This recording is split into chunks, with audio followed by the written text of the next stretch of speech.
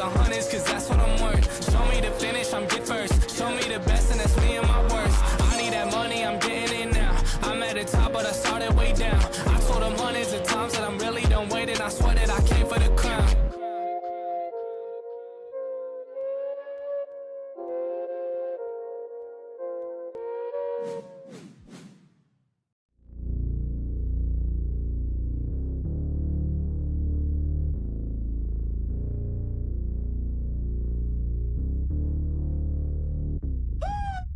Never wanted a king, I just wanted to leave. They wanted me to change, I just wanted to be me. Now they want me in chains, I just wanted to be free. And they turned a blind eye, when now I want them to see. I ain't here to make friends, I just need to make amends. Yeah, the odds stacked against me, I'm just here to break the trends. Bring them weapons in, since my melanin got them questioning what's best for them. When the record ends, I'll be reckoning. Wanna see us up, the system made to fail.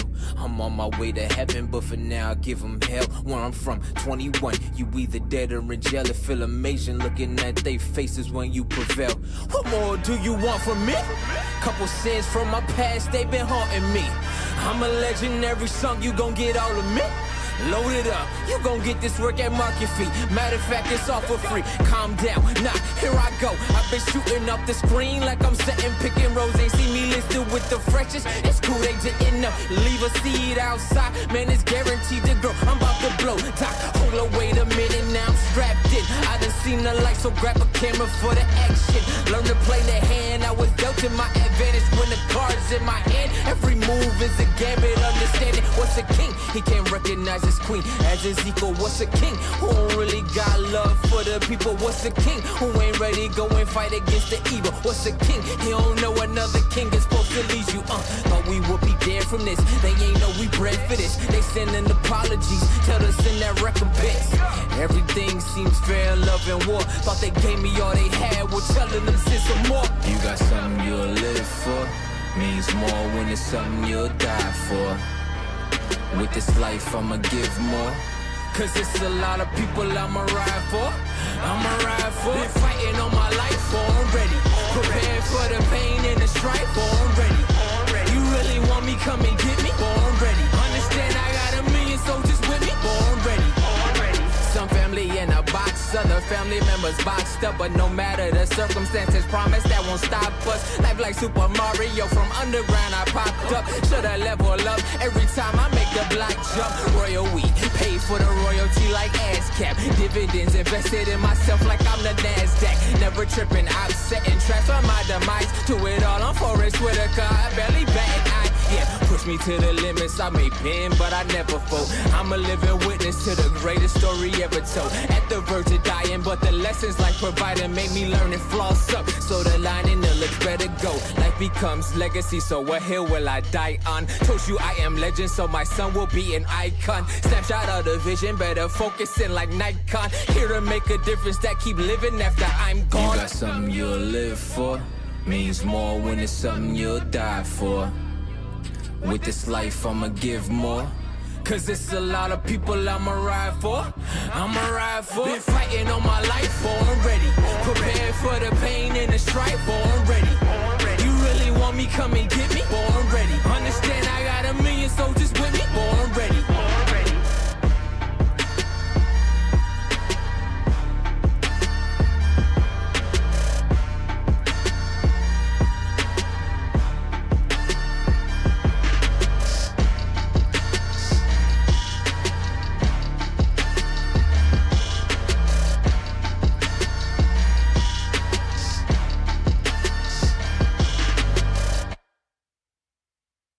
You know, sometimes this life can get rough. You get knocked down, but you gotta get up. Keep going. I'd have been knocked down 1,000 times, yeah, I traveled around 1,000 miles, feeling so tired, but you know I can't stop now. Came way too far, won't throw in the towel. It ain't looking real good, but I won't give up. Pac said that I gotta keep my head up, so I ain't going nowhere. Yeah, I'm standing right here. Demons all around, but I ain't got no fear. You can kick me round, but I won't stay down. I run this town, ain't backing down. We going the rounds. Yeah, the winds will blow, but these rules underdog and I won't be beat. In the fire now, but I won't be burned. I was waiting for this and now it's my turn. Sweat on my face, blood in my eyes. Been underground, now I aim for the sky. Don't quit now, you can last longer. All these wounds only making you stronger. Don't give up now, yeah, you gotta climb. Go and give it your all until the end, till the end of time. We ain't going nowhere. We'll be standing right here until the end of time. Till the end of time. We ain't going nowhere. We'll be standing right here until the end of time. Till the end of time. Until the end of time. Until the end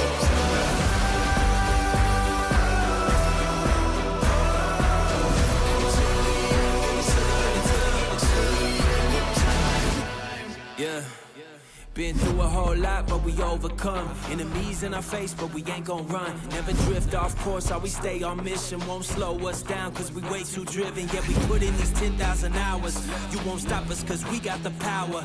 Whole world is watching, and I hope they ready. From here on out, we are legendary.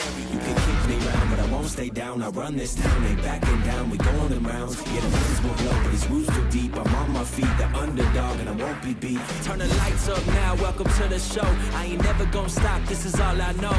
My eyes on the prize, until I die. I'm gonna rise, level up to the skies. Yeah, we here now, we were chosen. All the pain brought us to this moment. Watch everything we work for fall in line. We gon' give it our all until the end of time. We ain't going nowhere. We'll be standing right here until the end of time. Till the end of time. We ain't going nowhere. We'll be standing right here until the end of time. Till the end of time. Until the end of time. Till the end of time.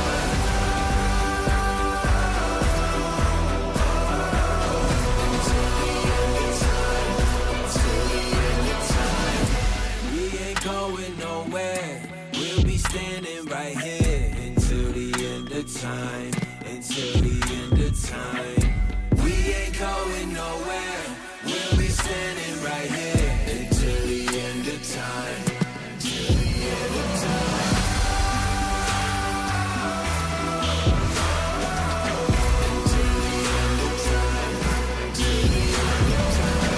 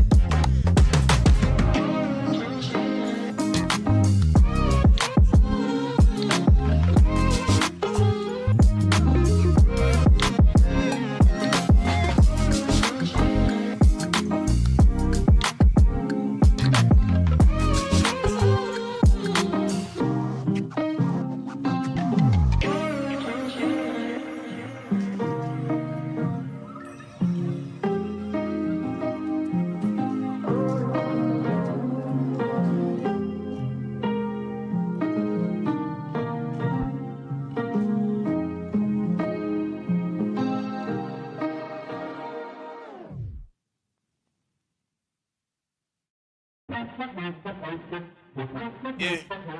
Gotta aim for the top like, hold up, yeah. I can never doubt myself, I know better. All of you critics be acting like you know better. Blowing the smoke, but I know when the dust settles that I'm in my element. It's evident that there's levels to the game. All of those dark nights I got then, breaking my back to make it out, got me feeling like rain. I ain't never need your help, I know you wishing me well. A penny for your thoughts, but seeing no change. Snap for the sun like Diddy. The richest got a mad ass son, I'm like Billy. I ain't never switch up, whole team with me. Putting on for my city like Jeezy. Set the pace as long as you finish. Consumers find a way inside your business. Babble if they try to dabble in it and they hate the fact that they may have to witness. You tryna aim for the top like this, and you're in your element with a fire like this, and they hoping you fall and they praying you miss, but it's all in the risk. I got you with the switch, you know.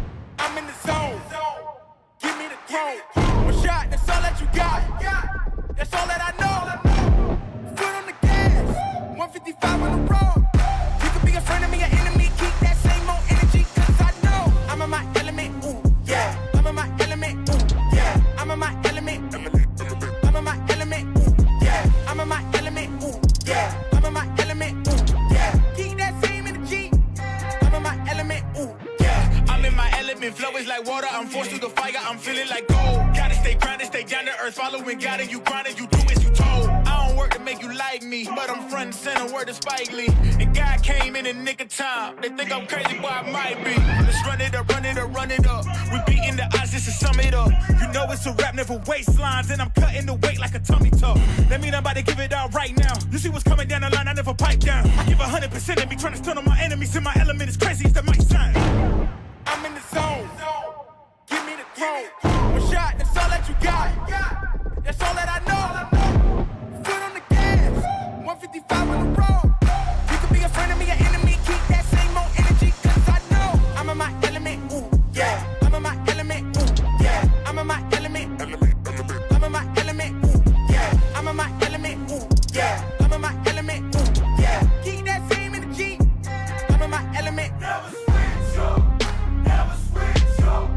Never switch up. Never switch up. Never switch up. Never switch up. Never switch up. Keep that same energy. Never switch up. I'm in my element.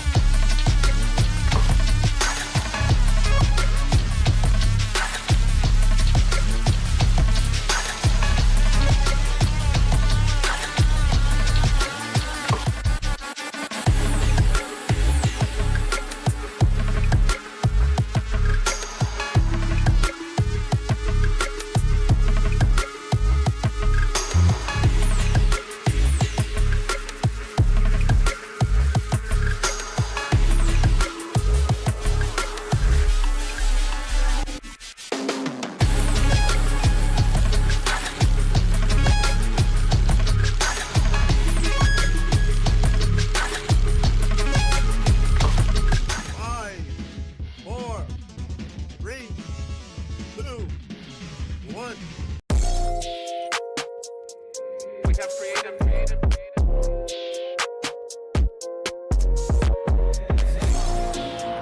I need hundreds on hundreds, cause that's what I'm worth. Show me the finish, I'm getting it first. Show me the best, and that's me and my worst. I need that money, I'm getting it now. I'm at the top, but I started way down. I told them hundreds of times that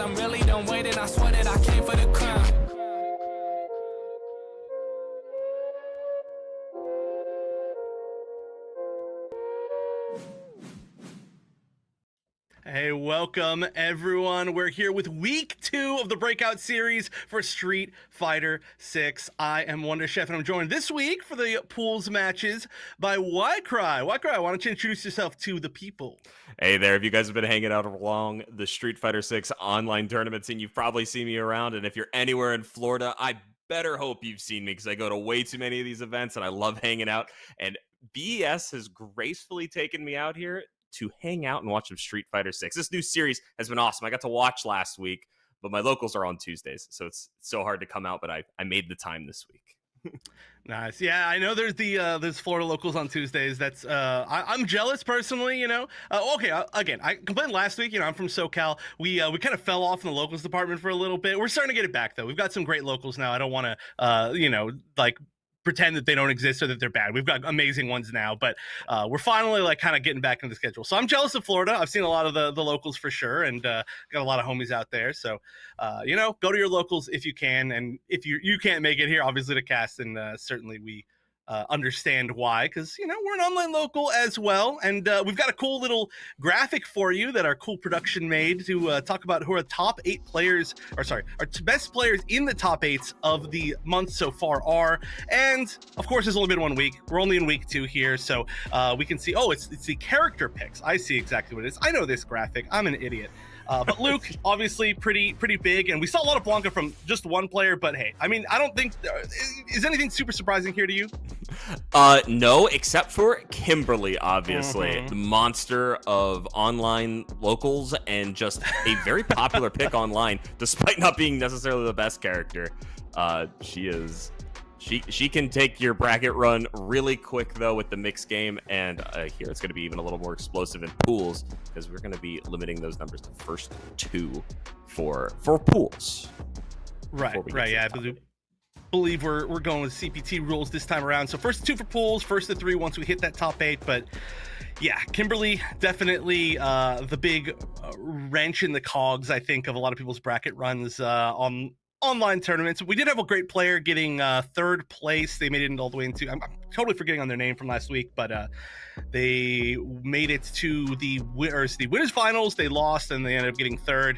All these picks, Bison was our champion last week, switching from Blanca to Bison. So I'm very excited. Okay, yeah, thanks. It was Kaz. Kaz was the Kimberly player. I'm not sure if they're back again this week. I did get a chance to look at the bracket. Got some good players, got some returning players, but I think Kaz maybe didn't make it back as I'm looking over here. Yeah, that's so funny, because the Kimberly player I know is Cuz Lightyear, and it's so close in the name. Like, it's just something about starting with your letters there, so it's a contagious disease.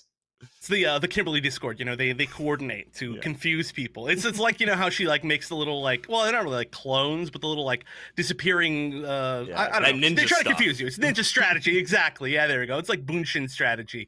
They used to do the clone thing a little bit more back in like alpha stuff with the ninja stuff, but not as much. But anyway, I don't know what we're gonna see this week. We actually saw like a pretty weird, I would say, except for obviously a lot of Luke's. We saw a pretty strange total set of character picks last week. I know we didn't see a single Akuma at all. We didn't see I'm sorry. Well, we saw one Ken player, but it seemed like they were relatively new, which again is great. Absolutely, this is a great place for new players to go and try out and meet people and just see what the tournament experience is like. But really, past that, we didn't see any Kens. We didn't see. I mean, honestly, like we saw like, obviously like half Luke's, and then we saw a good amount of Guiles, and we saw a few Hondas, which we do actually have Jewel Man back again this week. He'll never miss one. Yeah. Very, very impressive. But I'm excited to see that again. We had some really good Honda players last time, and they were just short of that top 8, so I want to see it happen. Yeah, I mean, I personally feel this season's meta is so wild because I was so comfy at the end of season 1. I was like, Luke's number 1, and like Guile's number 2, and like 3, 4, 5 could be Ken. It was such a comfy little spot, and I feel like the influx of new characters and system changes and all these other things has really volatilized a lot of the stuff going on. So no top 8 I've seen recently has looked anything alike. Whereas at the end of that year 1, it was getting a little uniform for my tastes. It was. I also think that we're in a spot where like the lower side of characters, or let me rephrase this, the lower side of characters that were in the lower side of season one, they all got the ability, or most of them got the ability to kind of like pull off a few more upsets, if anything. Like some of them are still not super good, I would say, in my opinion at least. But like, there's certain things like, for example, like Ochakate, winning combo break with Lily early on, or like, some characters were buffed like higher, like Aki, which we didn't see Aki. I really want to see more Aki. There's just like a lot of potential, like big upsets, or like the system changes giving people more defensive options means that some of the characters are locked out a little bit less. So I think it's a cool spot, because I feel like we're still sort of in like a Wild West situation where it's like we don't really know what we're going to see, and I don't know what we're going to see tonight. I'm looking. There are some players we saw a good amount. We saw, I'm just looking at the bracket again, Adrian, who unfortunately had to DQ after making top 8, so they're going to get their second chance today. Rookie again. Tyson, which I learned he pronounced Tyson. Rufian's back. Zombie's back. There's quite a few players that are back. Right. Great players, but a lot of new ones as well that I didn't get a chance to see last week, which is great. Thanks y'all for signing up. Yeah, no, and I mean, that's the beautiful thing about starting your own bracket is you're going to start getting these influx of people as people start to notice you even exist. I mean, it is so nice, and you guys already run such a great Tekken bracket, so the word's going to spread quick. People are going to start noticing, and I'm excited to see the talent tonight. Unfortunately, I don't get to join you guys for top 8 East Coast problems, but Captain No Fun, again, another guy, if you've been in online locals, you're going to see him all the time because he is such a personality and such a character. He will join you guys for top 8. So you just got to call him and tell him, oh, yeah, we're not in top 8 for another 4 hours. Don't worry. I could totally get away with it. He's always right on time. He is such a punctual and great commentator. He is a blast. And the Sweet Events does a nice job too. So I certainly am never punctual. I just sat down. I was like, "What? We have a bracket right now? Where am I? What's going on?" It's Tuesday. Oh God. Yeah, that definitely happens to me sometimes. No, honestly, the only reason I remember it's Tuesdays because the Final Fantasy 14 reset. Oh yeah. Everybody out there plays that. But so while we're waiting for this first match to get set up as well, I just want to, of course, thank our sponsors for this little thing. Of course, it's going to be One Shot Energy and Mad Cats now, which is a super cool little thing. But if anybody's not familiar, of course, with Breakout Esports, again, this is only the second foray into Street Fighter 6 that we've got. Breakout's been around for quite a while, doing a lot of official Gundam tournaments, which is why I'm wearing the Gundam shirt today. Is a little bit of a throwback. Doing a ton of tournaments for Tekken now over the past, I want to say like 3 months. I don't actually know how long it's been, but yeah, probably 4 now because you guys are at 16. Yeah. Yeah, you're right. Wow, you keep up better than I, for sure. That's that goes to show how much I'm paying attention. But you're running more stuff. Don't worry, I got a lot less homework. I'm not running it. Shout outs to everybody in the back end running it. But yeah, and then now we're doing Street Fighter 6, which we've all really wanted to do for a long time. A lot of fighting game players in our midst. So super pumped to be doing this. And like I said, hopefully we can get our first matches in. I know, again, second week now of Street Fighter 6. So a lot of the players kind of got to get used to the flow here. Yeah, and I personally, when I was running the online tournaments every day, and I was just hanging out with Jewel Man every day of the week trying to join onlines. The hardest thing when a new tournament that came out that was good is you're like, oh, I got to schedule that in now. Like, I got to find time on a Tuesday. I got to make sure I'm there on time. Everybody does check-ins different nowadays. It can get so tricky, but no, Breakout does a nice job. And you guys have a nice format to start the people off. People don't get lost. I like it so far, and I'm really excited to see how our players respond to it and just perform tonight, really. Yeah. And again, I'm really curious who we're going to see. I'd say we're probably about 50-ish% new players from what we saw last week. Definitely there's some players that I'm a little bit more familiar with just from seeing them. Jewel Man, that's a cool name to still see around. I feel like so Jewel Man was playing Honda like back years ago, right? Like millions of years ago. I'm pretty sure he coded the character into Street Fighter Classic. Like, no, he has been playing him for a very long time. He's a classic player, and the way I personally know him is just every online bracket I've ever run, he has been there. I don't think I've ever casted a tournament without him there, and when I was playing more, I've missed him very rarely. It was sparse, and it was really only at the end of Street Fighter 5. He has been so consistent at Street Fighter 6. Been almost every single bracket I've seen, period. And won quite a few of them too. Yeah, I'm super pumped now. Of course, not gonna lie about it. Obviously, Street Fighter 5 netcode was questionable, let's just say. Yeah, rough is a great way to put it. So I'm super pumped. Obviously, now the 6 has great netcode, which it's been over a year now to still be talking about this, but it's cool that over the course of it, of this game's life so far, we've started to see like the real set of like online players that weren't really necessarily. I mean, some of them obviously were competing online in 5, but there's a whole set of new ones that like didn't want to, fully understandable, and seeing for kind of the first time, like the Street Fighter online tournament grinders. I come a lot from like NetherRealm scene, unfortunately, but not unfortunately. No beef, no beef. You're good. I mean, I'm just saying, not beef wise, but just unfortunate right now. But we've had great netcode for a while, so we had a lot of players that would really go and like grind every single online bracket, like just every single day of the week. And we didn't get to see that quite as much until I would say Street Fighter 6, where there are now 10,000 tournaments, which is great. It's the best time to learn, honestly. Yeah, and it's so good to enter these online tournaments where there's very little commitment other than telling your TO if you're not showing up. Yeah. Nobody watching this stream has that problem because you guys are on time and here. It's your friend, it's your buddy who is falling asleep after he ate a big dinner. That guy. He's something else. But you guys here with us are awesome, and thank you guys for coming out to BES. We are getting that first match to you guys as soon as we can.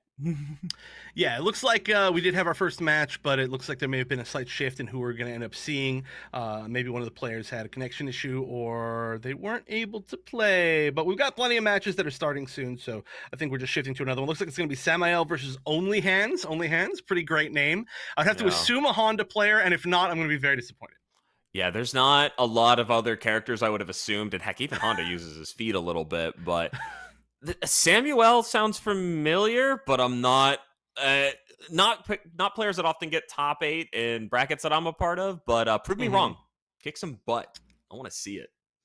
Yeah, this is the chance, I think. When there's like a newer event happening to kind of become a regular and like kind of break through before like all the top players end up entering whatever bracket. So this can be like, again, it's called the Breakout series, right? I feel like breaking out is kind of what you have to do. Yeah, no better time than this. I'm obviously I'm on the same page as you, Wonder, Jeff. Who do you play in Street Fighter 6? I play Aki. So I play Lily. I've been playing Lily since release. Yeah, that's so it's cool conceptually. Certainly a little bit of a struggle, but no, I love Lily. I mean, I play a lot of characters. I'm a character switcher, but Lily's been my pretty big main so far. I have been really want to learn Aki though in kind of season 2. I've been a big fan of kind of her play style. So one day I'm going to put time into that when I'm a little less busy. Feast or famine character obviously requires a good bit of time to actually get it down, and has some really tough matchups despite what the opposing matchup will say. They're like, oh, that feels pretty even, and then you're playing it and you're like, there is no way this is even. What are you on about? Definitely my biggest flaw as a player is complaining about matchups, but not going to happen. I'm going to play Terry when he comes out and get my King of Fighters action in. So Terry's going to be very exciting. I'm very excited for that. I've been playing SNK games for a long time, but yeah, I kind of feel like that's the Street Fighter 6 way, right? Like I kind of feel like every character in Street Fighter 6 has the ability to kind of like go on a dominant run in a match, but it's like the consistency, I kind of feel, is what decides top tier, right? Like if you're top tier, you can do that, but also it's harder to run you over. Like when it gets down to the lower tier, like, for example, like even Lily can absolutely run somebody over, but sometimes she just gets completely run over. Same thing with hey, even Manon, right? Can be like, oh yeah, I mixed you like 3 times and you're done. But it's like, is it gonna happen every time?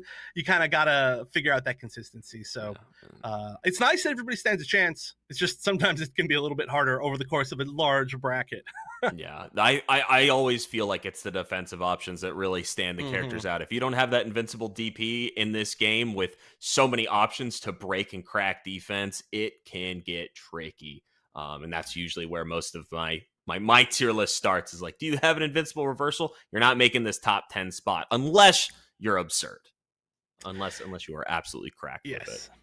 Yeah, there are some players that just go above and beyond, but yeah, no, for sure. I mean, as well as a Lily player, I feel like so happy for the season 2 changes of the universal wake ups or the reversal and wake up, whatever you want to call it. That is really good for a lot of the characters that are lacking in defense, but still, obviously, some characters have it a little teensy bit better. But yeah, I'm excited to see if we're going to see any of those characters this time around. I feel like we didn't see any Aki, we didn't see any Lily, we didn't see Manon, we didn't see Marisa, which I still love watching and playing. Yeah.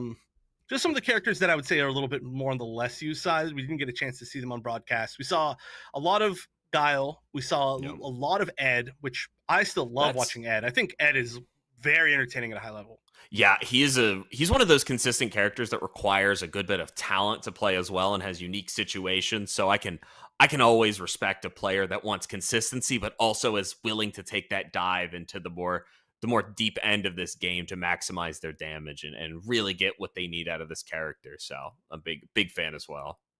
Yeah, and you also have to be willing to play a character that's wearing skinny jeans. So it's kind of like you gotta pick your poison. No, the great players of that. We saw some really great Ed play. We actually saw some switches. I believe actually, who was it last week? Oh, that's right. It was Adrian NY, who played Guile and then switched to Ed and then won and then had to DQ themselves. But we saw a few different Eds. We saw, like I said, the Guiles were coming out. The Hondas were close. Blanca, one particular player was Rufian, was playing Blanca, and then Rufian's one a monster, with though. Amazing. Actually, pretty cool storyline for last week, in case anybody didn't get a chance to see it. So Rufian went down early in pools to I cannot remember their name all of a sudden, but it was another Honda player. Was it Jewel Man? It was not Jewel Man. Because they have a lot of back and forths. I think they ran like a 1st to 20 for a suite events one time, and Adrian won it like 20 to 18. It was so close. It was one of the most fun times I've ever seen. But he has Adrian, has a little bit. Jewel Man was on the other side of the bracket. There were a few different Hondas, but we're cool to see a lot of Hondas. Honda's in a weird spot, I think, as far as season 2, but the good Honda players are very cool to watch as usual. There were just a lot of Guiles, a lot of Lukes that they all ran into, I think, pretty early on. But we did see Bison in grand finals, which was a cool thing to see as well. I didn't get a chance to see any of the 2 touches, but there was obviously just a ridiculous amount of pressure and good usage of gauge management and braking. So hopefully we get a chance to see it again. Yeah. Yes. I love that about Street Fighter 6. Where just how much resource management matters, like down to the pixel. It's such a smart game, but it moves so fast that it's not just like you have time to think about it. You have to make good decisions on the fly. And here we go, on the fly in match. That's something we're going to be seeing hopefully soon. So we've got some players. Let's go. All right, and Samuel's going to be rocking the Zangief versus the Manon. I like this matchup. This is not something you get to see. 2 grapplers brawling it out at the beginning. Let's get it started here. Yeah. Oh, well, already we get the classic replay speed up, and Manon already down to about half HP, which means that she was hit probably 1 time by things. That was 1 SBD animation. Nice. We got some EX to extend this combo, keep him in the corner, but we're really low on drive meter here. Ooh, I'm not sure that was intentional or that was the hardest read of all time. Either way, actually, I gotta prefer if that was the hardest read of all time. He is just buffering on wake up. He is not thinking at all. So it was intentional. Yeah. We get the second chance to see it. That one was really far. The first one I felt like it was a little bit closer. That could have worked, but all right. Only Hands, aka Stroke This, great names, is doing pretty well here. We have a local player in Tampa who will just scream churn the butter while he's playing Zangief, and it is a blast. He is such a nice guy, so we all let it slide. It's just how the Zangief players are, I think. Ooh, okay. I do like this though. It's like they're playing a pretty normal game until they get knocked down, and then it's just EXSPD every time. Yeah, and really running away with a lot. And both players not really respecting neutral right now, just kind of wilding with the buttons, trying to find crazy openings instead of playing some traditional Street Fighter. Hey, this is our first match. We got to start it somewhere. Yeah, pretty good usage of normals, though, overall for Samael that second time around. Forced the whiff near the end right there, and then got the maybe accident whip punish. But there we go. First running bear grab, and armoring through perfectly. Oh, we didn't get the DI counter, but this is going to be big damage. We're pretty much on guess for game for only hands. Got the fire start, jump arc, jumped it. Okay, you need to make this fully count here. Oh, burn themselves out for this. They are going to be spending the meter. You were talking about meter management right before this match. Huge not fan of this meter usage. We could have gotten a DI in the corner for free. Oh my gosh, welcome to death. There we go, worked out that time. Third time's the charm, as they say. Third time wake up SPD. Well, I guess it was just reversal SPD, but caught the limb that time. Yeah, it works. Magnet hands over here. My gosh, Zangief will never get old. It takes a certain type of player to play Zangief. Been watching a lot of Dokubird playing Zangief recently, and definitely takes a little bit of a sadist, I think. You gotta enjoy hitting shots like that. Nice little juggle all the way to the corner. Gotta keep Zangief cornered, which is unfortunately not happening. Yeah, we still have a nice position here. I really like Only Hand's usage of extension of the combos. Not something you often see a Manon doing, but honestly, really nice in this matchup so far. Again, just spending so much meter. Okay, nice. Didn't get the confirmed splat. Okay. Oh, no, again. Locked it in, Luxon-wise. Yeah, actually got the last hit of the frames because they were doing the wake up. Super meaty. I really like that. But doesn't work out for them there, but able to close out the set regardless. Good job, Only Hand. Yeah, Samael is like playing relatively patient until they're just absolutely not, which is just matching SPD basically every single opportunity defensively. Ooh, nice jump. Should level 3 here. Nice, great conversion. Yeah, a little odd pickup. Did burn themselves out for this, but they've got such a huge lead. They're gonna hold the corner. Okay, extra 50 health coming in big clutch there for Zangief. Still gonna toss it with the perfect, really nice stuff. Cleaned it up completely. Yeah, just doing a lot of neutral jumps, I think, in kind of like offensive situations, just expecting that they're gonna try something. Like we saw a lot of SPDs jumped, we saw a lot of just normal buttons jumped, realizing that the blocking's not really happening, you just gotta lock them down. Yeah, and now obviously the fix for Samael here is just going for a lot of lights in neutral and lock them down in place. Don't let them jump around you. But we have to make that adjustment to win here, or just keep doing it and get lucky. One or the other, Yeah. I mean. Nice You only need to do it a few times. Oh no, that's almost gonna be it. Oh, okay. Opportunity. You're still burned out for quite a while. What a punish! That was so nice. I know it wasn't. It was a bit of mashing, but wow, great spacing. Yeah, I don't know if I've ever seen a particular sweep underneath that actually hits that like that. Very interesting little spot. Oh wow, the furthest EX lariat of all time as well. But again, the neutral jump's working out so well for Only Hands. And they're on match point here, so they just gotta go to the corner. No, that's gonna hurt so bad. We've all been there. The drive rush does not come out. You're sitting there with your pants down, and great job from Samael, able to convert that. The back throws, gonna throw back into the corner. Man, they're just spending all of their meter every single time. And again, I get it. You really want to get there, but I kind of feel like you don't need as much corner carry if you're gonna level 3 anyway. Maybe I'm wrong on that, but you already got the positioning. Now you're burned out. It's really scary. Oh, that was terrifying, but the back throw is gonna take it. Really nice stuff. Only Hands cleaned that up cleanly. They figured out where they needed to just get their little gaps in and punish things from there. Really, really good adjustments, really quick stuff. And all Samael needs to do is functionally with the buttons, trying to find crazy openings instead of playing some traditional Street Fighter. No. Yeah, I think we can't hear ourselves here. Come on, Stars, what are we doing? I don't want to hear myself. Don't make me listen to myself any more than I have to. Yeah, actually got the last hit of the frames because they were doing the wake up. I guess we won't talk over each other. Easy. Oh no, there it is. Okay, we can talk over ourselves now.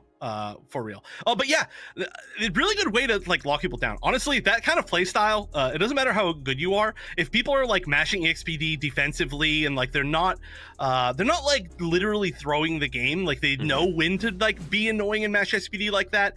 Honestly, that's a tilter, and good players can like get kind of, I don't know, they can get put off the face of the planet by something like that. So being able to lock that down after the loss was pretty impressive to me.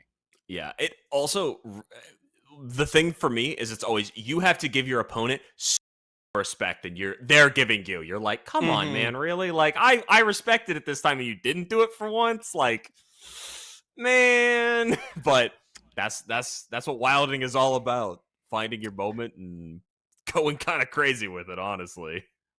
Yeah, and honestly, Samael was like one step away from making that like just really good conditioning, right? Like if we started to see them like deal with the neutral jumps a little bit more, which can be a little bit tough. I mean, you know, great neutral jump, like normal options from Manon, and then Geef just has to find that perfect AA for the angle. But you know, if you can start like either catching that or just making the hard reads and air SPDing half of the time, then that's when things start to get really scary. And they hit the first level of hitting that conditioning, and then they just didn't go to the second layer of the mix-up, which that's really, I mean, that's the steps for playing Geef. And they had some good moments with their normals. They were just like almost there, didn't quite take advantage of it, I think.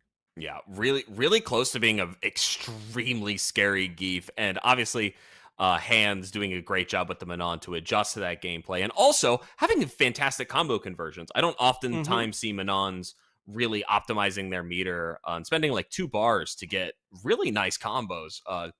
I don't know why, because I don't play that character. But I love spending that meter. That's my favorite thing. Yeah, I mean, honestly, the weird thing about Manon is when you get the weird hits and you have to convert, which we did see like on that left side, there was that weird little like pickup that was super clean, went to level 3. Saving a lot of meter as well for level 3 and just cashing it out a lot. But definitely somebody who's practiced their execution, the conversions a lot. I don't think we saw a single thing actually dropped from them. Yeah. Just all full hits actually mattered a lot, which is a big deal when you're playing against somebody who is doing a lot of stray damage for you making one little mistake, like one execution error, one slight timing error, and you might get EXSPD'd. So it's definitely good to have that on board. Burning yourself out, very scary. But luckily, it's not like Zangief is going to chip you to death or anything like that. It doesn't have anything super obnoxious in that regard. And putting them on the defense anyway, you're going to go to a mixed situation. So I liked it a lot. And our first Manon on the Breakout series, which is good to see. I was asking for it earlier, can we get some more characters? And we got one, and they're moving forward. Immediately, yeah. Yeah, just an incredibly smart player. I hope they're able to make adjustments as they continue forward. Obviously, their rank showed Diamond, which sometimes can be misleading, but I feel like most players that are competing at that middle to high level have made the climb to Master. So I'm hoping for the best for them, hoping they get some good brackets so we can see them either again or the matches they get, they're able to record and take some notes from and really put that to good use. Because the farther you get in these online brackets, the scarier your opponents get. And I didn't realize how strong sometimes, like I'd go to like majors and they'd be getting top 16. I'm like, I fought that guy in an online tournament once. That guy was not top 16. Baloney, I can do it too. Yeah, that happens to me a lot in Skullgirls randomly. Yeah. I'll be like looking at a top 8, I'll be like, hold on a minute. I felt like so many of these people in like the first round of brackets. I'm like, maybe I'm not quite as bad as I think, but everybody else is really good. That's just how it works. But same thing here. Yeah, it's really cool. I love that too. I love that the online tournaments kind of have a spirit of what old locals, well, and some locals still, but really like the old spirit of locals, where it's like a lot of people will play in the same online tournaments, and then they'll go to a major and they'll kind of like cheer each other on, or they'll be like in slightly different regions for like the official tour. And I've seen that before, where like 2 people have been like rivals in an online like local, and then they go and they cheer each other on, even though they kind of hate each other's guts because they constantly beat each other. But they'll be like, you better win this, you know, because you beat me all the time, and you got to make us both look good. And so they cheer each other on, and then they'll qualify, and it's like, yeah, good, now we're both look better. Exactly. So it's cool to see stuff like that in these tournaments. Now, rivalries will get you far in a fighting game series, and it looks like we're finding our next couple coming up here just in a second. We got Rookie versus, the Manon again. Let's get it. Didn't have to wait any time at all. This is going to be a test. Rookie doing extremely well last week. This is not a player that I'm familiar with, but they are extremely strong. Their perfect parry timing was really good. And by really good, I mean the best that we definitely saw of everybody. Right now, they're just going for throw loops. Now you're getting grappled, even though you were fighting Zangief last time. Oh, no! Unnecessary. Perfect.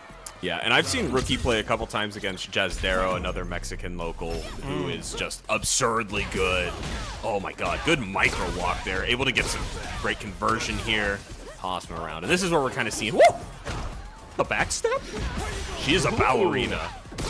That's true. I'm surprised there isn't more like mobility tools for her, but oh, nice! The perfect parry into the grab. That was actually super clean. We can see a very different style here. This is gonna hurt a lot. He's This, dead. No, I said, he's yeah, done. you think This it's is it? Luke, Okay. baby. I know. I always question it. I'm the worst at understanding how much damage Super's going to do all the time. But honestly, though, obviously from the first round, which was a perfect, Only Hands putting up a lot more of a fight, showing, good parry timing, good defensive options. Just wasn't quite enough, especially with the lead that they built meter-wise from round one. So I want to see that again. Yeah, we have to find an offense now. This is the hardest part about breaking into that master level high MR ranking is you need to structure an offense so you can beat people like this who it feels like it's never your turn. Ooh, again, good perfect parry. Honestly, like while I get the idea of trying to build the mark there, I kind of would have liked like a back throw just to get out of this corner. Nice, good reset there by Rookie. Really smart stuff. Round 2. Yeah, just being cornered, I mean, especially by Luke, can be an absolute nightmare. Ooh, that was nice. Caught the drive rush, and then drive rush canceled their own conversion. Yep, quick spend of 3 meters, going for the low, getting them to the corner, but Rookie trying to fight his way out. Nice punish. Oh, doesn't get the confirm there. Big whiff, crouching hard punch. Gosh. Okay, nice. What does crouching medium punch not do for this character? Oh no! Catches Only Hands out of the air here with the level 2. And still though, life lead for Only Hands. Oh no, playing a little unsafe, going for a few jumps, getting hit by projectiles. Just staying on the offense though, but you're the one who's burned out. You gotta be very careful. Yeah. Oh, 2+. Yeah, because of the burnout, I think. That tick that would have worked probably otherwise. Nice, dash and command guard, that's enough. Really nice stuff by Only Hands, taking around there, really making good use of their burnout state, and getting away with some cold-blooded murder. Rookie's probably not going to let that happen again, but hey, I want Only Hands to convert. This is first to 2. Anything can happen. Yeah, and also taking the lead. Oh, again, big risk, but getting knocked down the corner was huge. Great way to get out. Finally going for that EXDP defensively. Big drop, but you're safe, you're safe. Yeah, it is a little tighter. It's not the easiest combo in the world to do. It's one of Luke's only combos. That's why you see it all the time. Nice blocking the overhead. Punished. Ooh, 5. That's gonna chunk.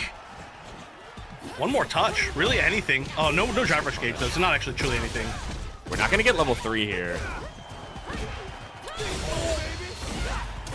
Very smart by Rookie, able to close that one out really quick with some quick level 2 usage. Was that catching a button on the ground? It seemed like it must have been. It almost looked like it punished the air like normal, the weird air-to-air in the air, but I think there must have been another hit on the ground because it didn't look like they were still recovering. Not sure exactly, but great stuff from Rookie. Getting second place last week. It was a Mexican Grand Finals, actually. So actually, Rookie made it all the way through into winner's side of Grand Finals, got reset and lost by Ruffian.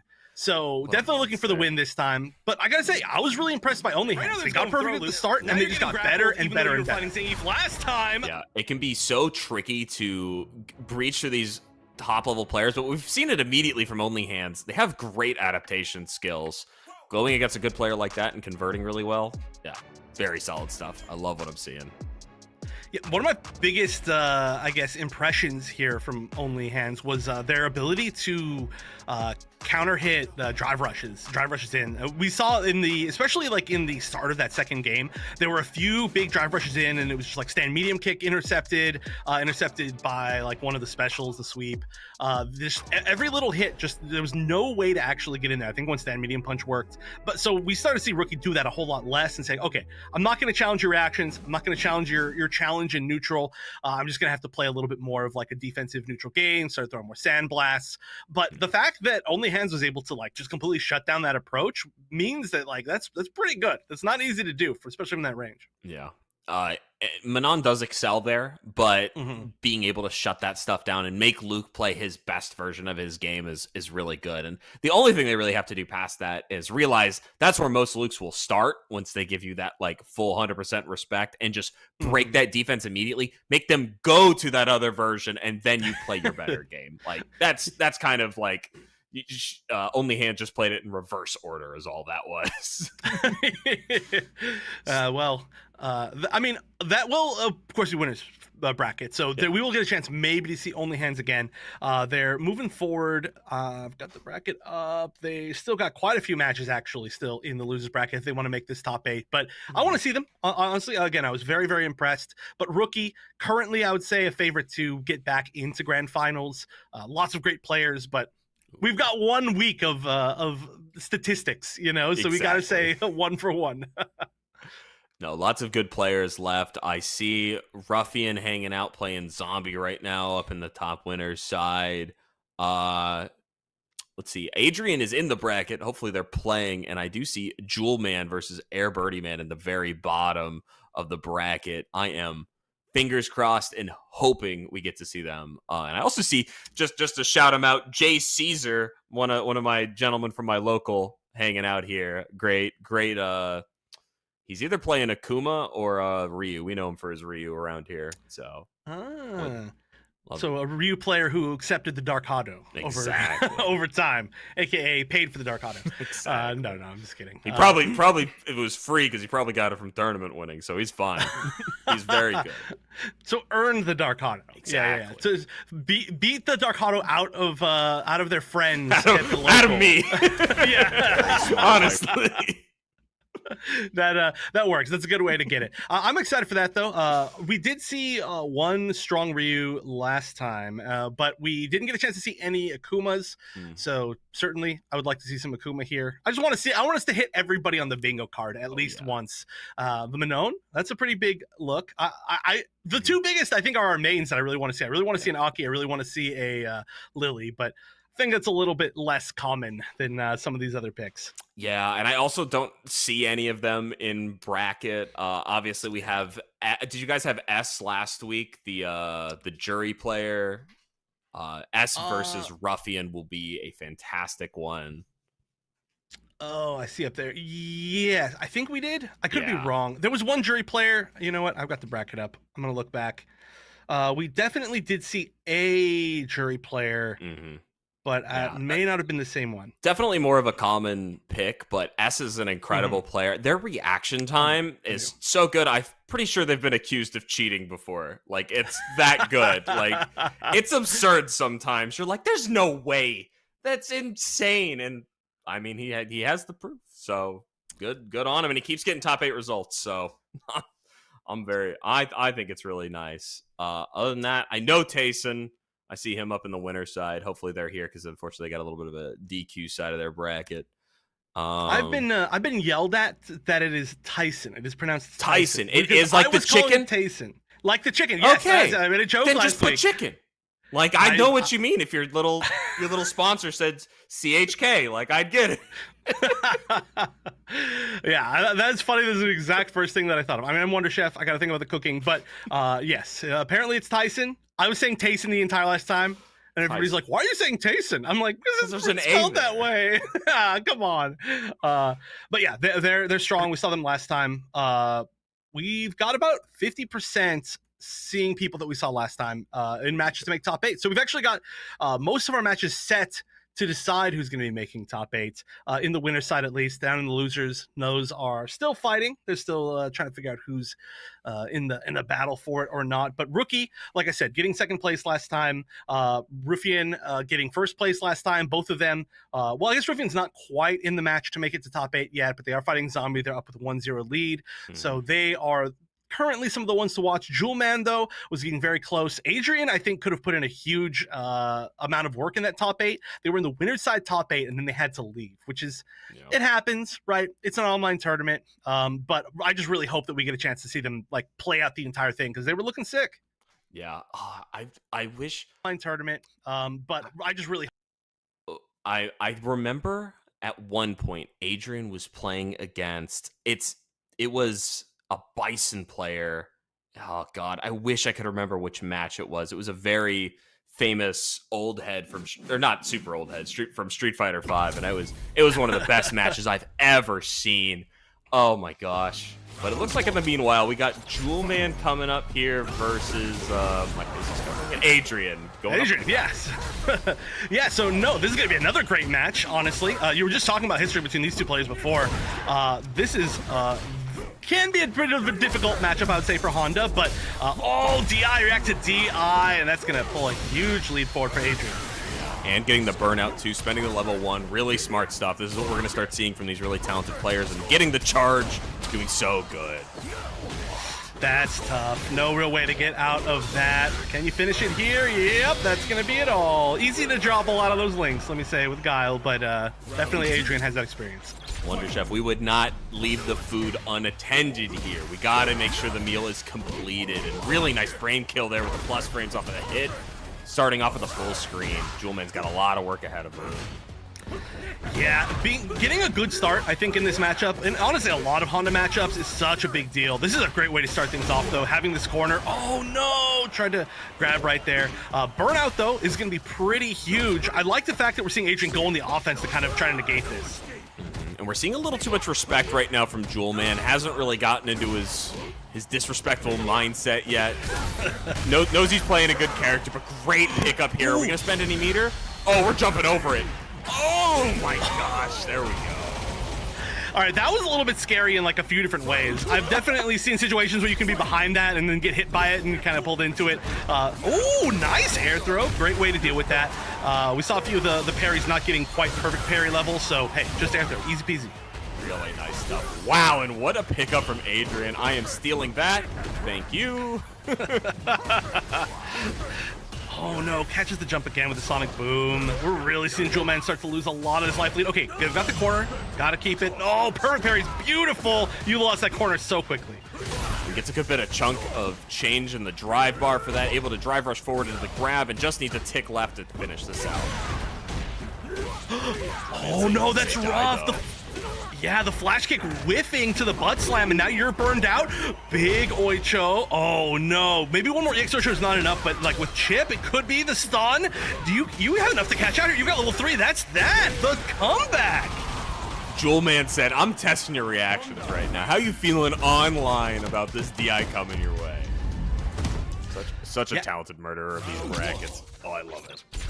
Didn't even need the level 3. I was just assuming, but of course, just do so much damage off of a stun alone. But huge comeback, great stuff after honestly a really rough start to that final round. But wait, when you're a Honda player, you gotta understand the tough comebacks. Yeah, and just did an amazing job of also getting through the mess of projectiles, keeping the composure, and getting all the hits they needed. Now they gotta do it again here. Found the burnout quick. Gotta get so much chip off this. Yeah, hands. Oh, no. Continuation with the hands. Do like that potential attempt. I mean, there was no meter. Could have probably chipped for a lot more guaranteed, but decided to play a little bit safer. Right, connecting. We're just gonna get the quick combo. Oh, the miss on the fireball. Really smart stuff to Adrian. Didn't get the charge in time. It worked kind of okay, though, to be 100% honest. I'm surprised that traded, but all right, flash kick worked this time around. You just see the raw stand roundhouse, and you're like, okay, sure. We'll just pretend that was intentional. But it did catch on to the angle really well, like the weird, like, kind of directly above you angle. So maybe that's an option if you just need the trade. Yeah, it's like maybe like a budget OS if you're trying to get away with something. Oh, nice, got to the floor in time. Should be able to burn out if we opt to spend a level 1 here, which I'd love to see. Nope. I would have loved to see that as well, but yeah, you can force them to block a lot right there if they're not gonna go for some sort of defensive option. So gets the burnout anyway. Nice. Oh, great reaction, beautiful. Yeah, and great meter optimization as well, knowing they can cancel that. And able to get it really close to burnout here. Oh my gosh, Adrian is such a talented player. Trying to get the air throw. Yeah, it just goes backwards. All right, finally Chip's gonna do it. Just a split second away from getting out of that burnout, but a lot of awkward situations there. I feel like that's what Hunt does best. Puts you into awkward situations, and sometimes even the best players, it's like, oh, I feel like I have 100% counter here for just normal butt slam. And it's like, sometimes it just doesn't work out. Yeah. No, Adrian has definitely labbed this matchup, and I love it. I love people that really know their stuff, and Guile definitely a character you should do it against. He's a bracket killer. Whew. Ooh, a different option. We've seen a lot of different options to get the butt slams. Oh, nice DI reaction to DI again. That's 2 for 2, basically, in times that Jewel Man's gone for the raw DIs. That just hasn't worked out. Or I should say actually 3 times I think Adrian has beaten it now over the course of the set. Yeah. A big one to use. It gets a lot of mileage when it works, but it stinks when it doesn't. Able to find the burnout here, but Guile, not a character notorious for being in a problem state because of it. Yeah, need to spend 2 bars to get past this wall of defense. Opts to get it for the push. Oh, Chip is getting very scary. Nice. Good confirm. That it should be it. Assuming no drop, and there is no drop. We haven't seen Adrian drop anything yet. So, again, it's first to 2 in pools. So Adrian on match point once again. Really nice job here. We're holding down the neutral game. Oh, wow. What a good check there from Jewel Man. They managed to anti-air with the EX headbutt as well. We haven't seen a whole lot of jumps from Adrian, but he's ready for every opportunity there. Yeah, despite the flight suit, not really a high-flying character. yeah. That's what people in the Air Force do, right? They just jump really high. That's what they call the Air Force. All right, burnout for Adrian. You're in the corner. This is actually so terrifying. Spent the meter. Oh, no. In vain. We're not going to spend level 3 here. We're going to go for the reset. Good stuff. Yeah, level 3 here. All right. Is it enough? If he spends it, it is. It's not. All right, yeah, chooses not to. I like that. I like it. Really playing for round 3. I like that a lot. Yeah, already has a big meter advantage. Unfortunately, not spacing that quite right. Really low on meter, though. This is going to be our biggest problem right now. Might just opt to take this incredibly slow. Ooh. Canceled into the walk, but didn't do any follow-up. I'm not sure what that was right there. Maybe a misput input, or maybe they were just trying to delay it as long as possible to get a counter hit, but... Nice. Good trade from Jewel Man. Yeah. Exceptional. That's a super specific spacing. Exceptional usage of the level 2. I was expecting the EX headbutt, and I'm sure Adrian was probably thinking the same thing. Good stuff. All right. Match point for now for both players. We've got full bar for Jewel Man. That's going to be a big advantage. But Adrian, I mean, we've seen such good usage of the level 2 so far. You got to be super careful for that as well. And there's a good chance I think they build 3 by the end of this. The frame kill. So budgeted, but it still works. Wow. Over. No. I like the air-to-airs. Another air-to-air. Not against the butt slam this time. Just straight up just dealing with the jumps. Air throw is such a flexible option. Character with flash kick and an air throw. It's totally fine. And like 6 anti-air normals, of course. Exactly. I mean, I guess it's his game plan. It's fine. All right, here's the level 2. Oh, neutral jumps over and then fades forward with a neutral jump heavy punch. Honda Classic. That had to have been a mistake. It was. Oh, no. That's rough. Yeah, extremely unfortunate way for that really good set to end. Jewel Man definitely looking to cash out there and try and push his advantage, but yeah, it happens. This is Street Fighter 6. The craziness is consistent and happening all the time. Yeah, that final moment was so good. The neutral jump into the fade forward neutral jump heavy punch, which we saw again right there. We literally saw that's how Jewel Man made the level 1 whiff, but seeing that at the end to get over the level 2 projectiles from Adrian and then unfortunately dropping the combo, that's really rough because that was a really cool way to get out of it. Very character specific. Most characters would have had to commit to the full jump forward, maybe not been able to get the cross up, something weird like that. But regardless, it's really good stuff. Adrian in chat saying, I did not play Street Fighter 5. That was probably another Adrian. Oh, I don't think I was saying you were playing Street Fighter 5, but I think I was saying Jewel Man did. Yeah. But good stuff. Very, very good stuff. I hope we can see both these players once again in the future in the future of this bracket. Adrian didn't play Street Fighter 5? Gosh, dang, you're really good at this game to not have played the last iteration. Yeah. Very, very big props to you. Yeah, but definitely Jewel Man has been playing for at least through Street Fighter 5, I can guarantee, but I would assume even longer than that. So, I mean, I love these competitors. I really do. I think Jewel Man, I mean, unless, again, I said this last time, but unless it's like a different Jewel Man that I'm thinking about, Jewel Man's been playing, I think, Honda since 4 at least, if not before that. It's just a name that I've seen for a million years, which is cool to see. Honda players love Honda. But also, hey, everybody in chat, you know, there's a lot of players that we're either not as familiar with, or obviously we could learn a lot more about any of you. So I want to know about you. If you've got any history, let me know in chat. We just saw Nazgo the Reaper no, Nosgoth Reaper. I misread that completely. I saw Nosgoth Reaper saying they got their first tournament win. So congrats. That's huge. That's a big dub, and we love to see that in tournaments like this. I know I'm definitely an O tour in a lot of the games that I'm playing nowadays, and I know those wins can be pretty huge. But yeah, if any of you all got information, anything you want to talk about yourself on the stream, I love to hear it. That's my favorite thing about these. I can't know every player, but I want to know every player. So give us your deets, in chat. I'm watching. Yeah, welcome to the journey. Starting and getting your first couple wins is one of the best feelings in the world, but you'll never forget your first tournament win. So keep striding for it and keep going. And hey, speaking of the Argy, let's get it. Oh, I'm very excited for this. A Kitten going up against Tyson the Chicken, who just said that they're a TVC player originally. It's really cool. No kidding. That's a wild one. You don't hear that as much anymore. Yeah. But okay, so this is an interesting matchup. Two characters that got buffed, I guess, a good amount over the last, season. But what do you feel about this matchup? It's very volatile. It really requires the Ryu. The Ryu wins most ranges, except for right up in the face, where Aki can really shine. And if they're able to get the poison, like every matchup, she is a monster. Nice, good kick up there. Oh, that should be enough. Spend all the bar. Nice conversion. Well, that's one thing for sure. If somebody's a versus series player, they're not going to drop their combos. I do got to say, too, I really like Ryu's combos in 6. Oh, how do you like that answer, Aki? It sucks. I love level 2 conversions, just in general with Ryu. I think they're super fun. I feel like I should play more Ryu, but nice. Managed to slide out of the corner. Not quite, though. Gets punished. Oh, challenges the plus frame. He's gonna get hit with the counter hit combo, but it doesn't matter. We're too low on life. A-Kitten gonna fall the first 2 rounds. Yeah, it's definitely a little bit tough to get out of those defensive situations. I think maybe testing the waters a little bit. This is the pools, though, so first to 2. Still, Tyson is going to start off with a good anti-air, but they've just been able to play so solid, which obviously is kind of what you want to do as Ryu. And they managed to stay out of that close range. Like you said, they've been playing this perfect mid-range where jump is a threat. Everything's just a threat.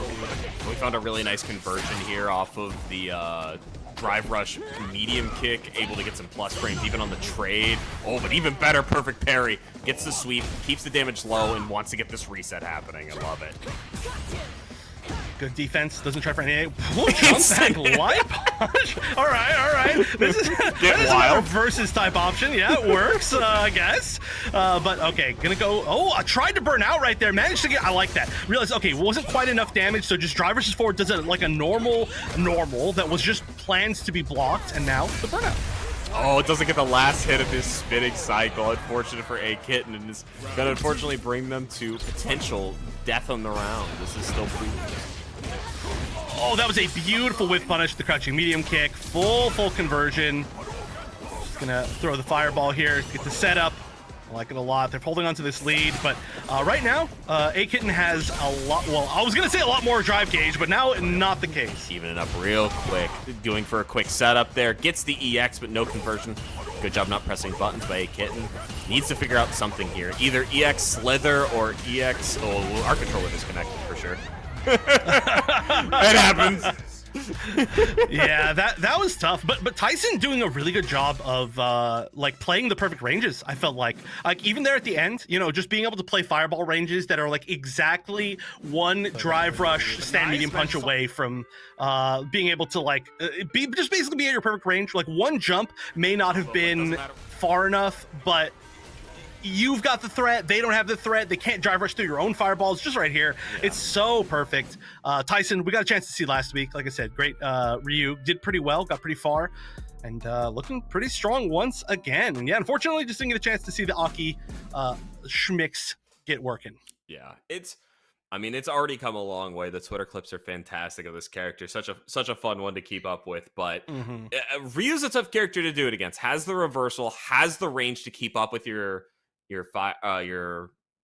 long range game plan, and if you know anything about the matchup, honestly, you actually can't play with your whip because he can sweep it. His sweep is actually long enough that it hits the hitbox of whip.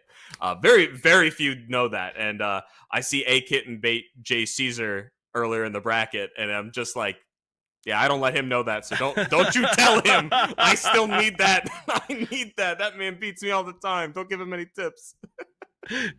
Yeah. No, the devs are very cruel with how they decide to give hurt boxes to weapons. I had a tweet that I made of very early on in the game, player, like 2 weeks out, where I was just playing footsie with somebody with like just my big weapon normals, and they were playing Cammy, and they were just crouch medium punching, like with punishing the tip of my weapons over and over and over, and I'm like, help me. And then you look at like original like JP hitboxes on his staff, and there's none, and you're like, oh, come on, man, come on, be fair here. He needs them.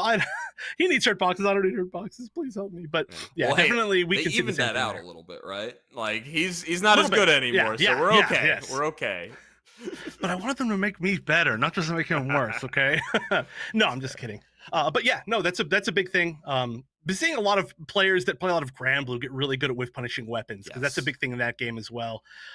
So if you learn to do that against characters like Aki, you wouldn't expect. I mean, obviously Dhalsim, that's kind of been a thing for a long time, being able to whiff punish his normals, his long range normals, but just something you got to learn in this game, and especially with how some of like the like DI can work. You can sometimes get some weird hits from like full screen and get weird crumples, or just a lot of weird parry punish situations. So it's all about learning the matchups, which is getting harder as more characters are coming out. Yeah. The best thing you can do is stay on top of it and actually take notes. I know it's a little nerdy, but notes in your phone will go a long way in tournament. You know what to look for right when you start the matchup. If you haven't grinded 1,000 matches against the character, believe me, it helps. I take a lot of notes on my phone. It is a nerdy space up in there. So hopefully nothing happens to that phone, because that is my win condition. You got to back that up. Be careful. It's all on the one dump drop. water on you before the match, and that's my advantage. Short out My your data. phone. Okay, let's see. Do we have? No, I'm looking at the wrong bracket again. So Tyson is going to be. I'm sorry, second person to make top 8. So Tyson's going to be there. We just saw Adrian versus Jewelman. Obviously, that was our first match to see who's going to make it in the top 8. And now, okay, we're going to see Plostra versus Rookie. So this is our third match to make top 8. Yeah, and obviously a matchup Rookie's very familiar with, but unfortunately starting it off with a very risky option. Hopefully just a misinput there.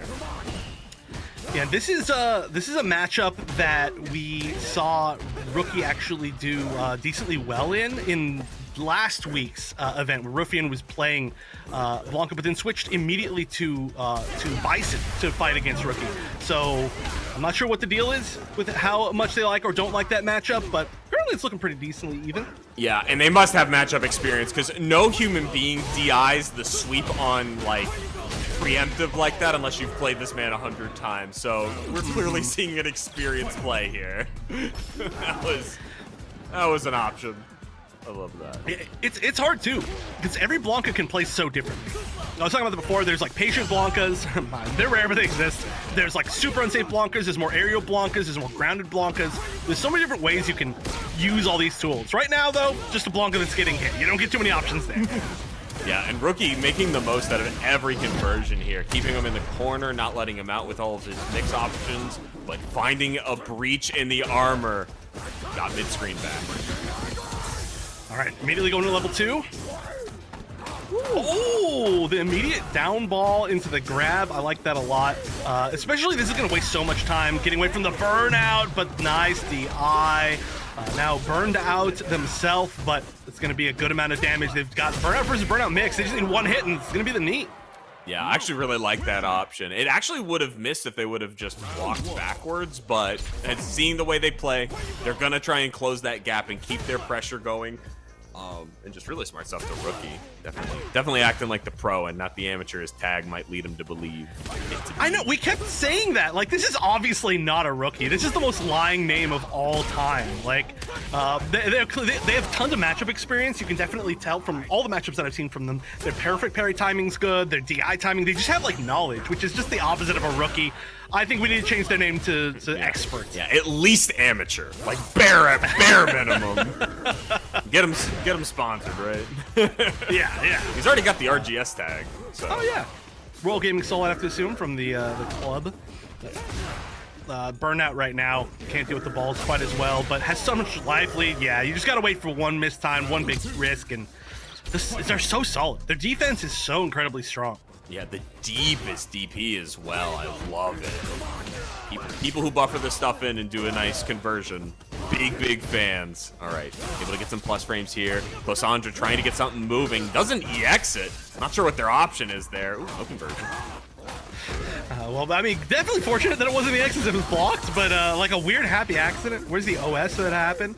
Unfortunately, yeah, this is tough. Gets grabbed again. They're blocking a lot against this level 2 mix-up, but okay, as I say that, no block. EX gets blocked. This time, EX for sure. Honestly, I'll give it up to Rookie. That was a great spot to DP in, and just losing it, hey, let's just move it on. And starts off really strong into this next one. Yeah, perfect pairing.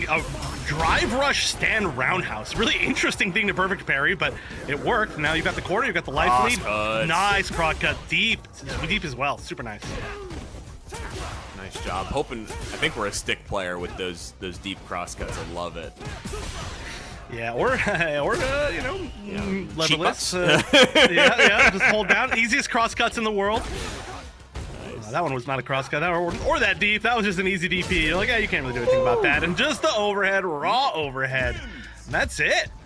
Rookie taking it 2-0. I mean, that was looking super close, but Rookie just managed to clutch out so many of those rounds. Yes, really short work of just a solid neutral game, really solid game plan, and every time he converted, Rookie was on it. Yeah, Rookie is just so like solid. That's the big thing. I mean, I think Luke is such a great character for solid players. Like, you get so much damage off every little conversion. When your defense is great, you've got good perfect parries, you've got good DI reactions, you've got good matchup knowledge. You just get full advantage of basically every single situation. But once we started to see at least the Blanca mix beginning, then it was looking, I think, a whole lot better, right? For Closure, they were really getting their whole momentum going, but they just weren't able to get it every single round. Yeah, and just clearly Rookie just had a much better knowledge of the matchup. Closandra wanted to run that Blanca game plan and just didn't get the chance. It happens. It does happen. And again, that was winners. That was winners to make top 8, so it's not a goodbye to any of these players quite yet. We can see now only one more match, I think, to make top 8, which is going to be Ruffian or Ruffian. Got to figure out. So if anybody knows if it's Ruffian or Ruffian, please let me know. I've been saying Ruffian, and he hasn't yelled at me yet, so... All right, that's good. Although sometimes these players, there have been times where I've been calling a player one way for a long time. I want to say like 2, 3, 4 years, and then eventually like, hey, you know, that's not how you pronounce my tag, right? And I'm like, what? I'm like, why didn't you tell me? Speak up, please. Why do you make me look like an idiot? Yeah. I will say, somebody mispronounced mine as Warcry. I think they just saw it wrong, like they breezed over my name. I can see it. I rolled with that for a long time. I'm like, that's cooler than what I got anyways. Like, let's run it. I kind of like Warcry, to be honest. The Why Cry Warcry. That's what we're gonna call it from here on out. But okay, immediately, all right, we're gonna have S. We're gonna have Ruffian. And I'm excited for this one. This is they're gonna be going with the Blanca. We saw the Bison from them last time, but again, that was one specific matchup. So Blanca ×2 now. Yeah, and obviously S, a very different jury than many other players, but Ruffian is just so talented. It's still going to be a huge mountain for S to climb. Yeah, this is a lot of really good Central America representation today, I do gotta say. But, oh, nice. Catches at least just one little normal defensively. That's all you need. We don't see too many juries around here yet so far, but obviously jury's terrifying. Yeah, extremely consistent character. The $1 million, baby. You don't get it by being bad. $1 million to retire to go play, I don't know, something else. Oh, nice. Good call on a level 1. Accidentally cornered themselves. Was that a punish on the ball, or were they just not blocking? I don't think I saw a punish, but it was a nice drive rush in regardless. Yeah, I think they were about to start something up, one of their aerial normals, and Jury's drive rush is way too fast. Yeah. We've all cooled down since the DJ nerfs, I feel like. At least I have, where I don't respect drive rush as much. I'm like, I can just check this with a jab, so... Yeah, but, you know, Jury still goes far and fast, and it can be tough. Oh, had to block the Blanca-chan, I think, at the end right there, so just nice, got him punished, and then managed to at least get the side switch, which is best for the situation. Now super best. There we go, burned out stun is gonna hurt bad. Yeah, do we okay, good. The tandem engine here to try and go for the mix-up on incoming. Is it triple overhead or is it low? What are we trying for here? Show me what you got, S. Oh, I mean, what's the combo events? Yeah. I mean, like 2.5 minutes until we get to see something. Oh, no. Just a normal jury level 2 combo. Feng Shui engine. Time waste engine. All right, gets the burnout. Nice, had to block a lot. So as we didn't see some attempt at a parry just because you might as well. But now gets grabbed. Oh, this is so tough. You're in the corner. Level 2 out, though. Yeah, and really good job to Ruffian to not just DI there because S will never get hit by it. This man is too young for that. We don't let that happen in this matchup. That is a character matchup knowledge. Also, Tyson, the #1 expert on confusing to pronounce tags, has told us that it's Ruffian, so I'm going to go with Ruffian. So thank you, Tyson. Appreciate that. Appreciate it. Yeah, this is looking close. This feels like it could be easily a game 3 if we end up seeing it go just like how it's been going. Nice, good reversal grab, not the head bite. Yeah. Oh, got through. That was sneaky. Yeah, and we haven't seen much of what S is known for so far, but I will say, when the first 2 brackets were a lot more prominent, he would run through them sometimes. His game style can be very impressive. Honestly, very conservative right now. I like what I'm seeing. Yeah, I mean, I kind of feel like a lot of times against good Blankas. Oh, nice! Tri-brush underneath the Blanka. I mean, it's not like it's a hitbox. It just looked really cool. But there we go. Full conversion. And, you know, they heard you. They were like, oh, you want me to rush through this? Okay, I got it. Literally drive rush through. And now the offense starts. Nice. Tried to block the cross up there, but unfortunately, images can be deceptive. Gonna get the burnout here. Needs to find something. Ooh, yep. This is scary. The funny walk back, the funny burnout walk back. We do have level 1 on S's side. Yep, you can't do that. Can't get in the space at all. Yeah, good call knowing just how much was going to chip out right there and just being sure to play that perfect space. Yeah, it was really tough to do anything. Honestly, you were eventually going to corner yourself, but it just didn't end up being the option. So really good stuff. And like I was saying, I definitely see the offense from S, but I feel like against good Blanka players, it's kind of hard to run your offense. You're kind of playing the Blanka game. You know, it doesn't matter who you're playing. You've got to deal with them first. Then you go. Then you get stuff like this. Oh, those drops. Yeah, drop very uncharacteristic. We need to clean that up right now. Getting hit with the Blanka ball on start. Wow, this is some serious spaghetti right now. But Ruffian cleaning it up. Keeping the floors clean. Let's see what we can find here. Ooh, giving that parry actually allowed a little bit more drive gauge. I'm surprised we didn't see some attempts to try and do something right there. Oh no, the drop again! It was weird. That might have been a Blanka being a little short right there. But gets through once again. Full conversion, just making sure. 2 bars for 1 light's worth of damage, but you need it. You need it at that point. Yeah, don't let a jury player live. You'll thank yourself later. Oh, nice pickup there on the meaty. Continuing the pressure. Oh, goes for the low into the ground. Love it. Got to be really careful though, not burning out here in the corner. But they got perfect space. Now you can play pretty defensive here if you want as Blanka. This is where that really comes into play. Like I said, you can really choose how you play Blanka, and we are seeing more patient. We're not seeing the rushdown continue. Nice, Stan light kicks the dive cut recovery, but no lightning or anything after that. Yeah, so unfortunate there. Ruffian actually thought they were gonna hit the medium and drive rush forward, but instead just didn't get the convert. Oh, but we're gonna get a pickup here. Really nice pickup on the damage. Level 1, finish him out. Boom. That was 100% perfect. And that's going to be game 3. Like I said, I feel like this is one of the closest matches that we've had today. Maybe the closest match. I mean, we did have another game 3 final round, but this one just feels like a back and forth. Like, it feels like they're both starting to, like, feel each other out and respect each other more or less at the perfect times. This is a good set. Yeah, I mean, 2 incredibly talented players, both from that Central America area. Showing off lots of good stuff. It's really setting up the stage for top 8 coming up here soon. So don't go anywhere. Make sure we're staying in. Oh, wow. That was so cool. Dashing so far through that I think it was Stan light kick whiff from Jury, which is a pretty far range normal, and then getting the whiff punish. Now you're in the corner, but regardless, that was a cool spot.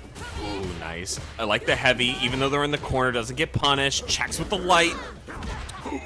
Cut away with murder. That's what Blanka's best at. Hey, there's S. I found him. He has the controller again. There's the level No one opportunity. Love to see it. Honestly, though, that level 1 is extremely fast. That is a very fast level 1, so it can work. Nice. Speaking of reactions, though, DI to DI, and that is that match point for Rufian. Yeah, most optimal version of it as well. Able to get 2 normals in before they even drop. Love what I'm seeing so far. Such a solid player. Checks. All right, just taking advantage of the blocks then, just to charge. I like that. You know, you can either like drive rush forward, try to get some pressure, something like that. But we've seen the defense against that being really good from Rufian, so I do like just getting the Fujin charges. Yeah, we're gonna get the level 2 started here, but is gonna challenge it. S lightly able to the corner. Ooh, good tech. So, The patience. you have to. And that's the level of respect I want out of my top level players. Here goes for the setup. Challenges with buttons. That was a nice. Was that a single hit conversion or a hit conversion? Counter confirm hit. right there? Yeah, yeah. Oh, okay, yeah, very very nice. Yeah, getting the full thing off of the just like one crouching medium kick. Like you said, reactions, good reactions. Yeah, S so talented at them. Oh, good pickup here. Might get the level 3. No. Unfortunate. Overhead. It was a good DP. I really like that though. That was a really awkward little pickup against the like aerial Blanca, and then getting like 2 hits that were gonna perfectly air reset into a drive rush forward overhead that would have probably led to death. So I think it was a really cool choice right there. Unfortunately, you just got to be ready for the up ball, and it just wasn't quite the right read, and that's just how it happens. But really good stuff. Both those players, I think, putting an amazing showing on from that match alone, which is still, that's a match that feels like it could have been like top 3, top 4, top 1, top 2. But that was just outside of the top he is just 8. buffering on. That could easily be grand finals of this tournament. Both incredible players. We're going to see more of them in top 8 coming up here in a second. But, I mean, Rufian trying to get his run back going into the top 1 slot. Has a nice little lineup to get there. I like what I got so far. Yeah. So we do have our top 8. Let's see. Yeah, they're set in stone. Yeah, every single one. You're right. Oh wait, no, I'm sorry. No, no. Is there one missing? I'm looking at 2 brackets. I'm messing this up right now really bad. Okay, so we have our top 8, except for there's one more match, which is going to be S's match. Of course, that makes sense. So it's going to be Jay Caesar versus S for top 8. I think that's going to be oh no, there's that, so that might be our next broadcast match. We'll see. But there's also Klostra versus Zombie. We saw Zombie, I believe, on broadcast last week, and then Klostra we saw earlier today. But aside from that, our top 8 so far, Rufian, we saw all the winners matches. Tyson qualifying, a Rookie, and Adrian. And then in the losers side, Jewelman took it over Samael. We got a chance to see both of them. A Kitten, who we saw taking it over Nightshade, who unfortunately didn't get a chance to see. Then the SJ Caesar match that we saw, that we're potentially going to see. I don't know, production, can you let me know if we're going to see that one? And then Closer vs. Zombie, which I believe has already started. Winner of that, I think, is going to play Jewel Man. But a lot of good names, a lot of great matches so far, and it looks like, I don't know, I got tagged. Adrian versus Rookie. Okay, so it looks like you're going over to top 8. Yes, we're going to be winning the top 8. You're going to be hanging around for our final match, our first match of top 8 before we go to a break. But now that we're in top 8, it's first to 3. Yeah, really nice stuff. I'm very excited because I'm going to be heading out so I can let Mr. Captain No Fun, because he's not letting me have any fun tonight. He's got a. But he is a much more blast than me. He is an incredible person. Once he is ready and set, I will hand it over to him. So, I am actually going to hang out to you for 2 more matches. Yeah. We're spreading Captain. We're gonna change the name to Captain a little bit of fun, because you're allowed a little bit of fun this time around. Yeah, just a little bit. But no, that's exciting, because so 2 matches within the top 8. At the very minimum, it looks like our next one is gonna be the one for top 8, which is gonna be Adrian versus Rookie, and that's a really really cool one. Again, Adrian didn't get a chance to play out all of top 8. Was in winners last week and then had to leave. We hate to see that happen. So now going up against the player who made it into the winner's side of grand finals, it's kind of like, well, what could have happened? We'll see. But I don't know what to expect. Yeah. I'm most curious about the character choice.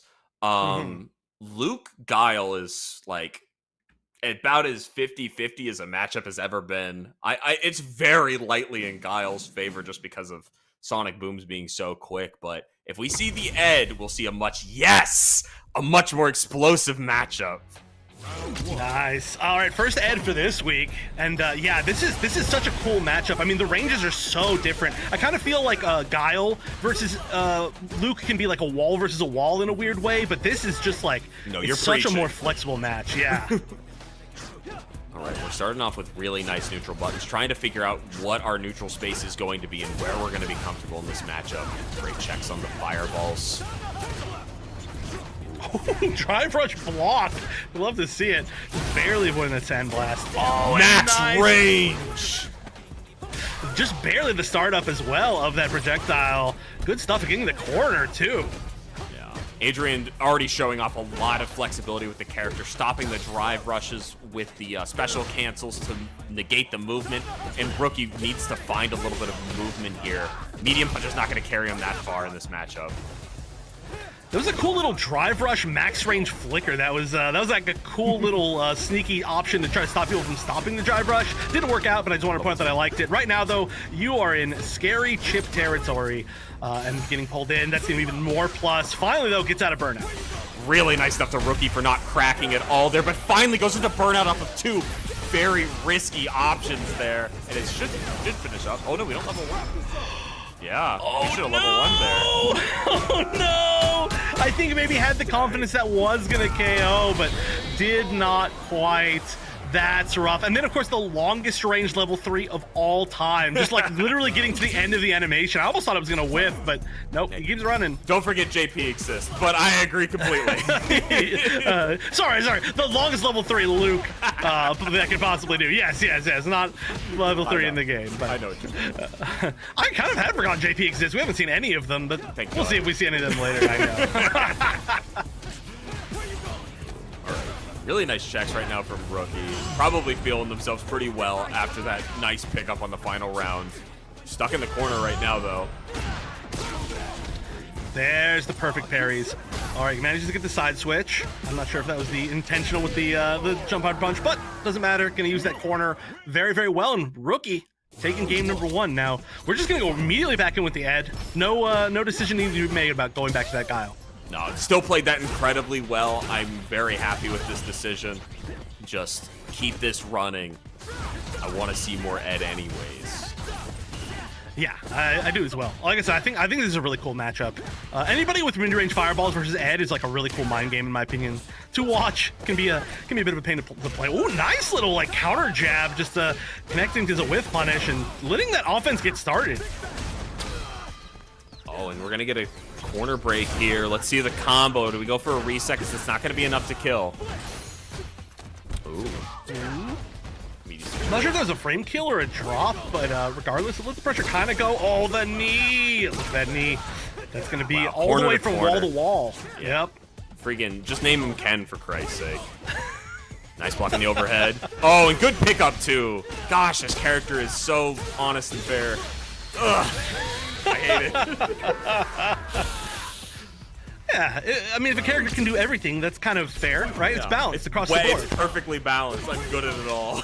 Oh my god, yeah. Even with the counter hit trade. Oh, that's painful. Ooh. Yeah, I mean, that's a good way. First, the EXCP that we've seen managed to get out of the corner, but it goes right back in. Even the supers have tons of corner carry. That's wild. Yeah, the level 1 pushes so far, but great backdash there from Adrian, trying to win back their space here. Rookie doesn't want to block, so he doesn't want to risk the burnout, but finally finds it.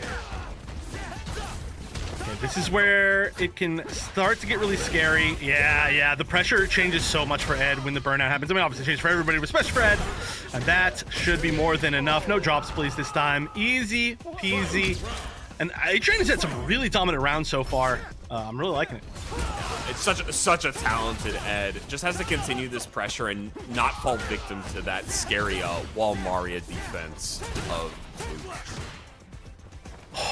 Luke. I always, no matter how many times I see it, that jump like goes further than I think it's going to, and it scares me. Even though it was blocked right there. Good choice to block. But yeah, that is a little bit of advantage against the fireball characters as well, just using that sparingly. Nice spacing on that. Yeah, his the first thing that was ever nuked or nerfed on Street Fighter V Luke was his jumping arc, because it was he used to do a somersault, and it was so deceptive. And they half brought it back in 6. Your fun trivia for the evening. Everyone's welcome. Ooh, max range flicker. Oh, that's no. a dead character. Yep. Yeah, I mean, talking about jump arcs, one of the nicest things that Luke has is a bunch of really good jump normals, and that jump heavy kick, so good at kind of like reaching down, great at punishing fireballs, just punishing overextensions. And Rookie now 2-0, but again, this is top 8 now, so this is a first to 3. Can easily make this comeback. Street Fighter 6 is such a volatile game. We might see the switch to Guile now, but it doesn't look like he's doing it. Instead, he's locked into position, and we just need to respectate that as quick as possible. Yeah, I do. I think it's set to. Oh, yes, it is set to first to 2. Yeah, I think we still had one more match that we're still not playing, so we haven't switched over yet. But this is going to be Ed once again. And I do like it. I feel like, I mean, especially too, if we'd seen that one, like, combo kill in the very first game, I feel like we could be seeing a 2-0 the other direction. Like, things would have just slightly shifted. But we're close. We're close this time. Yeah. It is small. It is small little bits like that that really make the difference. And heck of a crosscut from Rookie. Down a little bit of HP, but not much. Oh, the knee. That knee's so good, spaced correctly. And there we go. Our first driver's overhead that connected. Didn't quite get the conversion, though. And gonna give him a little bit of space. Oh, that's, I never see anybody use that very often. That's like a scary option. Yeah, it can be canceled both backwards and forwards, so actually seeing it let rip is a rarity. Almost worked. I mean, managed to get out of the corner at least, but unfortunately just wasn't quite enough to pull it back. So now match point for Rookie, looking to make it into winners finals once again.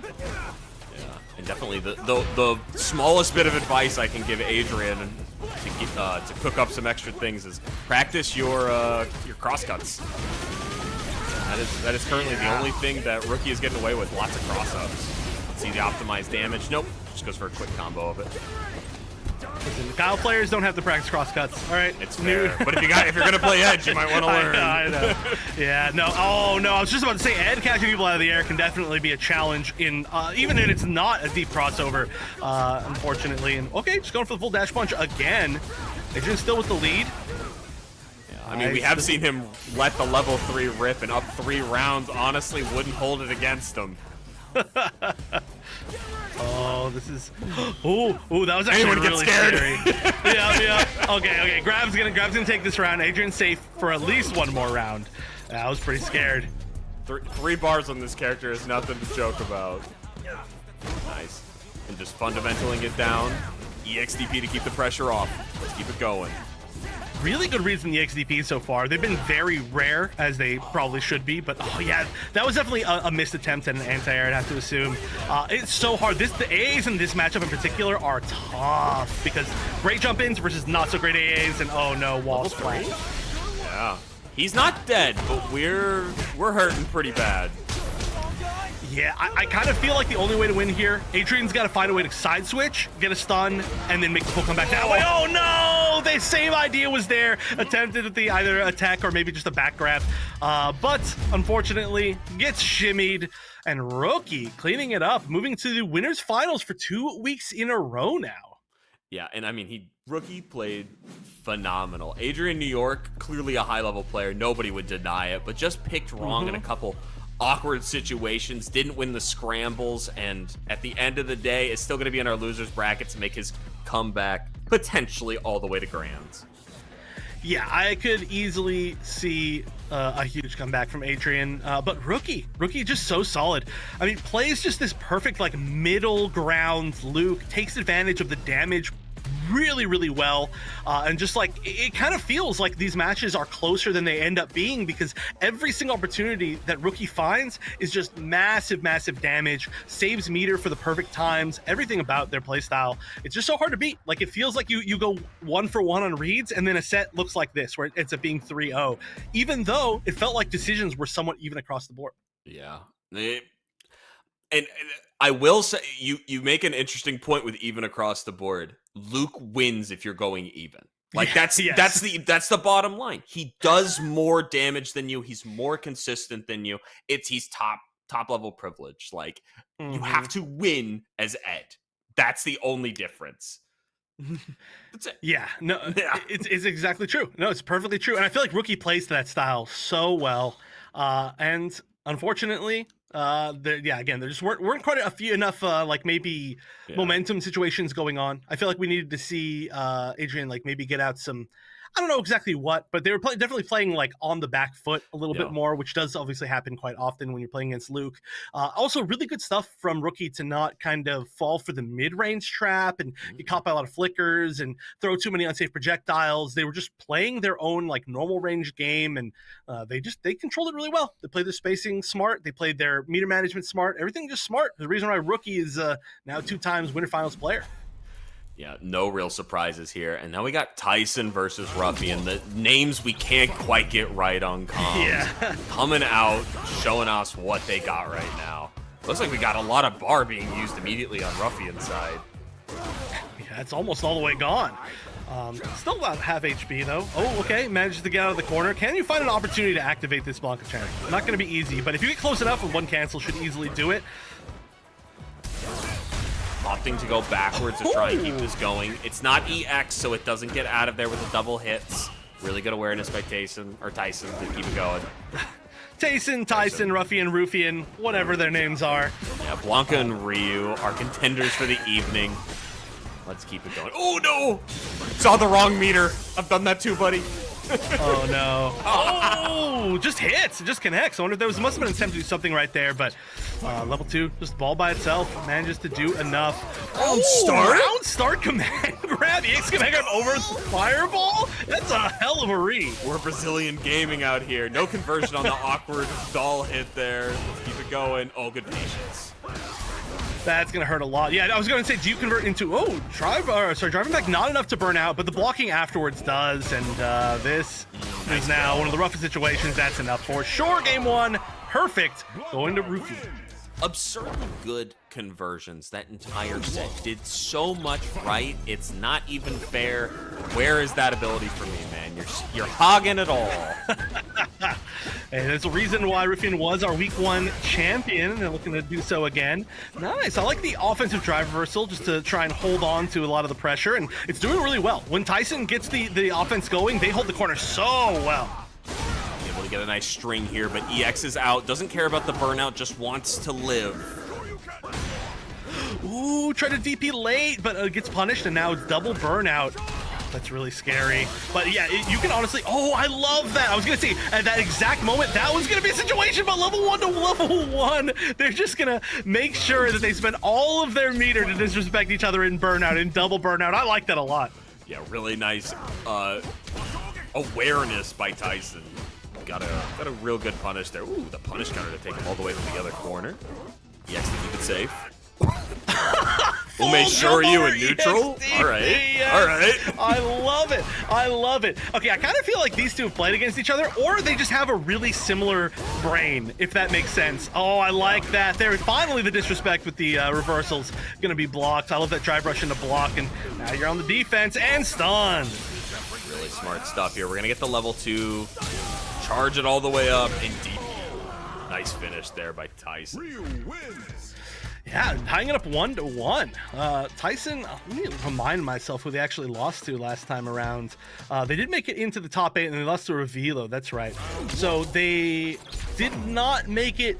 I guess if they win here, actually they technically have to make it further than they were, because they started top 8 in losers, so already doing better than last week, and already taking a game off of, actually one of the only people to take a game so far in 2 weeks off of Ruffian. Yeah, and such solid play. I think you're on the perfect track of, they kind of play similar, just different characters, different abilities for it. I would agree with that statement. I think you're onto something. Yeah, I get a vibe. I get a vibe from both of them. Oh, right now the vibe is, I was gonna say nice conversions, but yeah, just a little bit too far for that one. Still though, crouching medium punch is gonna be fishing for one little hit. It's kind of he's grasping, you know, that's what a crouching medium punch is. Yeah, Wonder, unfortunately you're on comms. You're not allowed to think good combos on this mic because it'll never happen. That is the rule. That is the rule, no matter what. Ooh, nice. Okay, yeah, the forward roundhouse a little bit too close. Gets stand like kick punish. We're activating the level 2. We're trying to find some sort of gap in the pressure here. We have lots of meter to work with. Oh, corners themselves, but it's going to EX their way through a bunch of this pressure.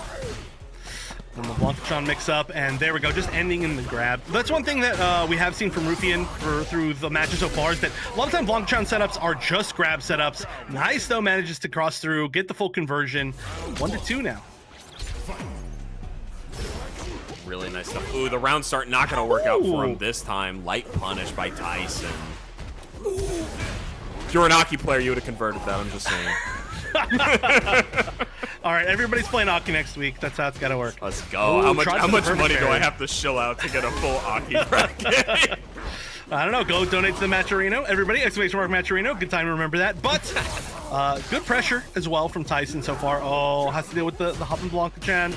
Oh, from both sides. You're a versus player. You can block 2 directions at once. Easy. Where's that? Where's that pressure? Ooh, are we able to convert this into kills? Yeah. No, thank goodness. I thought so.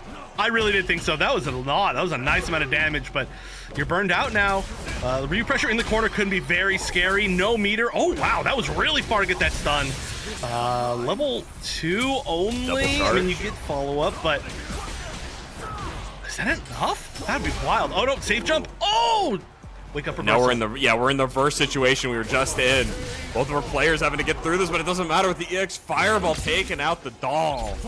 Really smart stuff. Good call. Yeah, that was a scary spot. You could have thrown out the ball and then like jumped, and then you would have been in trouble. But making the right read, also backing up to a safer range to throw the fireball, making sure they were out of the range, pretty much everything but like a long range blanc ball, which is a little bit easier to read. And I like the adaptations. Tyson's starting to contest with some buttons in the air, not leading to any benefit right now, but already preempting himself with it. I really like the change. Could see a 2-2 tie-up here if he continues this pressure. Ooh, Ruffian gave the pressure on. They did spend, they went into burnout 2 defensively, EX Blanca ball, or EX up ball, I should say. But Blanca has a lot of good ways to kind of sneak away. Oh no, this is scary. I think they try to bait something, but just wake up normals. Okay, you can get out here. They actually landed on that. I thought that was a little bit too far. A little bit blocks. Oh my gosh! What a light confirm off the drive rush stops his momentum in perfect time. Tyson! That was really nice. That was a beautiful, beautiful read. I loved that. That entire exchange at the end right there was perfect and clean. And yeah, going to a game 5, our first game 5 so far. I love seeing players make the correct reads when they do drive rush into block or drive rush into something that stops their momentum. Just so many cool little reads, and it just makes you look so smart. But Tyson now tying up 2-2 against Ruffian, our previous tournament winner. But this is now my favorite set, maybe. They really do play similar to each other, and it's like this big mix of like large amounts of disrespect into large amounts of respect, and it's just kind of who makes the right reads in the right situations. Yeah, it's wild but smart play, and it's one of the best ways to play Street Fighter 6. Honestly, if you can become comfortable enough to wild while you're playing, you can get really far in this game.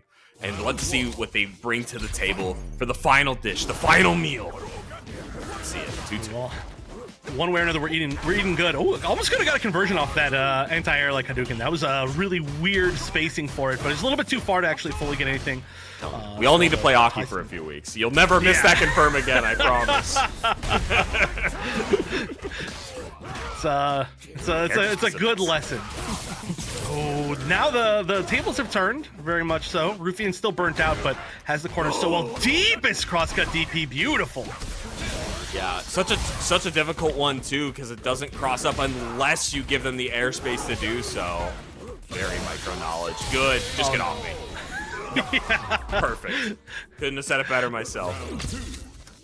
Rufian still not getting, I guess, oh my god, what's the word I'm looking for? But basically not afraid of trying still to do some defensive options against the drive rush, even though they lost the last game to the defensive option off of the drive rush, baiting out the reversal. But now they're on match point, again, to try and make it to winners finals, which they actually did not hit last week because they're already in losers. Yeah. And just doing a really good job right now. This conversion here could lead him very far here. Gonna get the activation on the doll with the EX. Oh, tries to keep it safe here. Oh, the level 3 to keep themselves from getting hit. So smart. That was perfect timing. That was so incredibly good. Tyson is a smart player. My goodness. Ooh, catches the jab, but it was like catching a normal, so they weren't close enough to convert at all after. Overhead. So good. Won't be able to find the pickup here. I'm a liar and a cheat. My goodness. Tyson. Oh, that was a great round from Tyson. Match point both players. This is an amazing set. All right, manages to get past the Blanca-chan. Oh no, might have to worry about it some point soon. No, you're going a little bit too far past it at this point. Yeah, broke his ankles, and unfortunately, Blanca's on 2 bars here. The second he gets an EX, he can convert into 2. So doesn't opt to get the EX, gets crossed up instead. The day 1 mix up into the level 1. Burn him out. Oh, now you're taking so much chip. Boom, boom, boom, boom, boom, boom. All right, there's the level 1 this time. Actually went for the grab. That's showing a little bit of information that they were willing to go there for that right there, but not a lot of time to use it. Nice, back into the corner with the back throw.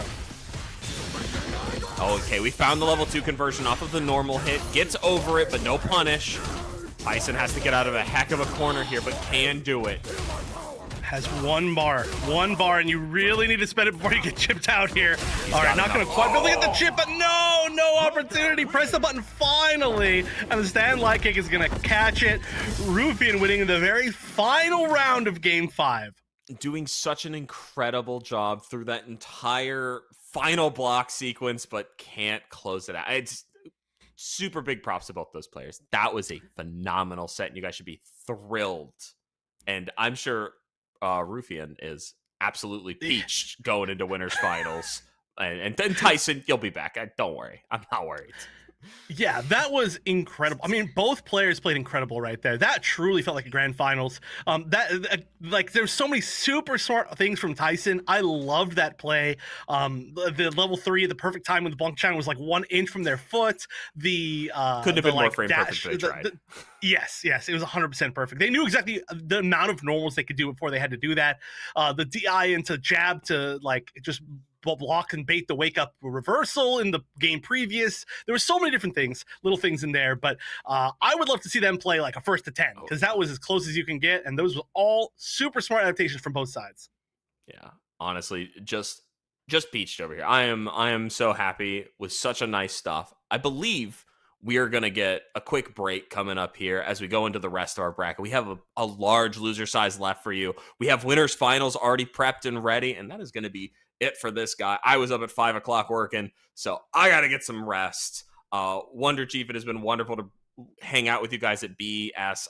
I'd like thanks just tons of people. We don't have time for that stuff because we got to get to breaks and other stuff. We got Mad Cats. You got the Matcherino codes. You guys know the drill. This is not your first Street Fighter 6 tournament.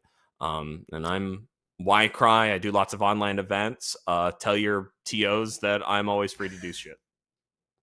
All right. Well, short break. Thank you. We appreciate you being here. Super fun. Hope to see you in future weeks. But just like Y-Cry said, short break. When we get back, we're going to conclude our top 8. See you then.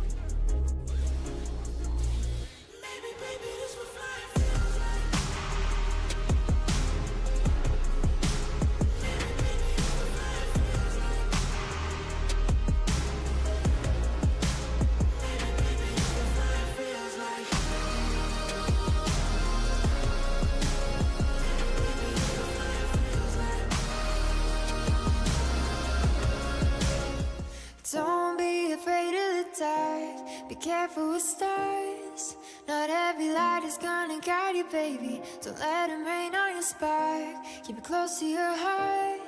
All of the pressure's gonna drive you crazy. Close your eyes to the madness. In the morning, it's all gonna vanish. Don't be afraid of the dark. Be careful with stars. Not every light is gonna guide you. Not every light is gonna guide you. Yeah, when I blow up, I'ma soar high like Peter Pan. In real life, be living out my dreams. If I'm waking up, it's in a foreign land. Whole wrist covered up in ice. Dealership, never ask the price. I'll hit the molly ball with my dogs. Yeah, I swipe it once without thinking twice. Cause this what I was made for. Man, I know this what I came for. On a big stage, couple thousand people, and they do whatever I say so. Have chicks that color of the rainbow. Yeah, chains on me like Django. Be a long way from my tank low. Cause my Tesla charge for them bank rolls. And I'm grinding, money on my mind, and I'm headed to the top. I won't stop until I find it. Write my name in diamonds, but all these lights are blinding. I wonder, is it worth it? Feel like I'm losing my mind. Yeah, remind me. Don't be afraid of the dark. Be careful with stars. Not every light is gonna guide you, baby. Don't let him rain on your spark. Keep it close to your heart. All of the pressure's gonna drive you crazy. Close your eyes to the madness. In the morning, it's all gonna vanish. Don't be afraid of the dark. Be careful with stars. Not every light is gonna guide you. Yeah. Don't be afraid, don't be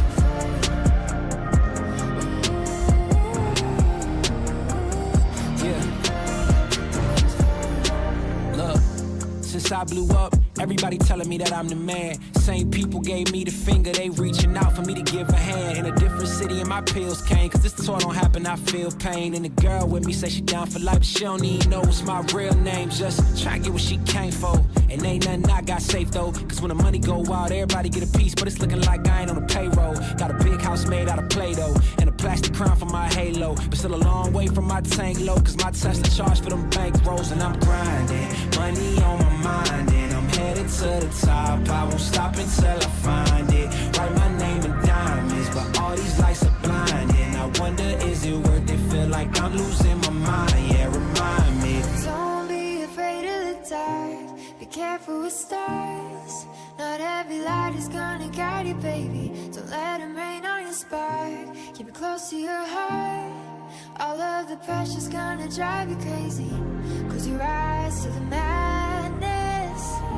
In the morning, it's all gonna vanish. Don't be afraid of the dark. Be careful with stars. Not every light is gonna guide you. Don't be afraid, don't be afraid. Don't be afraid, don't be afraid.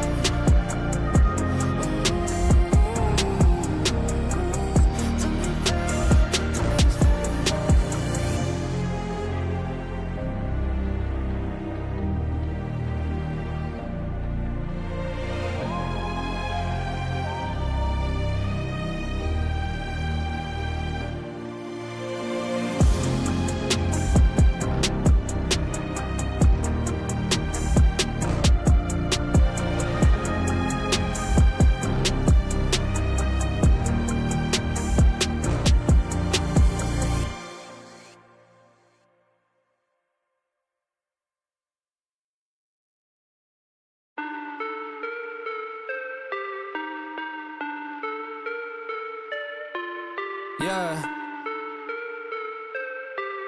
Yeah. Look, back and I'm better than ever. I think I got a vendetta. Oh, now they call me, I seen them. All of those times getting severed. I told them all I can let up. They get not tired of me never. Give me a shot and I swear I shoot like Berettas. Yeah, yeah. They getting nervous, I seen it. What I seen, you wouldn't believe it. They say they want it, I need it. Damn, I'm going dumb like I dropped out of 5, 4, 3, 2, 1.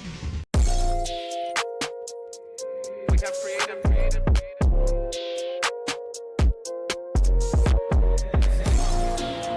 I need hundreds of hundreds, cause that's what I'm worth. Show me the finish, I'm getting it first. Show me the best, and that's me and my worst. I need that money, I'm getting it now. I'm at the top, but I started way down. I told them hundreds of times that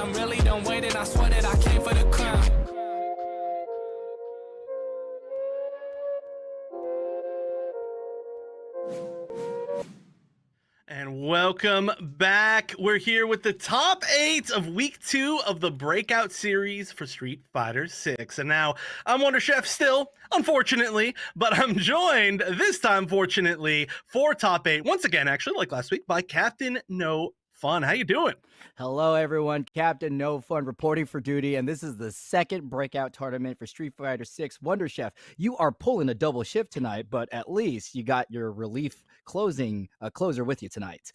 Yeah. Need a little help here. I hope you saved all your energy because there's a big fire going on in SoCal right now, and there's a lot of smoke in the air, and my throat is not feeling fun. Last week I was sick. This week there's just a lot of ash raining down on my house, but I'm gonna fight through it because this has been an amazing tournament. Got a lot of repeat players, got a lot of new players, but hey, our winners bracket final is gonna be Rufian versus Rookie, which was our grand finals from last week. So we've already got some experience with that. Oh, I definitely see some local favorites. Jewel Man, I've been seeing their Honda terrorizes everything. Adrian in New York was recently in the tournament, and their Ed is something to behold. But of course, it's Rufian. Rufian is the star of the night. This person has been terrorizing everyone. Yeah, we're going to see them a little bit later. Right now, we've got Jewel Man back on the screen versus Clostra, who was playing Blanca last time. This time around, it looks like they're going with the Ryu, which we've been seeing mostly from Tyson tonight. However, they are currently in the corner, maybe wanting a few more like zoning type options, and they're using pretty well, but they got to get out of here. I agree. Ryu needs to establish distance away from Honda. Honda, when they're up close, is a menace to behold, and well, that was a menace that got a KO. Yeah, I think that match, or sorry, I should say that round started off just a little bit too one-sided for Jewel Man. Close just gotta play a little bit safer. They'll jump back light punch. I've been seeing that a lot as a defensive option. I think maybe just beating grabs and stopping them from being able to follow you up. But good stuff from Jewel Man, turning it around. Although perfect parry is gonna stop that. Yeah, Jewel Man tried to turn it around, but the perfect parry turned the round around again, and this time Cassandra landing the level 3 in the corner. Great damage, great positioning, and the life lead is in their favor.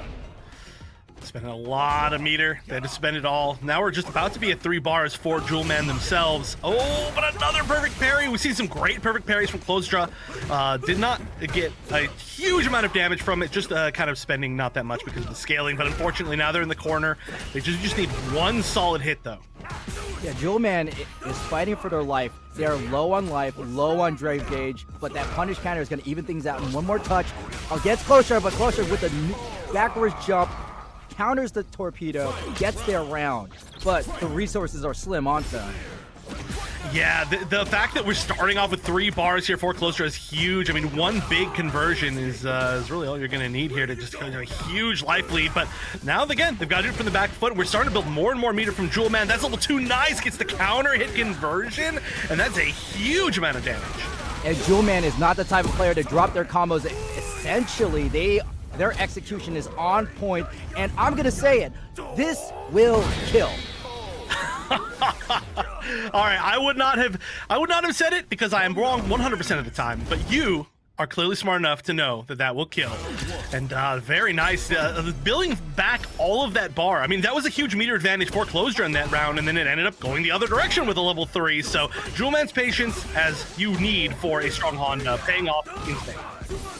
It is, and also people forget that E Honda is one of the few characters where all 3 of his supers are viable. Yeah, I mean, especially too, just needing that defense and getting burned out a lot. I think the character does tend to really need that level 1 to try to get out of some of these situations. But Jewel Man used that level 1 to deal more damage, but Clostra in a closer situation. Clostra inching themselves forward, but gets tagged with the torpedo, crouching heavy punch. This is going to confirm it to something big thanks to the sumo buff, and that is another round for Jewel Man. It's such a slow defensive match until all of a sudden Jewel Man gets 1 hit, and then it's just infinite damage, which is nice to see. But Clostra not really playing too much of the zoning game anymore, just kind of going for pressure of their own, trying to be the one on the offense. Blood Slime is going to put Jewel Man into the corner, and now it can potentially begin. It could. It really feels like Clostra is using their fireball as more of a checklist, like I'm Ryu, I got a fireball, as opposed to I'm going to be using this fireball to control space. Yeah, I mean, there are some good anti-fireball options. It can be pretty scary, but I expect that we're going to see a little bit more, especially switching from Blanca over to somebody who can zone a little bit.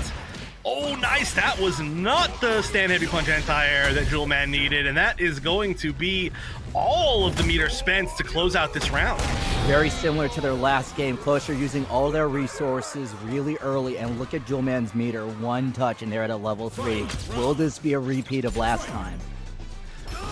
Well, this is going to be first to 3. We are in the top 8 again, so not quite match point for Jewel Man yet.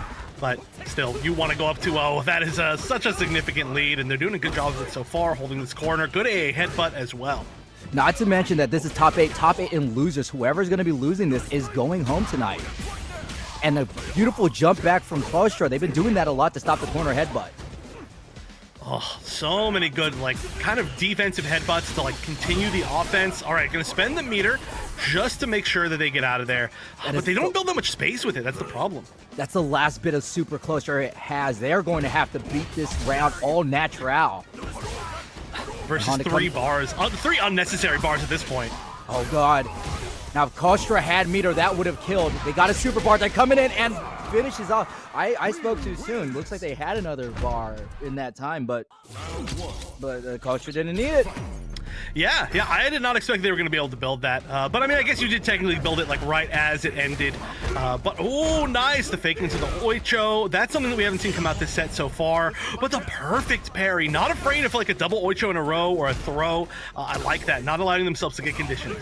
Not to mention that if you get punish countered off of a parry with the Ocho throw, that is damage. So Klostra bet a lot of life on that.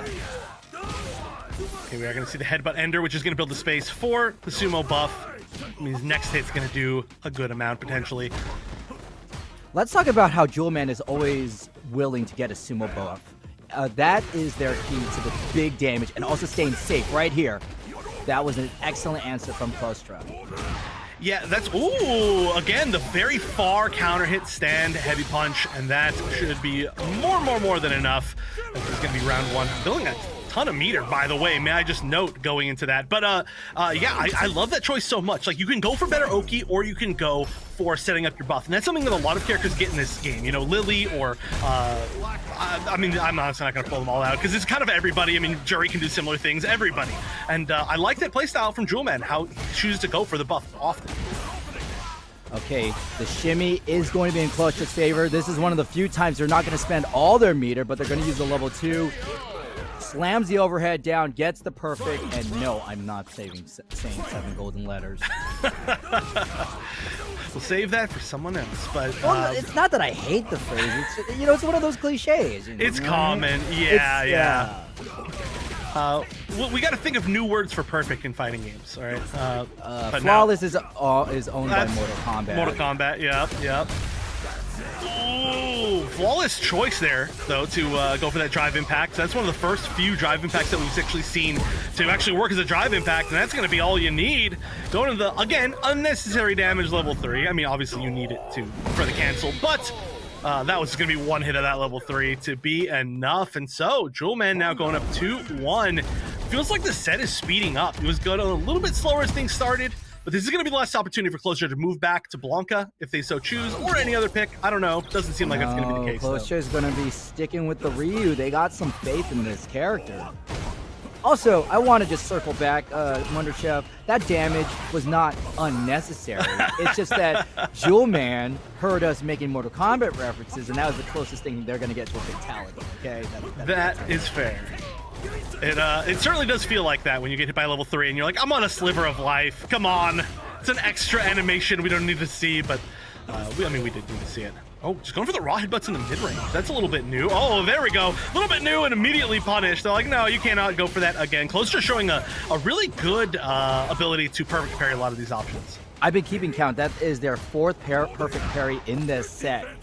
And, oh, this is what we talked about before. Punish counter off the throw. Klostra losing a significant amount of life and some drive gauge.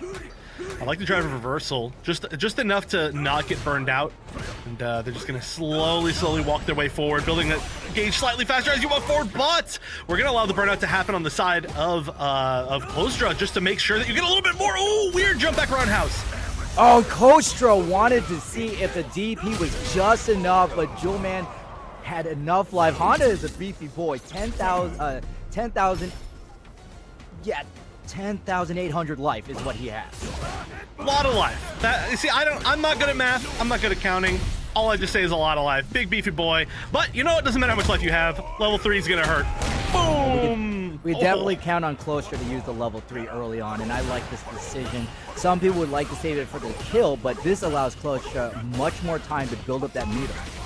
Yeah, especially with how this has gone back to a little bit more of a mid-range game, and now the fact that they've got some pressure potentially. They're already getting close to level 1, and they're going to really need that if they're going to get to a third round. So, oh, that was the furthest. That wasn't a drive rush. That was a drive run all the way up, and then just landing that Stand Fierce's 10-meter punch. I didn't actually see what it was, but nice. Third round here, still match point for Jewelman. Yeah, if Kosher hit that button any further, they would be in another zip code. Now that we're slowing it down, this has been the Jewelman special. Pressure your opponent into the corner and make it feel like any escape option is the bad option. Nice little conversion. Yeah, the gut punch was too short. Jewelman picked it up, and we got a throw loop. Closer better do something right now, and they decide the jump, which is what Jewelman is in the optimal spacing to stop. One more interaction, and it's all Jewelman. Ooh, counter hit conversion, very nice. First opportunity here for Close Draw. I mean, they've got to fight back through so much. Jewelman now truly has unnecessary meter at this point. 2 bars though for Close Draw, and they could build the third with how much, again, meaty life you have to fight through from Honda, considering there's about, I don't know, 80% left of that life bar. I love this decision from Jewelman. I don't need to walk at you. You got to come at me. Not to mention, every time Jewelman is coming with a head. Oh, dear God. Jump in heavy punch seals the deal. But what I was saying right there, did you notice how Jewelman was just hanging back? Yes. Yeah. I mean, I love that a lot. It's very easy to kind of try to want to go in more, especially too. There are, I mean, once everybody's fought JP, I think a lot in this game, especially season 1 JP, I should say, a lot of people are like, okay, well, I have a huge lead, but I'm just like so scared of how much damage can be returned to me that I've got to go in anyway. And it can be a little bit scary, but I love the fact that you can play patient there. Just the pure zoning of Ryu, if you're not going to make a bunch of mistakes, is not going to be enough for the huge comeback. And I mean, patience is such a big part of the game when you're playing Honda. It is, and also the gigantic confirms that Jewelman was getting. It wasn't just the fact that they were getting big combos, it's when they were getting the big combos. Claustra was doing big combos to close out the second round. Jewelman was doing it to win the game.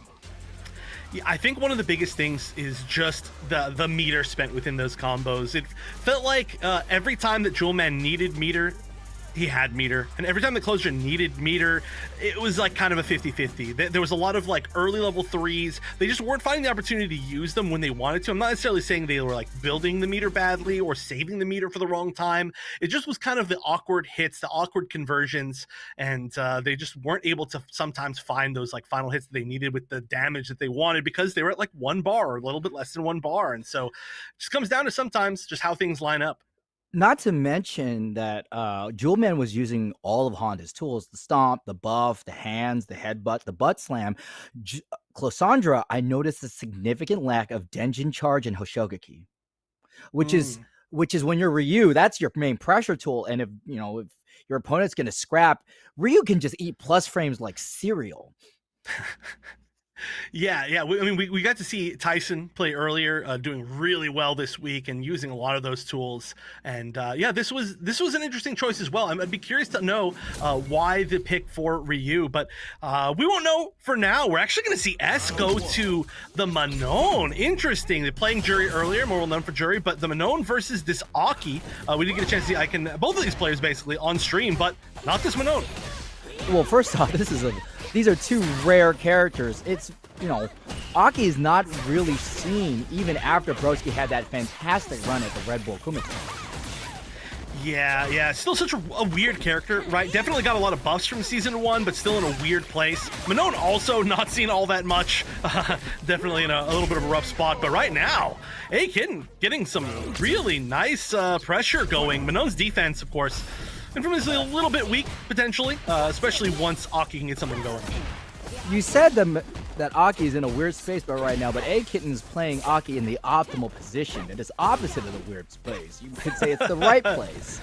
It's true. Although, for oftentimes, I think for Aki, the optimal place is the weird place, right? It's a character that really makes you feel like you're not in the right place all the time, makes you feel weird, makes you awkward, and that's what's, I think, potentially really good about her. But nice drive rushing forward, burning out to get that grab. Now you're gotta be scared, because the Manon plus frame pressure in Burnout is really scary, and it's one button, and that's that button.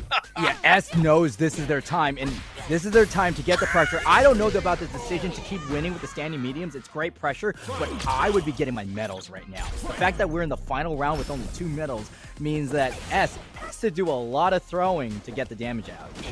Yeah, just 2 is not a ton. So far, though, we really haven't seen... I mean, obviously we haven't seen any because there's 2 medals, but we haven't seen like the real strike throw mix up. It's been just a lot of strikes, right? And oh, wake up super. I mean, I guess, hey, that works. Level 3. We are going to be attacking A-Kitten's drive gauge too. Now, it is going to be a good amount of damage, but it's not all the damage because of the lack of medals. You know, 2 medals, I mean 5 medals, that gets you the Weedy box. 2 medals, maybe NordVPN and Raid Shadow Legends. I'm actually surprised we didn't just go for another drive impact right there. I believe that would have burned out, but instead they do value the metal, which does mean that one more command grab will certainly kill at this point. He's got to find the space for it. Ooh, weird trading normals, completely different angles, but oh, they're both really low, and the command grab is almost unnecessary at this point. Like I said, extra damage on top of extra damage, but a close first game where S is going to close it out with that 3 metal command grab. Again, I disagree. That command grab was more than necessary because that brings us to 4 medals, and 4 medals is enough influence for a Netflix special. Ooh. We should just keep medals through a medal count throughout the tournament, but I guess we're at 4 now. Ooh, jumps, doesn't get the anti-air. Ooh, that could have been the anti-air, but Aki anti-airs can be more than a little bit awkward sometimes, and some of these jump-ins from Manon are quite strong. Jumps in the puddle, though. Yeah, S doesn't have the medals, but they are showing us that they do have the metal to go toe-to-toe with A-Kitten. Oh no, I was gonna say the zoning game hasn't really come into play and then immediately gets jumped over, but that can be a scary thing. Right now too, Aki at almost no drive gauge, but just lands the meaty, didn't need anything more than that, and oh, just jumps over. Jumping over it is a great way to avoid the throw, and fortunately for A-Kitten, they found the kill thanks to the punish counter off of the off of the parry. Back to another potential, well, I don't know, final round of the game, and with only 2 medals. I know that's a weird thing to say. It is a round point, game point? I don't know, whatever. The point is, not a lot of medals for the fact that you could be down a game right now. Yeah, the point is that we need the medals so we could score our damage points, but A-Kitten is going to prove their point of supremacy with this nice combo and get to the point with a potential victory. I love all of the Oki options off of the like up whip. It's always really cool. I mean, there's a safe jump off of it that you can do so many cool little like frame kills. But oh, jumping over another character with some awkward anti-airs, and that will surely be enough. No life available. It's going to be 1-1. You know, Chef, you opened up this session saying I'm always wrong about calling these kills, and you were betting at 100%. That was like 20%, 25% life when the combo started. All right, that one was easy. I'm talking about when they're difficult. My gauge for that is just not in the right place. All right, so we are going to see, well, actually, I'm not sure if we're backing out here. I think we might still, no, actually, I think that was a manual back out. So that doesn't mean we might be seeing the switch back to 2 jury, which I think would probably be a little bit easier of a time, but I could be wrong. I'm not sure what we saw. It's not a thing. I saw jury's face on that. Okay. All right, yeah. Yes, good call. I probably should just look, right? That would make a lot of sense. I'm getting too theoretical. Let's talk about this decision from S. Jury has a lot of tools that Manon doesn't. A fireball, a reliable anti-air, relentless pressure. Yeah, an amazing drive rush. One of the best drive rushes in the game. A dive kick, hey! Yeah, no, I mean, obviously, Jury just kind of super solid all around and well, okay, there we go. Her speed is just going to allow her to really keep up that pressure on Aki, who can be a little bit slow and a little bit awkward at sometimes, like, doing a lot of big kind of, I don't want to say gimmicky, but like big mobile options like that rather than trying to play with a lot of her normals, and Jury's just dominant with normals. Yeah, definitely. Playing Aki, you feel like the Wednesday Addams at the ball, where you just don't got all the wherewithal. And Jury's the hot, popular girl who everything's going her way, except this current match right now is she's stuck in the corner. Yeah. Even if you're the popular girl, stuck in the corner is not where you want to be. Ooh, drive rush under, cross under back throw. I like that a lot into another throw. Is this going to work? It is. Oh, that is it. And this is a critical art. I'm going to say it's going to kill. I feel pretty confident in agreeing with you there.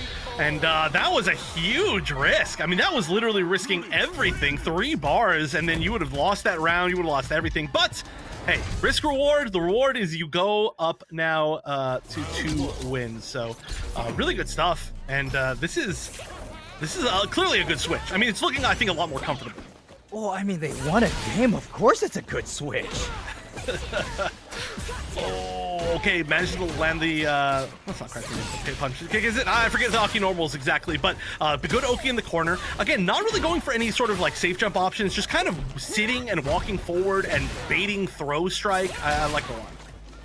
Now A Kitten's playing their game with the zoning, and S is going to spend some of their buffs to get out of the corner. The neutral jump, well spaced to catch parry. Now, will they spend meter to try to get out? Ooh, man, I can do wake up supers too. It's not just you. I do like that a lot. And we do get to see that cool extra animation. I like at least showing that you're able to do that. I mean, obviously, winning the round is big, but now you've got to really worry a lot more defensively because having meter is one of the best defensive options for Aki. It's not like you get all that much else. Yeah, S has definitely been on the offensive train as they are putting their pedal to the metal, and A Kitten used it to their advantage. Okay, now that we got it slowing down, and the tech, A Kitten has been doing a great job cornering S this entire set. But S just does stuff like this, bringing it back to the center. Yeah, I mean, that's one big thing is any little hit is a lot of screen carry for Jury. And nice, that's going to be the full round, spending that bar just for making sure. But now I do believe that this is match point for S, winning one with Manon and then one with Jury. But they've still got to win one more. And it feels like A-Kitten, when they get that offense going, it is tough. But unfortunately, they're still stuck here mid-screen. The cross-unders have been great. Just wanted to dial it back. Looking at the top of the screen, S is at 1, A Kitten's at 2. So if S wins, they're going to tie it up. Okay, yeah. All right, maybe I just misremembered. Yeah, the Manon didn't take a game. Oh, did it not? Okay. Ooh, nice conversion though. Getting the full. Oh, darn it! You're right. 2. You're right. We're right. Now S is at 2. S is at 2. Okay. We'll figure out the scores. I'm just paying attention to the fact that we're getting an Aki Jury match. Pretty rare, but 2 characters that are very, very cool. Oh, doesn't go for the AA. That it can be a little bit hard to AA that jump kick. I do agree. And this is a battle of evil purple energy. And if we notice right now, S is more willing to use their drive gauge for OD moves. Meanwhile, A Kitten mainly spends it for drive rush and drive rush cancel.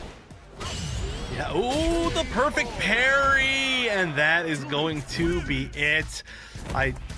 We'll make sure that this is the end there, but very, very nice. That's one of the first like raw perfect parry attempts that we've seen in the neutral in that situation. So really good stuff. The switch to Jury certainly looking a lot more comfortable. Just having that high mobility.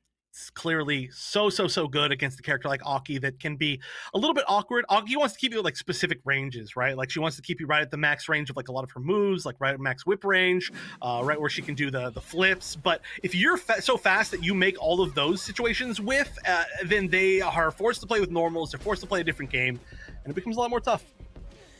Yeah, here we go. We're back to. Oh, by the way, the name is Easy. ISI. Oh. EC. Like Gotcha. Easy. I assumed that it was easy. Okay, it is been easy. Yeah. I assumed that it was S because it looked like L's on the bracket, like it was just like lines. So, gotcha. Easy name to pronounce. Yeah, Easy was pressuring pretty early, and they were definitely going for the strike throw game, and then abandons that in the later half to go, you know what? What if I just keep hitting you and make you make a mistake? And that was fortuitous for them, as they're going to be moving on to the next round in the top 8. Yeah, really good stuff. Also, I see Easy Money is their tag in chat. So far we've been incorrect on pronouncing the names for pretty much half of this top 8, which is pretty impressive.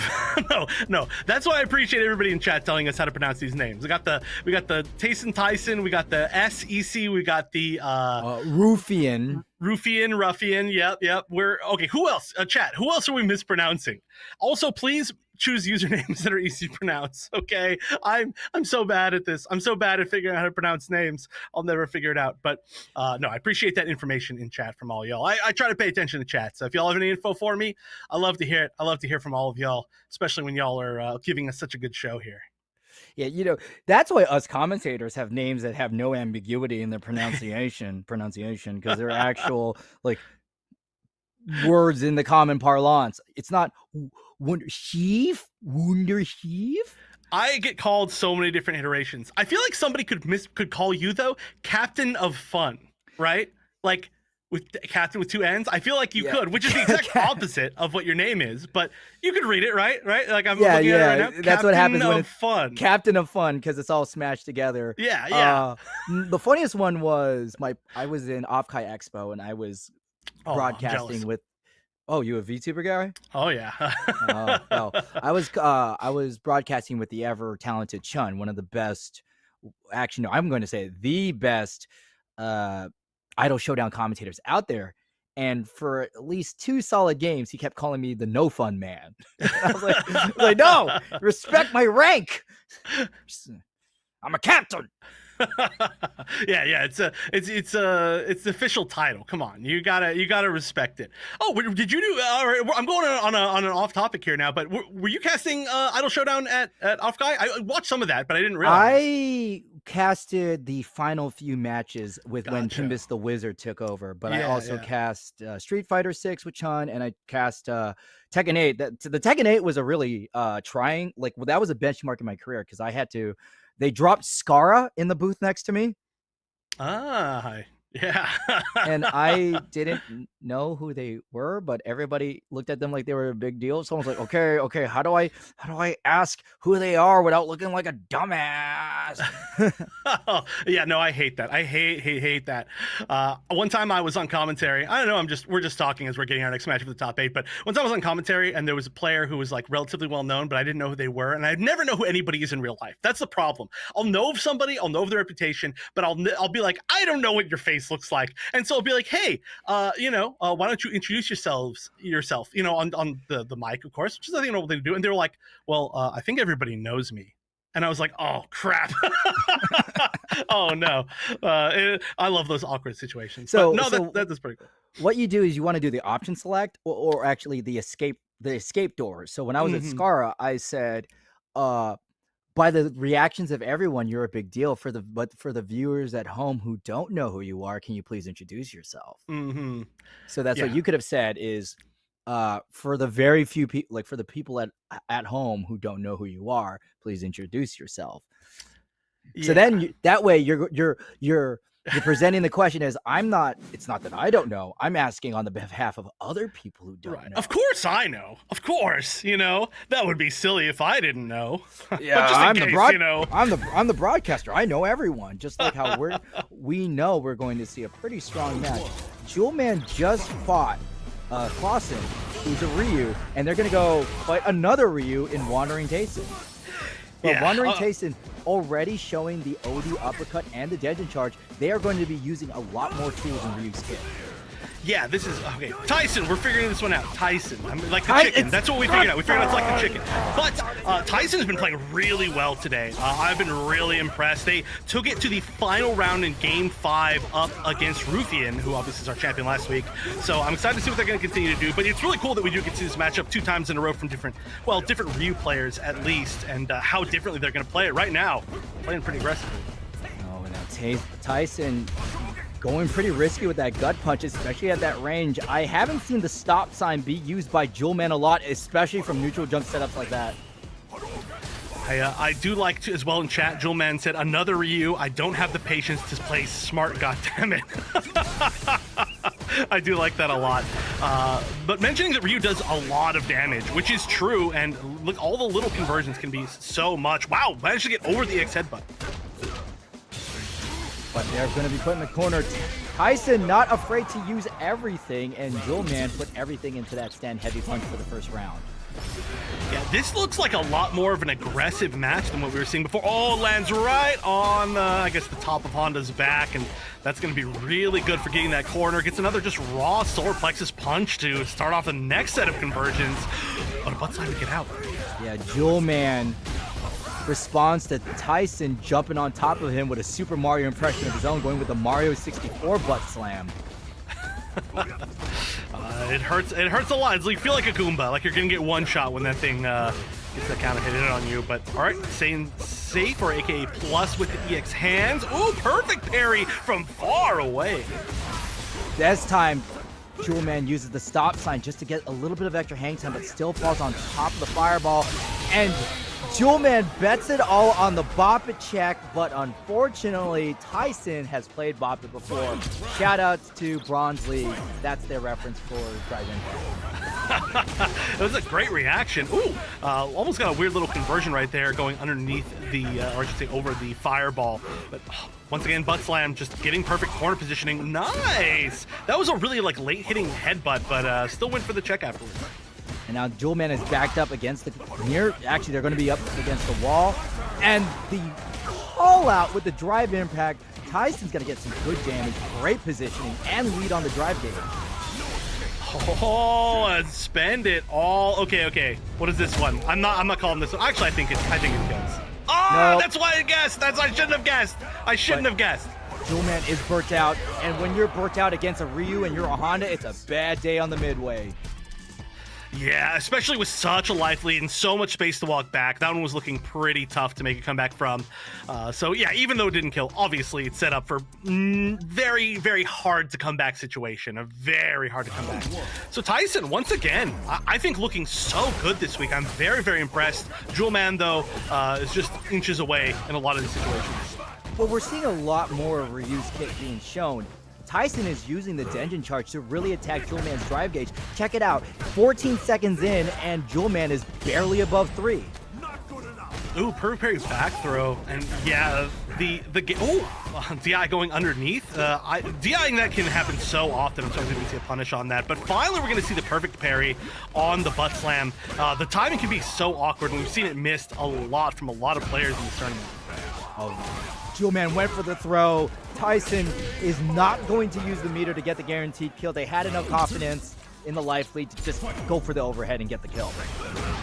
Oh, big meaty Honda! And the reset into the throw. That was 2 interactions, chefs, and look how much damage Tyson has taken. I know, that's, oh, but gets a big meaty jump in and the side switch. I like that as well. Went for the drive rush jab to try to bait a wake up. We saw that before. It's a really, really nice setup. We actually saw a win off of it. Ends in the empty jump, but allows himself to get crossed up and burnt out once again. Do not get hands here. Oh, no. But the hands were blocked and no follow-up from Jewel Man, but Jewel Man's going to splash into Ryu, and Ryu is in the danger zone right now, to quote Archer. And look at Tyson, look at Tyson jump. Holy cow! Oh my god, that would have been so cool. Oh, that had to have been a mistake, or maybe it was a really, really, really hard read that jab was gonna land on the ground, but no, it didn't get any sort of juggle state, didn't get the level 3, and that's so much meter just gone. Tyson's gonna have to find it again, as we got 3 bars for Jewel Man. We are in the final round. There is no way Tyson's gonna get a level 3, but at least they could get a level 1 right now and one more hit. And Ryu's level 1 is really versatile. It is. Burns himself out to burn out Jewel Man. Jewel Man is sitting on the Honda buff, so that was a hands. That was like hands. Yeah. Oh, okay. Grab, starting the throw loop, but Tyson is going to be able to, just get back perfectly out of burnout right there. And honestly, a few more conversions, and we could see the level 2 get built for Tyson, which could be enough to close things out. I mean, those level 2 conversions based on what kind of starter you get can be juicy with Ryu. But you got to be up against the corner, and Tyson, in order to get that juice, is going to have to do a lot of squeezing because Jewel Man is a big man and has a lot of distance to cover. Oh, that is a large sumo man. Oh no, just the conversion, but only the jab, nothing more, and that should be enough. Level 1's all you need. Unfortunate drop there from Jewel Man, and then a nice comeback from Tyson. Building that, at least that 1 bar back was very, very important to being able to fully secure that. It's very rare to see Joe Man do a drop, and I can understand if they feel frustrated because they just saw Tyson just dump all their meter on the ground in the last round. And for them to just lose at that disadvantaged state, it would make me mad. Yeah, definitely a rough kind of like, well, I'm the only one to blame there. But nice little weird aerial conversion we just saw a second ago with the drive rush and like the stand roundhouse. All strange stuff, but getting another nice drive rush conversion in the corner. And, you know, we talked about how much damage Honda did at the start of that last game. The damage Ryu was doing at the start of this game is also huge. Oh, yeah, Ryu hits like a truck. It's just a very technical truck. Tyson Tyson knocked in the corner. Joe Man gonna sit back and gets kicked for his troubles. Bop It checked has been passed. I am not good at Bop It. Let me tell you that. Few too many times I've lost to the Bop It game. Right now, though, we got to get Tyson dealing with these butt slams a little bit better, or a lot better. Right now, it's butt slam and a butt slam and a butt slam. Nice cross under, but also nice block. No ifs, ands, or buts. Joe Man went for the OG uppercut to put a stop to that, because they did it too soon, Tyson got popped in the air with a counter hit butt slam. Okay, follows up the fireball. I like this. Trying to stay on the offense. Joe Man just had a slight lead. Is going to get the full wall bounce. Oh, no, could have gotten more off of that. The crush moon kick just hitting by itself. And finally, we're seeing something anti-aired here in this weird, chaotic round. Okay, this is definitely a level 3 for Joe. Oh, never mind. Joe Man just needs one more hit. Doesn't need the level. Just do the level 3 for Chip. But that works too. Yeah, that does work. Does not need to spend any of that bar now. Full meter for both sides, and there we go. Perfect parry. Joe Man in chat said, I'm helping. Someone else said, butt slam trainer, which is true. Bossa said that. Right now, I think we're learning a little bit better how to deal with that. Oh, the DI is the perfect option from that range. Good knowledge. That's going to hurt super bad. Did we spend the bar? No. One more conversion for it. This is going to hurt. Okay, level 3. Off of the donkey kick, and this is going to be Tyson's third game, 3 games to 0. Oh, not quite. Not quite. Oh, no. And no burnout this time, so the chip is not guaranteed. But this would, okay, have to be about a 99% comeback. And the jab is enough to stop that, cleaning its tracks. And yeah, Tyson looking great once again today. 3-0, like you said. Indeed, 3-0. And I really believe this is because we saw more of Ryu's kit. And a larger emphasis of level 1s. Well, it didn't work out there, but it definitely worked out in that round. Not to mention drive impacting the butt slam, which is a valid answer. Yeah, the butt slam was definitely like a make or break kind of situation within this set. A lot of the answers later on, like at the very end of the set, were looking really good. I do really I appreciate the talk in the chat from everybody. I know I keep going back to chat, but I love when all the players talk. Rookie giving some advice to Tyson about labbing the DP, and then Joel Man saying, yeah, then I'll do another different strength of it to stop the DP. But I do love the fact that everybody's kind of like hanging out and helping each other. That's super cool to see.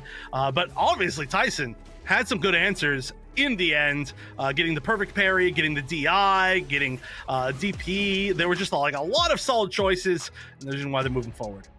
Especially moving forward with 3-0. It's very rare to see Joel Man shut out like this in a no-round round, but it's well earned for Tyson. And Joel Man, we will not be seeing you for the rest of the night, but you will be coming back at this tournament and many, many, many others.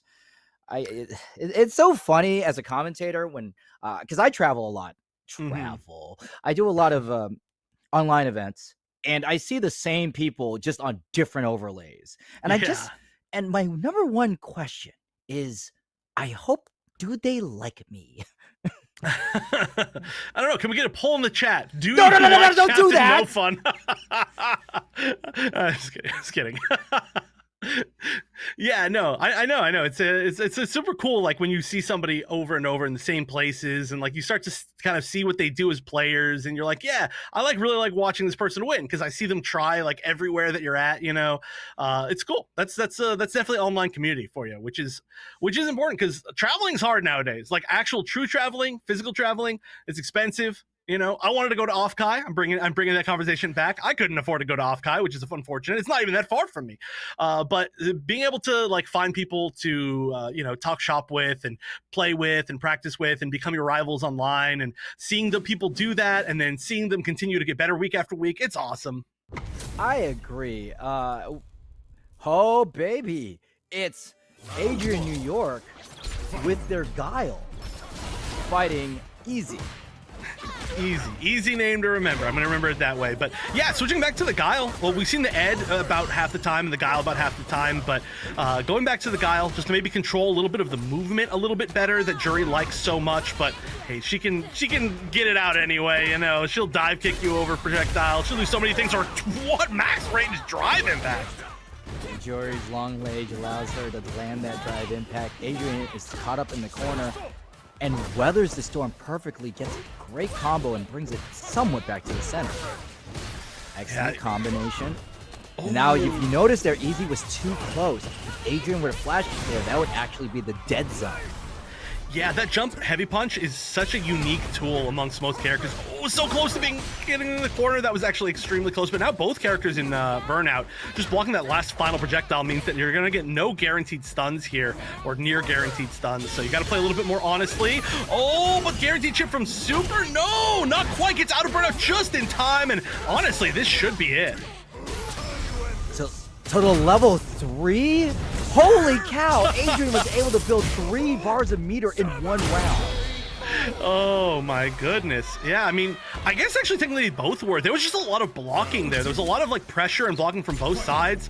Because I mean, hey, right, EC has 2 and then they spent the level 1, which unfortunately got them killed. But that's how it goes sometimes. I like the attempt. It's just a little bit too late, I think, for the chip.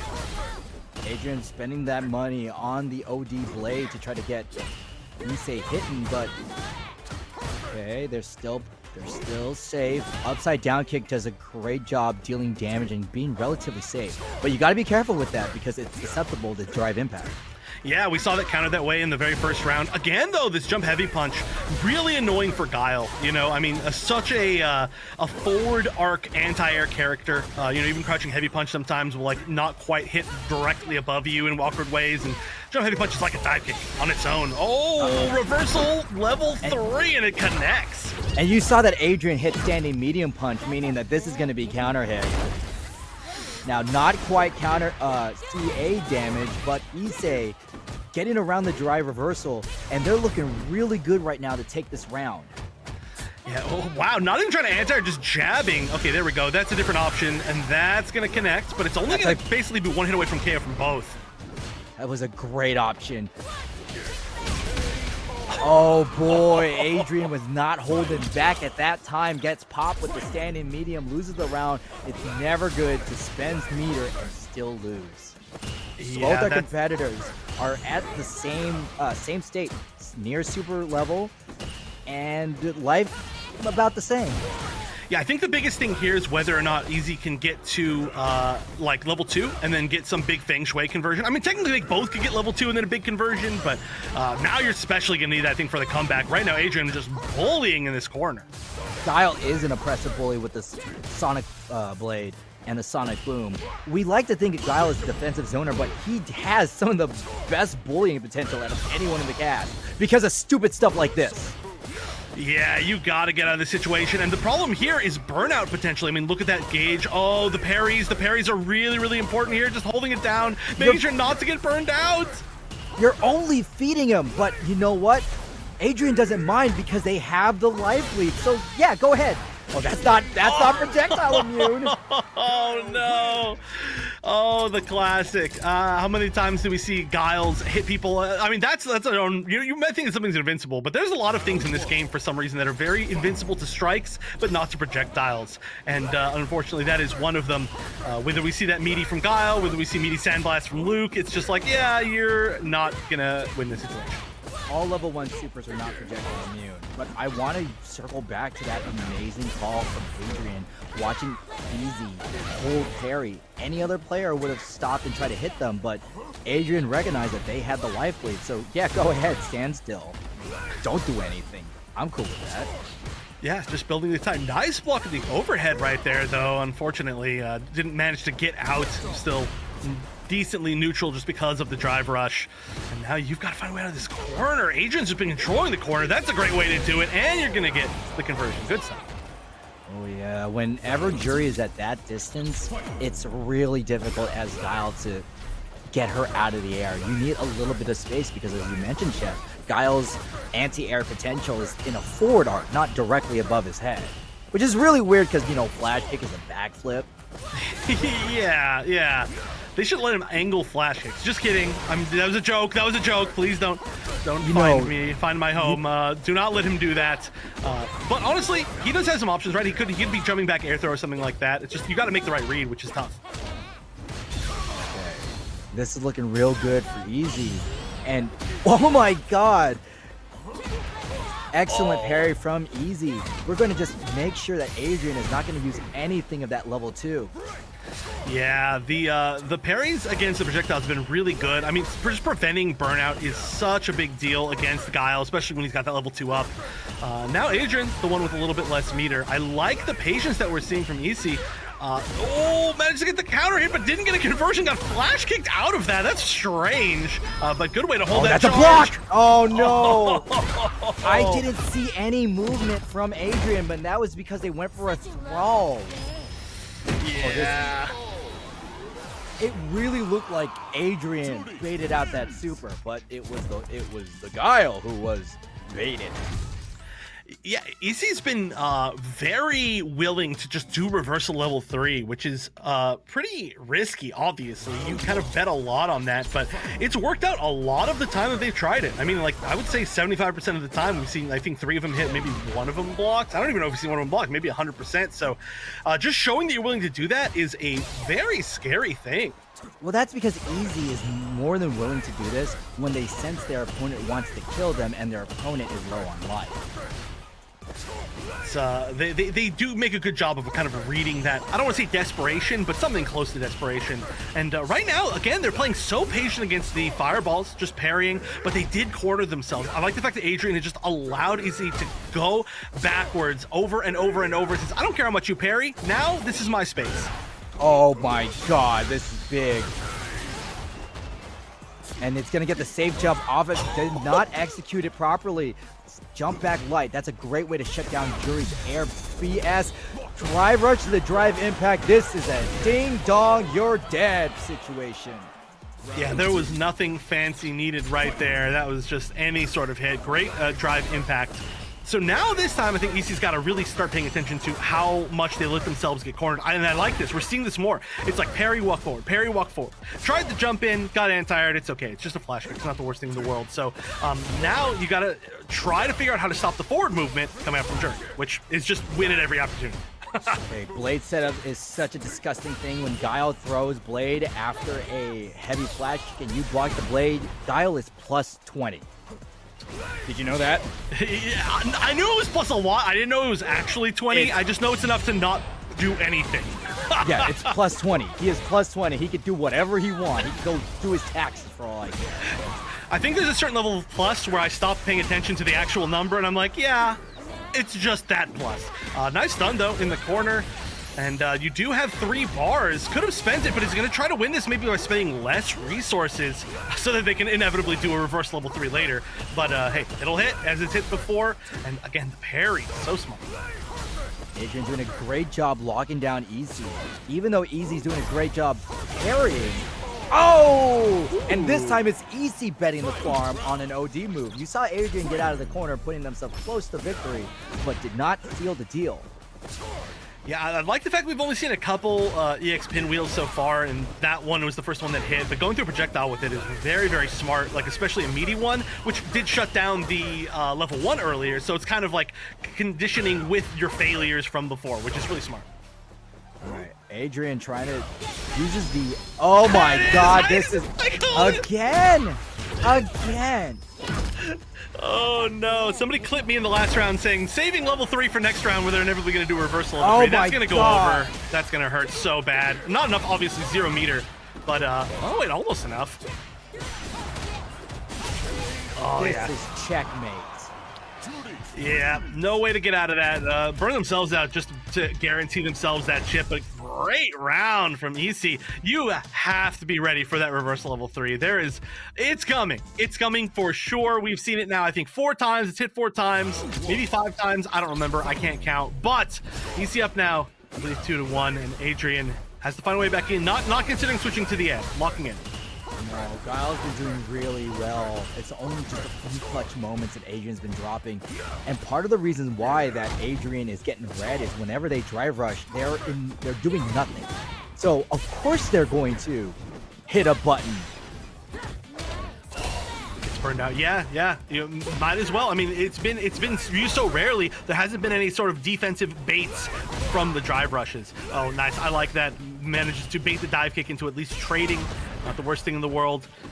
Drive impact doesn't catch anything though. Just getting a little bit of chip more here and there, but holding on to the lead strongly through at that burnout phase.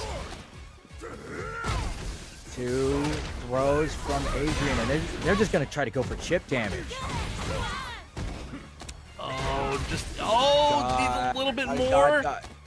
One conversion is it for sure with this amount of meter. Oh, but didn't commit to a full jump in. Just went for jump heavy punch, which is just gonna knock down. There is a chance for chip. Can you get some sort of guaranteed chip here? No, gonna get the guaranteed stun instead.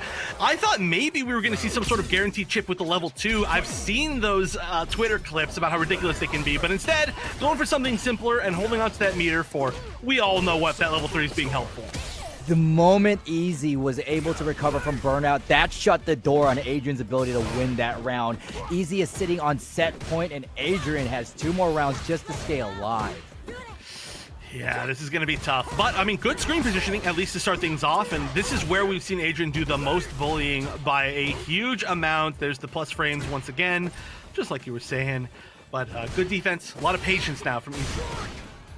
Oh, not patience from Adrian right now. EC is going to not use the meter and instead calls out the crouch medium kick. This is for Easy's time to use the meter, bringing Adrian that much closer to death's door. This American is not going to be flying very high soon if this continues. I'm actually surprised we saw level 3 there. That could have been a lot of guaranteed like chip off the knockdown again with like a Feng Shui option, but it's not gonna matter. This should be enough. Easy peasy. That's gonna be 3-1 with easy peasy. I didn't mean to make that one. But moving forward in the bracket, good stuff. Letting so many level 3s.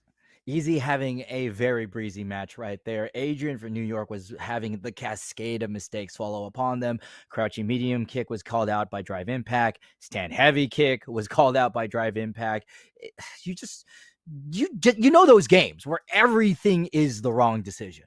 Mm-hmm. Yeah, and I mean, especially too, like Jury, she controls the space so well by just moving a little bit faster. So the only way that you really get to control that space that she wants to be in is with sonic booms. But then every time you throw a boom, you're just risking so much from that mid range. And so eventually, I think the mobility was just a little bit too much, and you had to throw out some options you didn't want to. And once you throw those options out, then Jury does stuff like DI or basically do kind of whatever she wants. I will say though, we just got to see right there, jump heavy punch. I think great jump heavy punch usage. You see it a lot more in matchups like this than some others because you have so many different AAs you can bait, so many close jump ins that they've got to like kind of use a different option for, and they all worked really well. They were indeed working very well, but just at the same time, Easy was just making the harder reads, and you need to make reads like this against your opponent who's playing a little bit textbooks. You ever heard of the neutral triangle? You ever seen the neutral triangle video about establishing play, set read play, and reactive play? I have not. It's a really good video. It's called neutral.mp4. Anybody who is anybody in fighting games needs to watch it. It's the game shown as Guilty Gear, but it doesn't matter about guilt. The game's not the focus. The focus is the neutral set play. That's your homework. That's your homework right over there. Everybody, there's going to be a test on this next week. And by the way, be sure to sign up for next week. Of course, we're here every Tuesday. But if you do sign up, be sure that you've watched the video. There will be a 20-question multiple choice test by Professor Captain of Fun. We're just going to keep on adding titles to your name. And if you don't know the answers, then you're immediately disqualified. But yeah, good stuff. Great stuff to, oh my God, to EC moving forward. And I will say, now that everybody in chat's been saying it, I cannot see Adrian's name as not Adriani over and over because it's all caps on here. That's what I think that's what the first time we said was Adriani, and then Adriani. and it's Adrian New York. Yeah. Oh, hey, while we're bancing, just make sure to give the Matcherino link a click. Nightbot has already pressed it out there. We currently have only 21 codes left, meaning if all 21 codes are added, that will be an additional $5.25 added to the pot, bringing the total to $17.50. I certainly need to do it, so I'm clicking it right now to claim a code. So now we're down to 20 because I forgot to do it earlier because the link was going to the other one. Professor Captain No Fun II Esquire. I'll settle on that one. Or if I wait, maybe I could buy an established title, so I'll be Lord Professor No Fun. Ooh. Did you know that's a scam? Is it a scam? I know somebody who is a lord who did that. Yeah, it's a scam. Like, according to Scottish law, that's not how you get lordship. Oh, okay. So I'm gonna call him a fraud lord next time. A fraud lord is a great name, actually. That'd be a great tag. Lord Fraud. Lord Fraud. Lord Fraud Quad. Okay, we're getting somewhere with this. We're going to the Shrek references. But already, Ruffian Rookie Winners Finals. This is the rematch of Grand Finals from last time, and this time Ruffian is not going with the Bison off the bat. They're actually going to go with the Blanca, and it's doing pretty well, let's just say. Oh yeah, Ruffian is the big green monster dragging Rookie into their swamp. Can Ruffian be the all-star and get their game on? Oh no. Why did we have to get a big green character as soon as we made the Shrek reference? That's just fate. Just fate. And now you notice that I picked that up. Yes. It is unfortunately just how it happens. Oh, nice little drive rush punish. Got the knee into the DP. We're all the way in the corner. And now, again, the crosscuts. I know that we saw Rookie very proud of their crosscuts in chat, and they're good at it. And this is a Ruffian signature, just long range level 2 activation, and they're not afraid to just let the bar go to waste. I have seen Ruffian burn 2 meters just for a throw. Yeah, they get throws a lot off of either their doll setups or off of their level 2s. They do downwards whiff and a throw. They just like the throws, and there we go. They went for it again. Good tech though this time from Rookie, and Ruffian just getting little bits of damage here and there, but it adds up so quickly. Not to mention Ruffian is at that game point, and with that drive impact, they are going to get the first game. I used to have a big problem mixing those up round and game. I still say the wrong thing constantly. Round, game, match, set. Oh, my wife had a great mnemonic device because she played Tekken, so she says, "Oh, it's round because the little check marks above your life are round." Oh, yeah, that's smart. So this is a square. Is it square 1?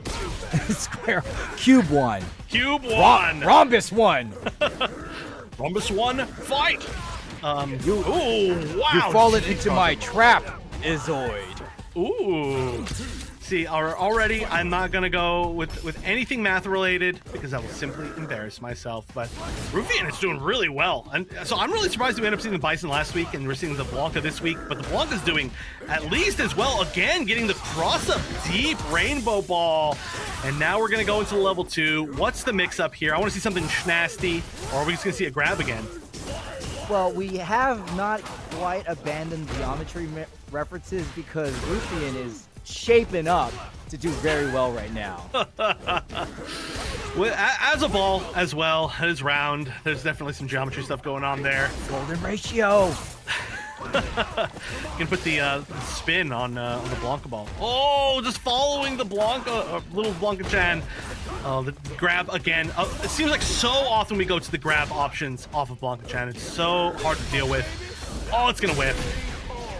Totally. Ruffian taking an easy game, but we've seen these players go back and forth, so I wouldn't be surprised if Rookie takes the next one. I mean, hey, we could, but this has been pretty dominant so far. Okay, we're gonna get again a good start. Oh, just the meaties. It just feels like everything that Ruffian is doing is working really, really well. Just pressing the right button at the right time. I do think this is now, am I wrong in thinking this is 2-0 Rufian? I believe that was a quick 2 games. And now, oh, the cross through, everything is working. Is this going to be, okay, finally some defensive option works.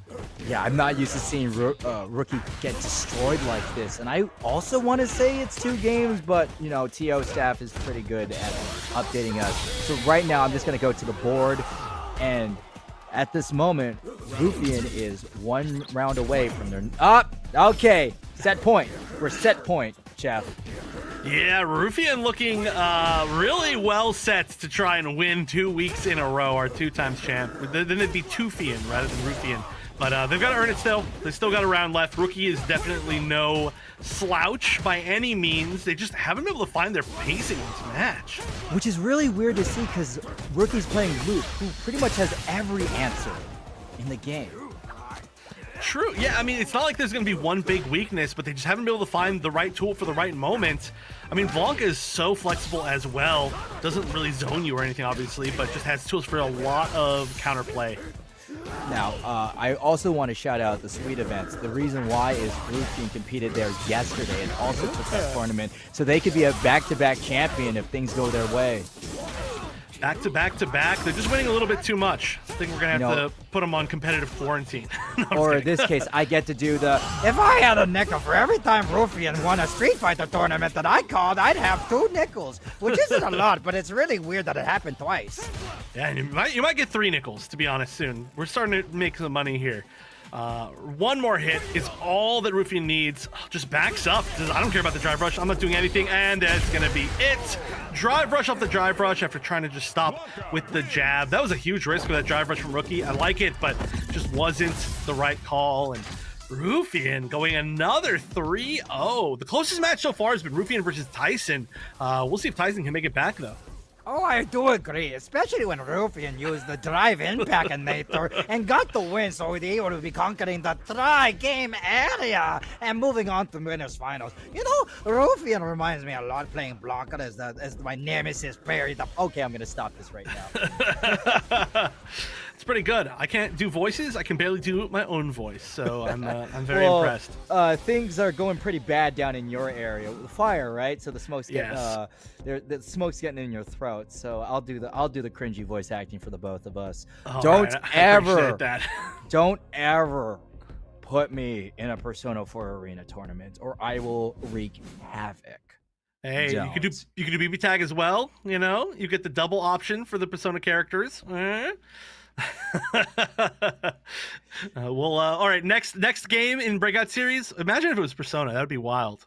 Or BB tag. Like I said, I'll take do not put me in a Persona game, or else I will make chat mad. I will make them angry. I mean, it would have to be like a Teddy voice or something like that. I feel. I don't know how else to make people mad with Persona voices. Of course, it has to be a Teddy voice, Wonder Chef. You know. Oh, honestly, and I could do this all day. Honestly, but I won't because it's Street Fighter 6. That is a blessing. You know, all that I can think of when I think of the Teddy voice now, though, is have you ever played Valkyria Chronicles? Yes. The main character's same voice actor, and you can hear it super hard if you play them both like close to each other, and you're like, oh my goodness, I cannot hear this. So the Valkyria Chronicles, the lead was played by Stan Speed. Yeah, Sam Riegel. Yeah. Yeah, because remember, Teddy had 2 voices, Sam Riegel or Dave Wittenberg. And my Teddy voice is based off of Dave Wittenberg. Gotcha. I don't remember. Voice acting trivia aside, Easy is going to be fighting against Tyson. And this is going to be another interesting match because Ryu, the man with every single tool in the book, versus Jury, the woman worth $1 million. Yeah, $1 million and reprint of a VTuber jacket. But honestly, this is the first time we've seen these 2 play, and this is the first time that we've kind of seen like 2 medium ground characters against each other from these 2 players, like the Ryu versus the Jury. I feel like they can both control a lot of the same space, but of course, once the pressure gets started from the Jury, that mobility is very...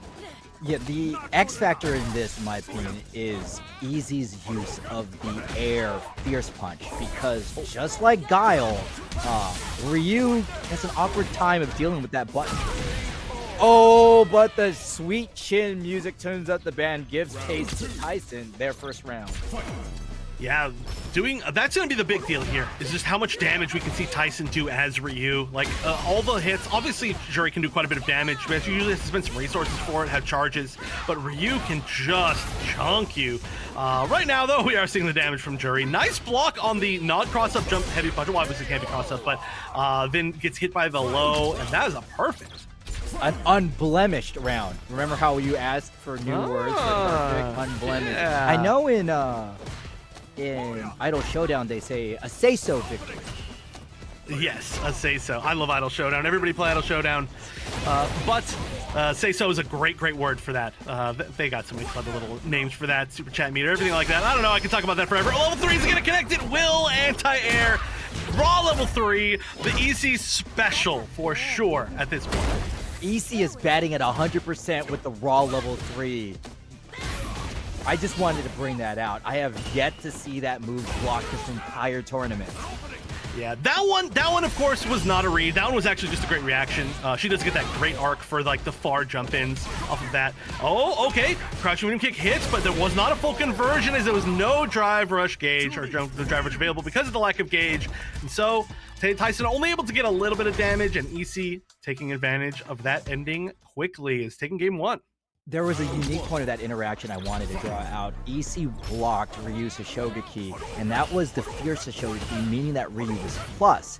And EC understood that since Ryu was plus and had no drive gauge, they wanted to take their turn, lands the OD, and takes the game. Smart stuff for sure. I mean, definitely like understanding the plus frames of Ryu is a really big deal once his pressure begins. Right now, though, as soon as I say something, so much damage happens. Oh, what a heavy read. That was almost an unnecessary read. Nice. I like that. Gets the meaty crouch medium punch. I wonder if that was a frame kill, whiffing that normal in the air. But drive impact to drive impact is also going to burn out Tyson. Will EC use... No, they will not use the super meter. Watch out for the little fireball coming at your feet, Ryu! It just absorbed it and then gave enough time to back up.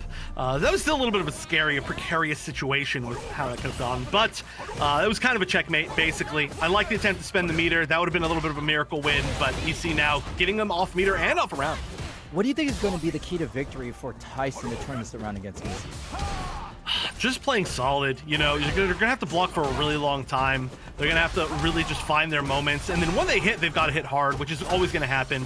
Now, again, we get to see that pressure. Tyson doing a really good job of playing the more like plus frame based Ryu game when they get the opportunity. This is what I think Tyson needs to be doing, is depleting the drive gauge, because if EC spends the gauge like they do and Tyson tries to attack the gauge, we're basically burning the candle at both ends for Juri.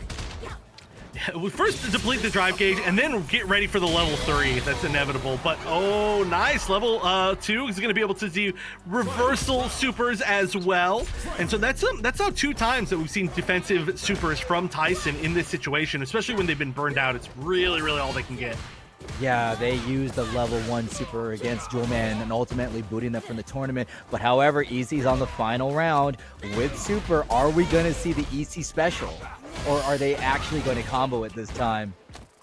I mean, at this point, I don't think we need to see the special. We don't even need to see level 3. We don't even need to see a level 1 almost at this point. One more good call, and that's a perfect say-so for sure.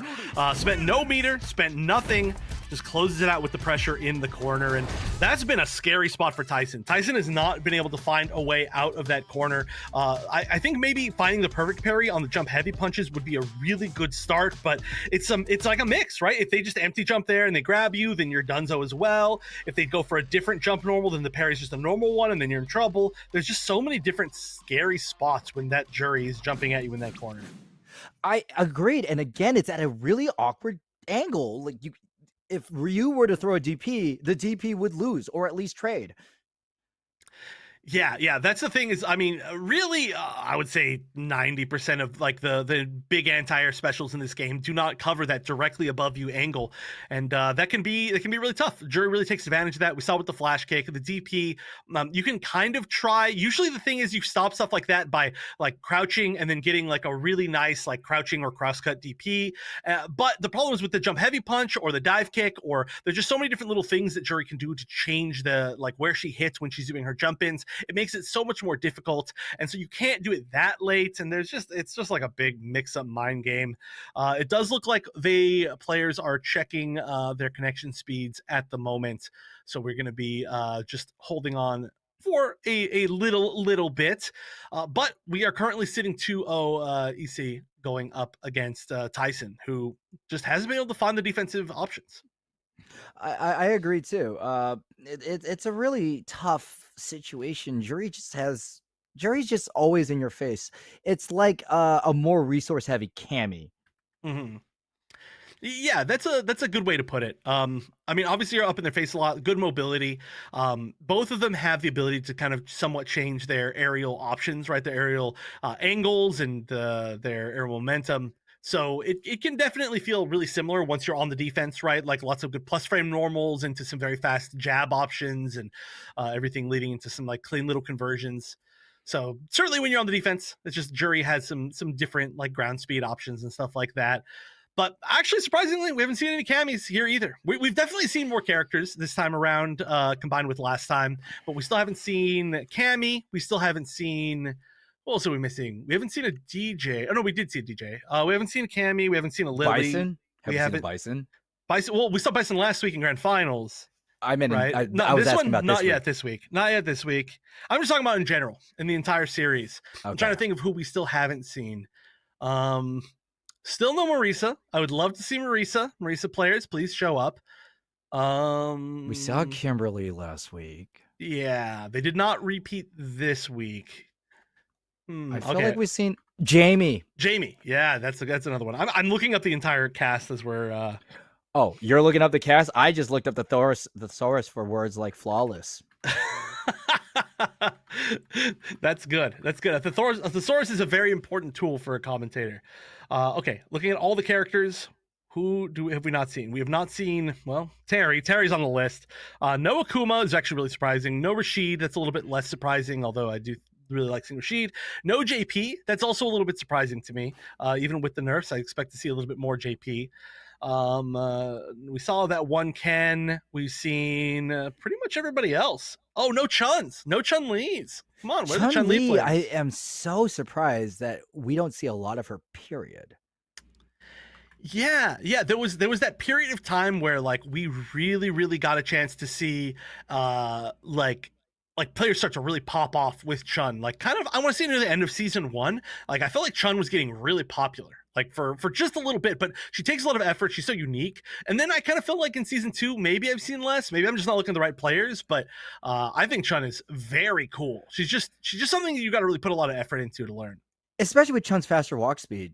She could just jab medium.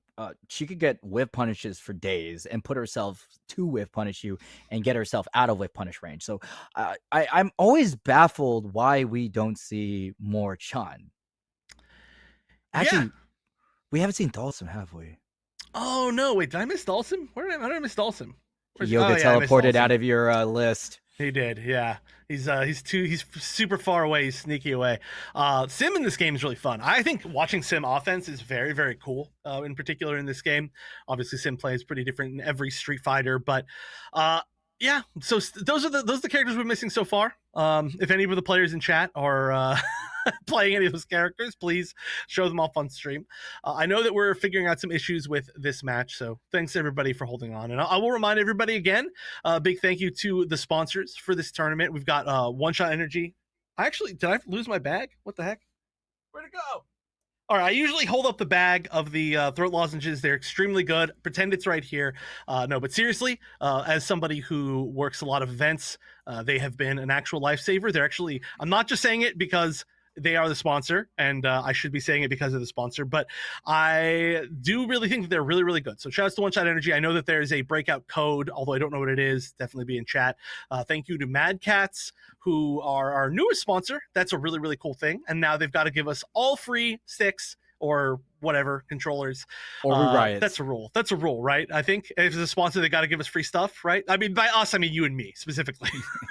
Yeah, us only. Yeah. Chat, you guys get the Matcherino stuff. We'll just get the stuff. Yeah. Oh, and Pretty sure Blood Card Shop was the other logo. Yes, yeah, Bloodline Card Shop. They've been kind of a partner with us for a long time, ever since the Gundam tournaments we used to run. I'm wearing the Zaku shirt today. Big fan of this. I don't know if you can see it, but yeah, if I really lean up Oh, to this I side, see we see it. the Char Zaku hiding over here. So, Chef, you like Gundam, correct? I do. Have you ever heard of a manga called Gundam Sosi? I have not. Do you remember a manga series called The Legend of Koizumi? I don't. That I was don't the know. one about the Prime Minister of Japan playing mahjong. Okay, yeah, I know of it. I know of it. I think. Well, it's that author, and he did Gundam Sosi, which is a retelling of the creator of Gundam's life making Gundam, but it's drawn with the same stylistic bombast of his manga. Yes. Okay. Yeah. I know. I know what you're talking about. I know that series. I know of it, but I have not read it. I have not read it. Now that you explain what it is, I've seen it before. Yeah, Gundam Sosi. It's so good. Because they draw what's his name? The creator of Gundam. It's oh no. Now that you put me on the spot, I can't think of it. Why am I blanking? It starts with an O, right? Okay, I'm just looking it up. I'm an idiot. Oh no, Tomino, not O, Tomino. Yeah. Yeah, they draw Tomino looking like an utter anime badass. They do the thing where they make the voice actors of the characters just look like the characters. So Amuro Ray is doing the classic "Oh, you hit me, my father never hit me" line, and the scene in the manga is like Tomino's like, "Oh, that's not good. Let me show you," and then he kind of like does this Ippo body blow on him, and then he says the line perfectly. My funny as we're waiting for this to finish. My funny Tomino story is that I was super lucky. I was able to go to Japan last year for an event. Yeah, no, I cannot afford that trip, but I was there for an event, and I was in Yokohama, so I got to see the giant the giant RX-78 to whatever the model's called, but the big Gundam, the moving Gundam in Japan, and as you're leaving, first of all, it was amazing. Unfortunately, they took it down now. But as you're leaving, there's this big sign on the wall, and it's from Tomino, and it says basically, I was like, oh, what's this gonna say? And it's like, it was the funniestly worded thing I've ever heard in my entire life. He's basically like, thank you for coming and looking at this best attempt that a bunch of old men like us could put together. I hope you weren't looking forward to a moving Gundam, because this is all that we could do. I'm sorry that we wasted your time for coming out. I was like, what is this? This was like the coolest thing I've ever seen. And he's like, it's like, I wanted to make a full free moving Gundam, but we quickly learned that was impossible. So this is all that we can give you. And it was like, what is this message? So I have the photo of it on my Twitter. It was the funniest thing in the world. Like, of this big apology, this bitter apology, like, I wanted to make a real Gundam, and all we could do was set it up in the hangar. But it was very cool. It was super cool. I wish they hadn't taken it down. I got the videos up. You know, I really appreciate your passion. I am not in the Gundam fandom. Like the robot series that I mess with is okay. Let me put up my pinking for this Evangelion. Ooh.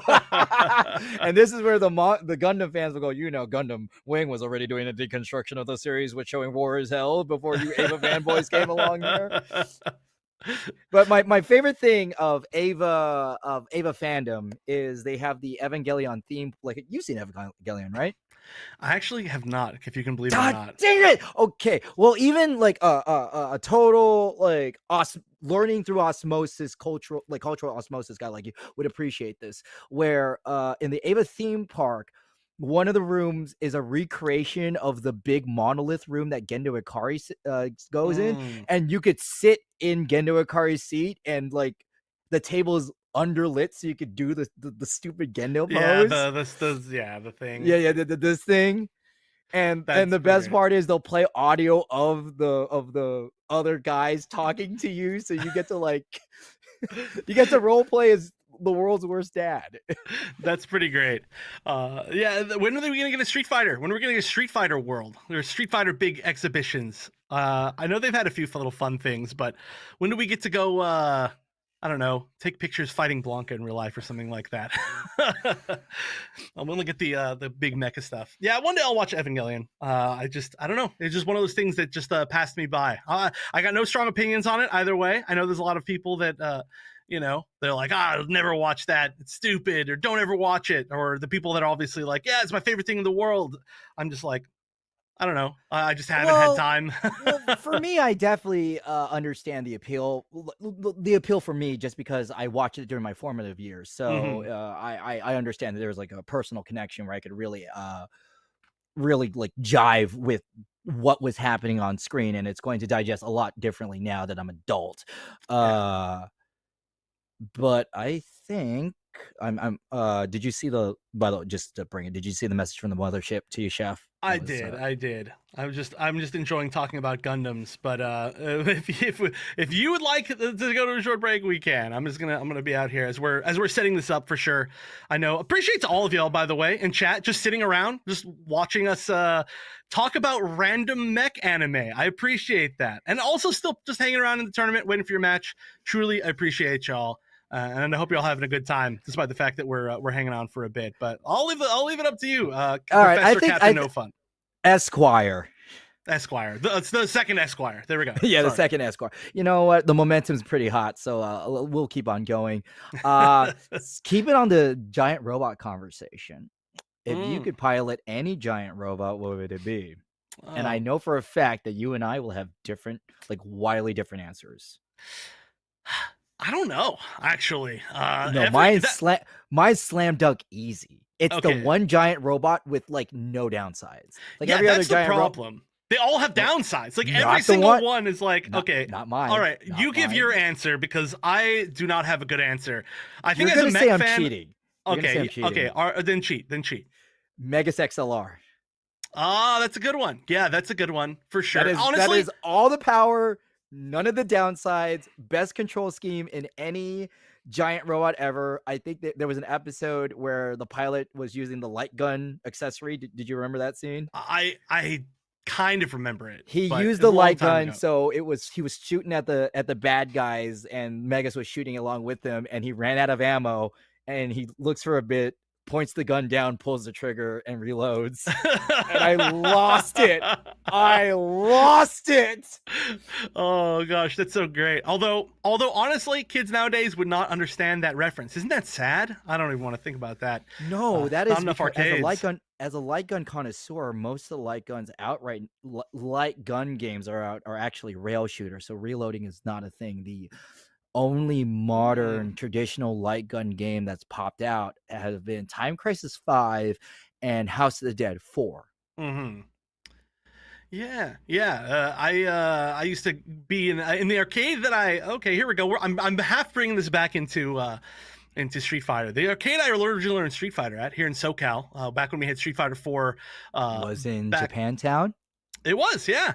Actually, that you're 100% correct. That's a hard read too, because we actually had like 4 arcades here that all had the cabs, but it was that one, yeah, in Little Tokyo in J-Town, and they had the coolest light gun game that I loved, and you may know of this one, but it was like a Japanese one where you play as police officers, and it had the motion sensor, so you'd stand there. You're talking about Police 911.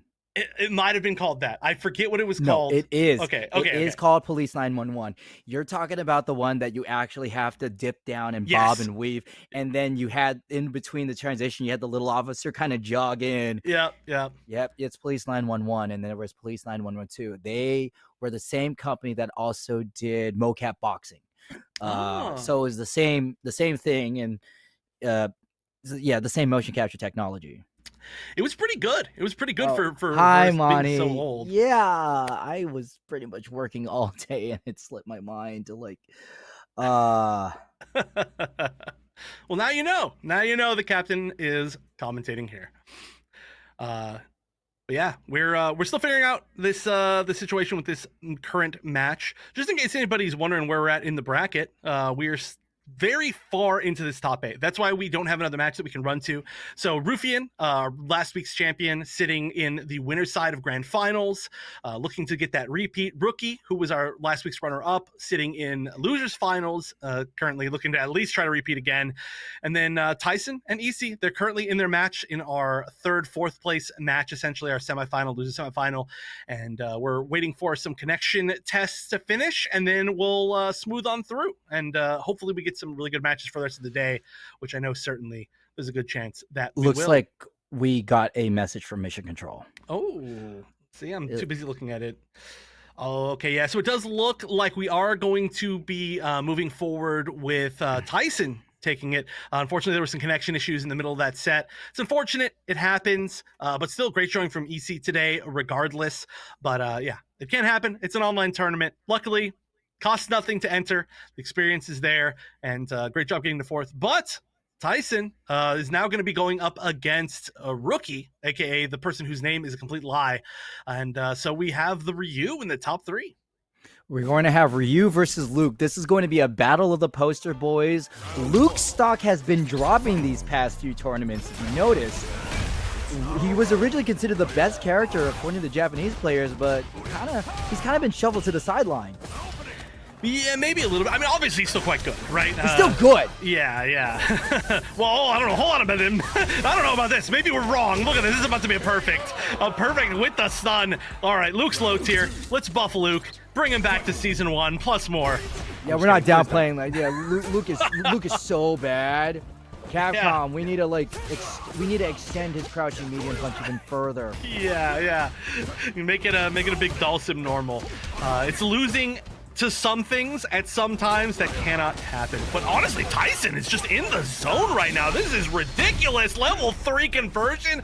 This is already a tough spot. And this is nice. It's going to build back a lot of drive gauge because Tyson was super close to burnout, and now they've got a slight lead. We've never seen Tyson be this aggressive with their opponent, but it could be because they're fighting Luke or Rookie that they just want to come out of the gate swinging. Yeah, they said we got too much of a delay in that last match. Let's make up for lost time. That was like a 30-second first game here in this top 3. And again, this is loser finals to see who can make it back into grand finals. Look at Tyson right now, staying at an optimal distance, but Rookie punishing in with the low-medium kick and going to send Tyson into the corner. Luke's combos have not been really impressing anyone, but the damage is still impressive. Yeah. I mean, getting the perfects, definitely, I suck at that, I'll be honest. It's never the perfect timings, but they do hurt so bad. Ooh, speaking of that crouching medium punch, there we go. The drive rush into it, and it looks like Rookie maybe has finally warmed up a little bit and trying to return the favor. Not quite a perfect, but this is almost a perfect. Shout out to Jake the Snake Roberts right there with the DDT, a near unblemished round. The near say so. And the knee. I love the good spacing on the knee. That's one of the most important things as Luke, is to make sure that you space that fully correctly. And we've seen Rookie really good with that particular normal. It's very similar to Guile's bazooka knee, where spacing is life or death. Big crouching medium kick is blocked, and the OD, the knee went for again, but Tyson was not sleeping at the wheel. Yeah, a little bit too meaty, just giving it perfect parry timing, and there we go, full conversion to level 3. This might burn out. It's gonna be really close. Yeah, it is gonna burn out. I didn't see where it started to begin with. So now you're in trouble. Oh, that had to have been a mistake. There was no way that wasn't a mistake. That had to have been an attempt at a sandblast. That is extremely rough. I mean, even if this doesn't kill, which it looks like it's barely not going to, burnout is nearly gone on Tyson's side, and Not now to mention- any hit. Not to mention, Tyson just needs one more second to get the drive gauge, and they could really pressure. They could just drive rush and do anything stupid and take Rookie out. Drive rush stupid. OD stupid. There's a lot of options, yeah. This is... They both drive rush for drive rush, but Tyson used the faster button, going for the 4-frame, allowing themselves to get the round. Tyson's drive rush game has been really cool. Like, drive rush instant jab to see the other drive rush, that was just very smart. Again, I've been really impressed by Tyson all day. I've been impressed by Rookie 2 weeks in a row now, so I just like seeing someone who's doing a little bit better. Again, the well-spaced knee, though, from Rookie. That spacing's perfect.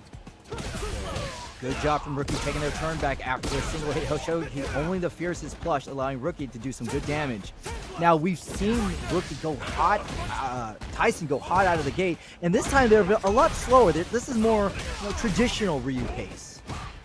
Yeah, this is, it's not the full rushdown Ryu that we saw before, but, oh, nice, man. Just to get in, Rookie is going to spend the meter to get that conversion, though, and now, we're really close to both burnouts.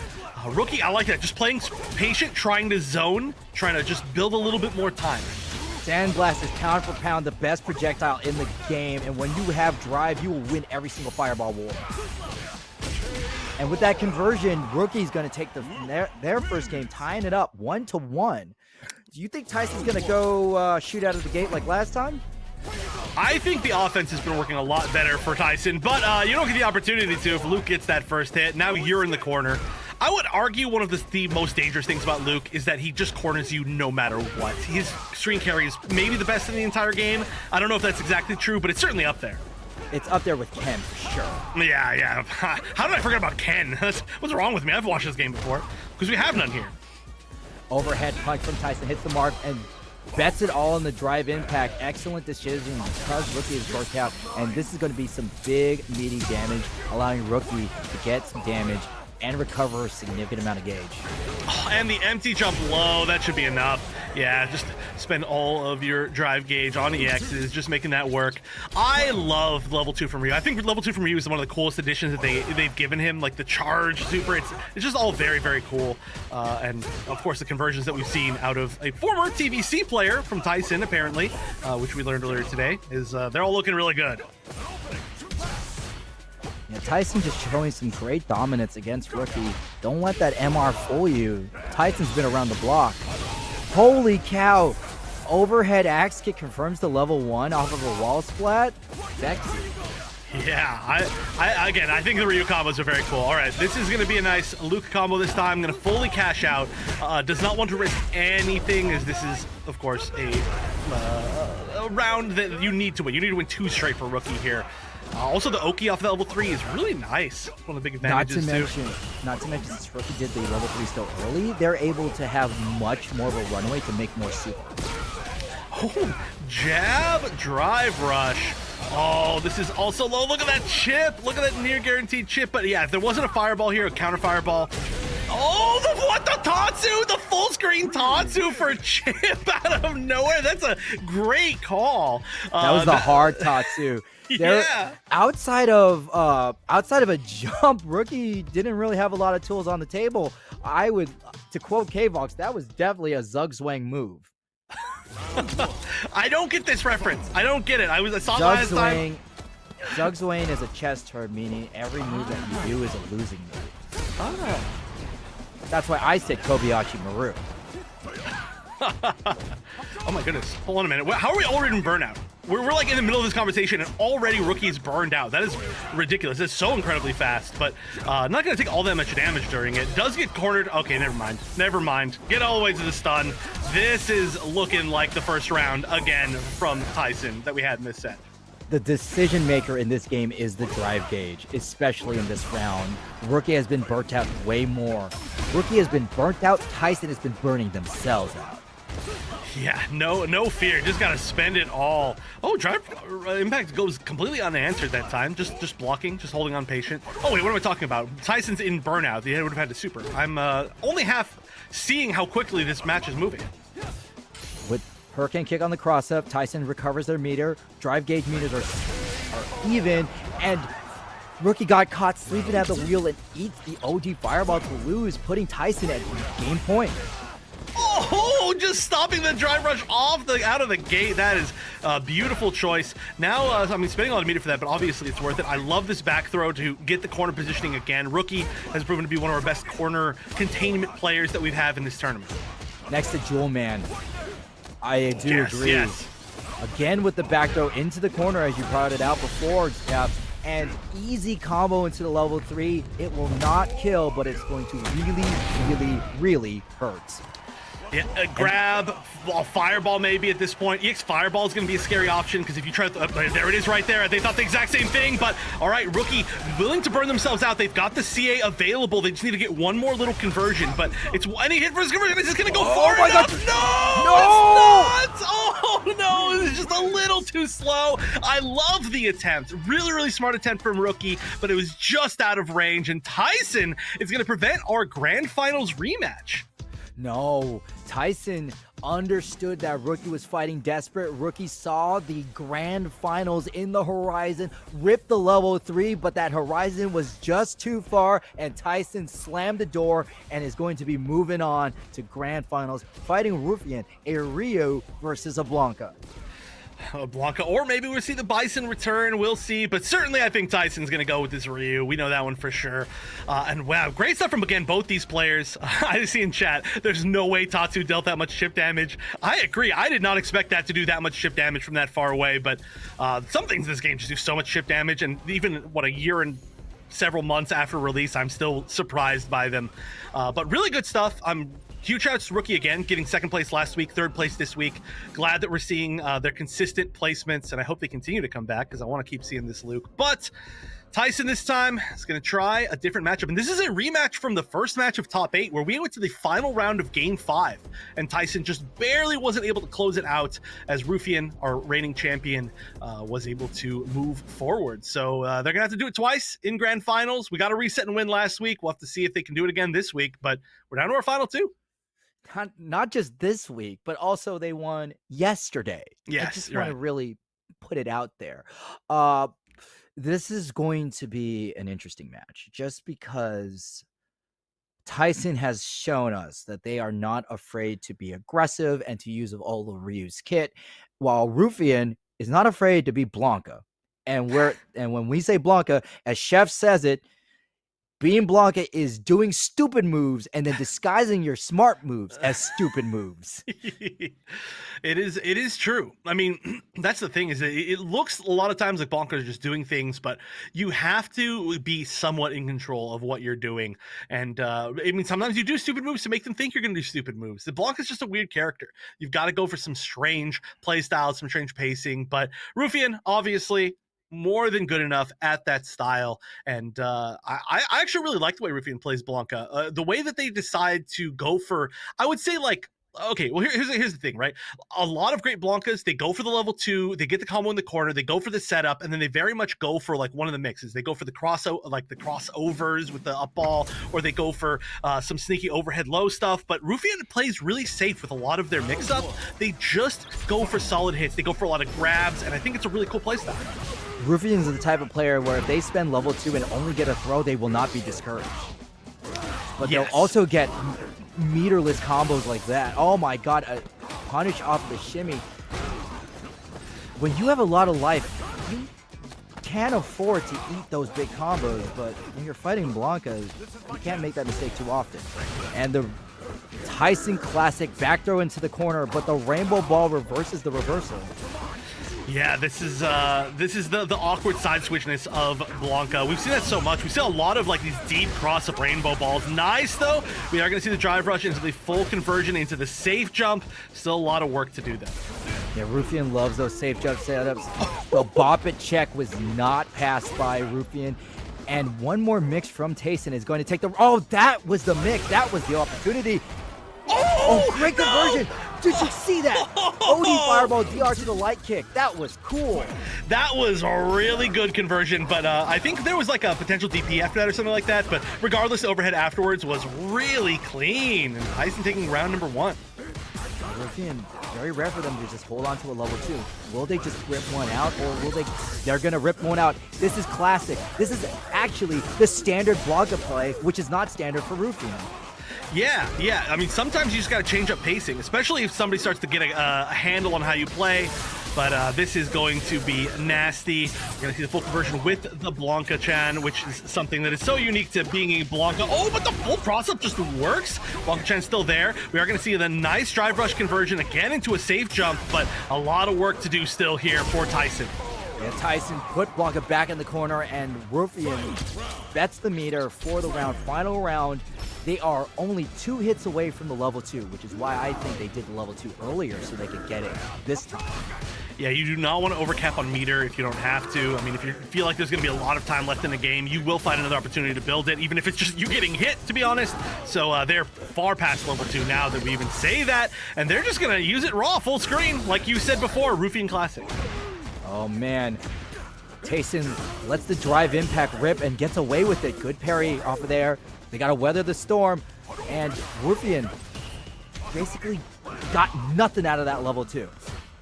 Yeah, that's gonna be really tough. I mean, they probably will build level 1 by the end of this, but I mean, realistically, they're gonna get like 1 conversion with it or 1 defensive read with that. Oh, nice jump back light punch to deal with the rainbow ball. That rainbow ball's been pretty nasty. Oh, tries for the combo again. That conversion has been kind of hit or miss. It is not easy to do, but I like the attempt. Tayson trying to go for a fireball, gets popped, blocks the blockade, and Ruffian throwing in the mid-screen. We're back to neutral, but side switch is dropped. Tayson sitting on critical art and level 3. They can kill this guy. Yes, any hit. That overhead might have been it, but good block altogether. Oh, It's no! not gonna catch- No! Oh, it was a little bit too early. I think that there been probably was an attempt to do a normal, but I think that the normal hadn't started to come out yet. It may have eaten the input just slightly or been a little bit before Blanco was even active. So just fortunate timing there. I like the attempt, but Ruffian doing a really good job of all the cross-ups all day with the Blanco hops. How gutsy is it to go for that kind of cross-up in the grand final? I mean, you gotta have guts. Street Fighter 6 is a game where you have to have confidence and you have to have guts, and you cannot be afraid, because one little mistake can lead to so much pain, and I know that from experience. Let's go ahead and remind people of the current situation. Ruffian is sitting on winner's side, meaning that they only need to win 3 games, while Tayson has to reset the bracket and then win 3 games. So their back is to the wall. Yeah, I mean, they're keeping this close for sure. Ruffian just with the close. Oh no, Ruffian is doing an amazing job of spacing those rainbow balls all day. They're so deep behind you, like nobody expects it. It hits the cross up. It's just very awkward, and of course, it leads to quite a bit of damage as well if you're ready for it to hit, which Ruffian always is. Yeah, because the cross-up also puts him so deep that he's able to follow it up with a wild edge and other moves. It's not just the rainbow ball, it's rainbow ball plus. Rainbow ball plus. Rainbow ball plus. But the enhanced version of the move. Oh, is this gonna connect? Okay, yeah, that was interesting. I'm not sure if that was intentional, but that is gonna be a lot of meter gone. Okay, no, still able to use it, still gets the opportunity. I was surprised there was not a lot more pressure off of it, but hey, you can use it even on hit. Throw in the corner, Tayson spends it all on the drive impact, but Ruffian was ready for the level 1, and they have taken their round. Yeah, that was the only escape from there, but obviously well worth that meter if you make that right reaction. A lot of people haven't been able to so far. I mean, it is very, very quick drive impact. Even though it is reactable, it's like one of those things where it's just outside of the range of it sometimes. If Tayson is looking to put Ruffian in the mix-up, the time is now, because Ruffian has no meter, so it's going to delay their level 2 that much longer. Oh no! Just went for the tech, assuming, I don't know exactly what that was, but unfortunately it's going to lead to a lot of damage. I like the classic Blanca sends ST with Blanca ball into grab in front of their face, and this is going to be more than enough for a 2-0 lead for Ruffian. And I want to give, as we're getting close to potentially an end here, one more game for Ruffian. I want to remind everybody, there's only a few codes left in the Matcherino. I believe 10 codes left. Leapfrog is saying it in chat. Shinblade with the $5 donation. Thank you. We're moving forward. We got to reward these players for giving us an awesome show. And please just sign up. It's very, very easy. Nothing to Let's YouTube remind people, let's tell what's at the stake here. A whopping $15.25 is on deck for the prize. It's not life-changing money, but it is night-changing money. It's more than I have in my bank account right now, let me tell you. End of the month is a tough time. Oh my God, 10 days in. Never mind, this is bad for me. But oh, the slide goes underneath the fireball, but not quite far enough to catch Ryu's toesies, and the drive brush punish on it was really good. That's a stun. I do feel like if you do spend the meter here, this is more than enough. Yep, gonna go for the level 2, and easy peasy. Didn't even need to go for the full charge conversion. But that put Tayson 2 meters down from Ruffian's 2 meters, and we all know what Ruffian wants to do. Tayson needs to get that level 1 real quick so they can do at least some sort of reversal. Yeah, it's I mean, if they're really lucky, they can build up another level 2 for the full conversion later on, but that might involve them getting kind of beat up a little bit, so we'll see how they end up choosing to to spend their meter. Waste is not the right word. Right now, they've got to get out of this corner. They are at level 1. Oh, Ruffian, I can smell it. They're going to get that, that level 2 combo, or level 2 setup. And Tayson, with the drive reversal, that was a good choice, but wrong timing. Oh, the Blanca, chasing, was probably going to go for a grab right there, as they almost always do. The knees, just the knees over and over and over. Burnout still in effect, but okay, just going to use the super, and that is pain. Maybe going for a little bit of a confirm there. Didn't quite get it, but Ruffian on tournament point, claim those codes. Leapfrog just said it in chat. If you want Tyson to get paid, even if they lose here, but hey, they've got a chance. They can still make this back. 3 games straight, but a great super reverse level 1 from Ruffian. Ruffian is slowly etching their path to victory for being a 2-time breakout champion, but Tayson slamming the Hoshokiki. They're being desperate and getting caught. But this time, the hop is stopped. Excellent conversion from Ruffian. Tayson stuck in the corner. They got nowhere to go. Yeah, okay, nice little hit off the crouch medium kick. They get the drive rush, they get the side switch with the Tatsu. Everything about that is really good. They're about to build their level 3, but this is a huge hit. We are going to see probably level 2 activated here, and I think this should be enough. No drops, and Ruffian 3-0 in Grand Finals 2 weeks in a row to close things out. Our 2-time champion. Wow, definitely the player to beat in this event. Tyson doing a great job, especially, I mean, getting 7th place last week and this week making it up to a close 2nd place. But altogether, nobody could stop the GOAT Ruffian. Ruffian is not the one to beat this tournament. Ruffian is the one to beat in this entire organization. Ruffian has been undefeated for 2 weeks in the Breakout Series, easily etching themselves as the current champion, the top dog in the Breakout chain. Yeah, this has been really impressive. Not only the fact that we got to see a very dominant victory from them with Blanca this week, but the fact that they switched to Bison and then won 6 games straight last week. That is a very impressive showing to show that, yeah, you can do multiple things with multiple characters. I don't even know what else we're gonna come to find from Ruffian, but everybody's got to go and lab the Blanca matchup as much as possible. So congratulations. Actually, I want to interject at here because this is a very good point. Terry's coming out when? I don't know. When is Terry coming out? Terry's coming out really soon, and Tayson said a point that I need to lab the Blanca matchup. That is actually going to be really easy to do because in addition to Terry, we're going to have replay takeover. So we don't even need to make the lab moments happen or find a Blanca to do the things. You could just relive your worst moment and then take control of it, which I am extremely excited for. Okay, so it looks like it's just about 2 weeks away from Terry. And yeah, that's a great, cool feature. Had it in a few other games, and it's very useful. You can see the bracket here. Congratulations once again to Ruffian, of course, representing Mexico very well, winning 2 tournaments in a row. Tyson, great showing as well. Kind of placing up from last week. In our 3rd place, we've got Rookie, who was our 2nd place last week, staying extremely consistent. EC as 4th, and continuing on and on. I keep wanting to say Adriani, but Adrian, of course, Jewel Man, A Kitten, Klostra. I think that's pretty much everybody that we've got. So huge shout outs to everybody that made the top 8 this week. It was a great showing, and yeah, I mean, like you said, two weeks away to Terry, and I can't wait to see that in this tournament. I am, but I'm really interested in seeing how these matchups are going to go now that replay takeover is, because these tournament players will literally get to replay grand finals and see what happens. Yes, like literally go back in and be like, okay, how much ship could I have taken right there? But also a huge shout out, of course, one last shout out, everybody, please, exclamation mark Maturino. But we got Leapfrog, the homie Leapfrog, with $23 donation. That's going to bring it up to $40 prize for tonight. These players certainly deserve that. It does mean that definitely I think Tyson is going to be paid out. So huge shout outs to the homie. And of course, and to tie that in, this is of course Tuesdays here. Every single Tuesday we are going to be having Street Fighter 6 here at Breakout Series. series. You can sign up. It's completely free to enter, and it's a whole lot of fun, ideally.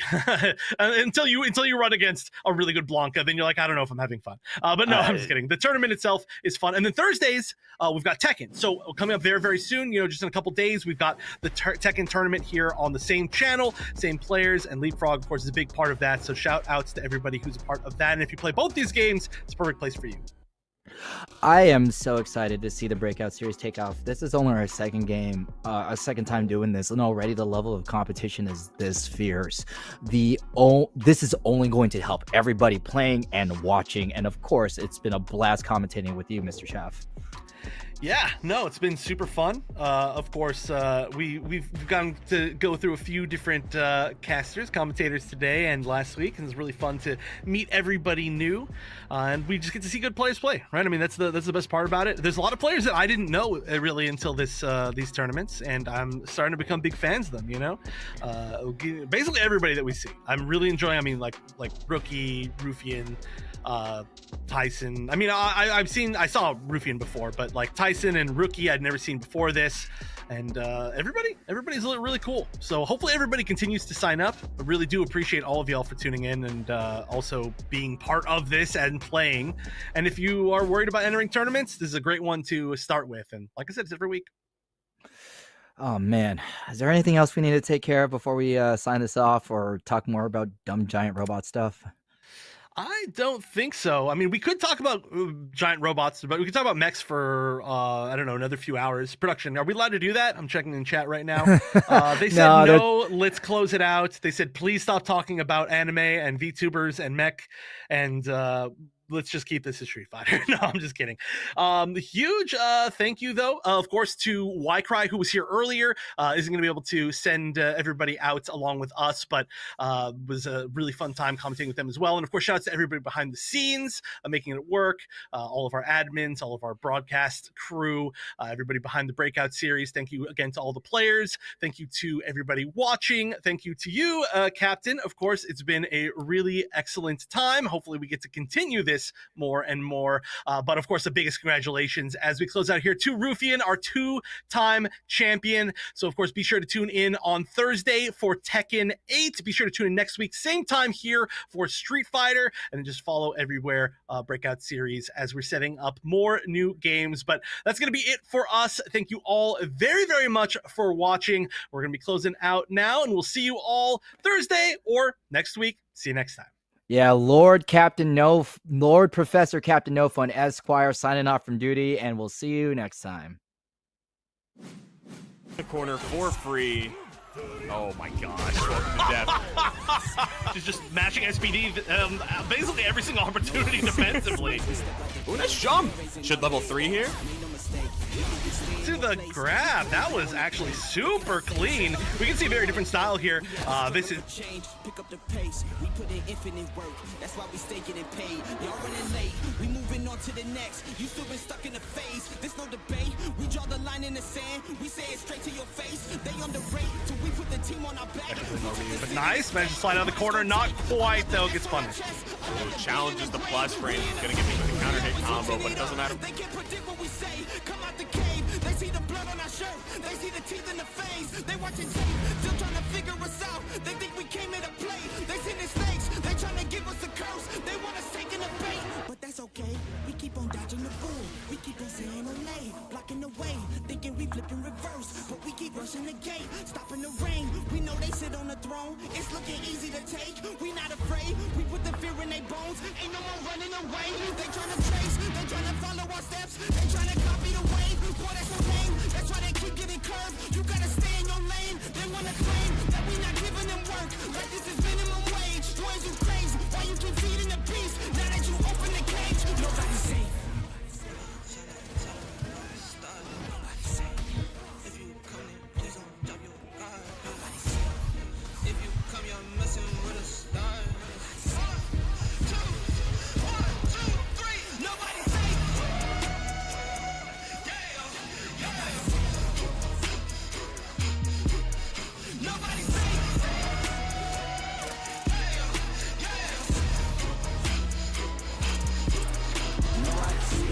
my folks, for my mama and my pops. I don't care, you the cops, anybody could get boxed. If you aiming for my head, then you better take your shot. If you miss, then this fist gon' be cleansing your clock. I don't care if you the press or the feds or an op. If I stretch out these hands, then prepare to get robbed. If your friends said that you had a chance, understand that they probably was meant for your friends. They my fans. Jumped in the ring and I started swinging. Came from the jungles of drunken demons, fighting them off in the Coliseum. Studied and learned how to target weakness. That's why your team will be better beefing with someone else who was probably vegan. Touch me and lose every single finger. Touch me and watch how I turn the scene to massacre. As soon as you have the nerve to try to step to me, I was snatch your turf and manifest scratch sad. I was snatch your earth. You tried to breathe to see how the asthma works. We don't compete. I'm not in a class with earth. My boys are down the ball. If I say the word, the team is down the hall. If I call the third, what's happening? Best believe that a massacre.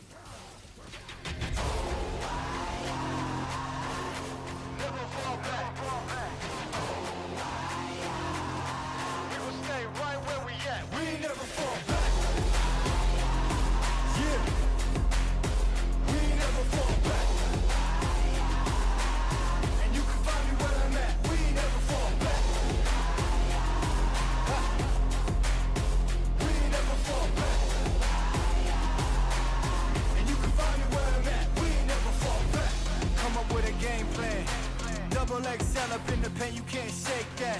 All the way gassed up, full tank, man. Moving too quick, keep the cameras in the playback. Dang, tell me how you feel with it. You put a lid on it, I ain't got no chill with it. This right here your problem, you gon' have to deal with it. Lay it on the line, high risk, that's the meal ticket.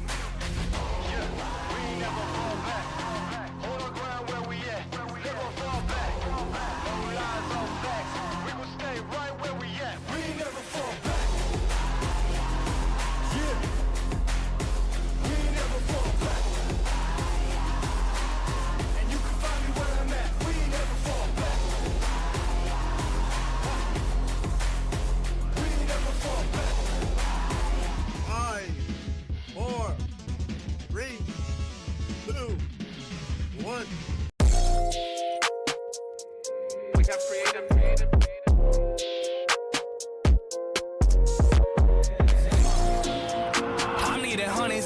Cause that's what I'm worth. Show me the finish, I'm getting it first. Show me the best and that's me and my worst. I need that money, I'm getting it now. I'm at the top but I started way down. I told them hundreds of times that I'm really done waiting. I swear that I came for the crown.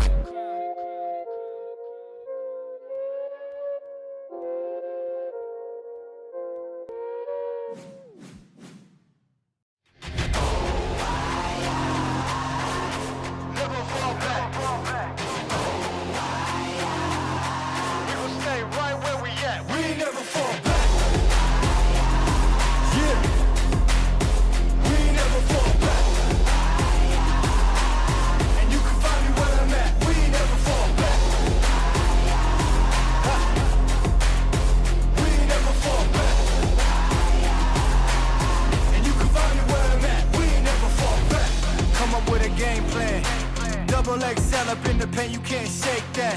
All the way gassed up, full tank, man. Moving too quick, keep the cameras in the playback. Dang, tell me how you feel with it. You put a lid on it, I ain't got no chill with it. This right here your problem, you gon' have to deal with it. Lay it on the line, high risk, that's the meal ticket. Yeah, we ain't never fall back. Hold on ground where we at, never fall back. No lies, no facts, we gon' stay right where we at. We ain't never fall back.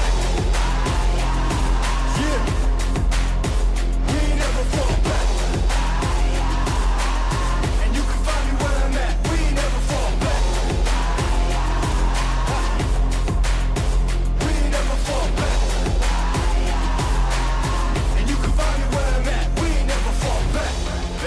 down, never falter. Came with the hands out, get them off us. I'm 24/7 in the office.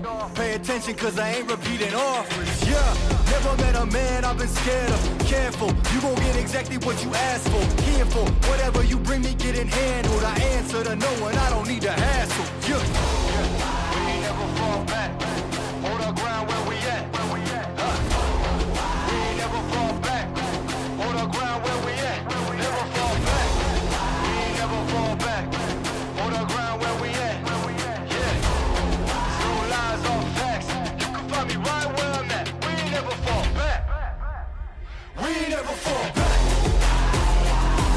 Yeah. We ain't never fall back. And you can find me where I'm at. We ain't never fall back. We ain't never fall back. And you can find me where I'm at. We ain't never fall back.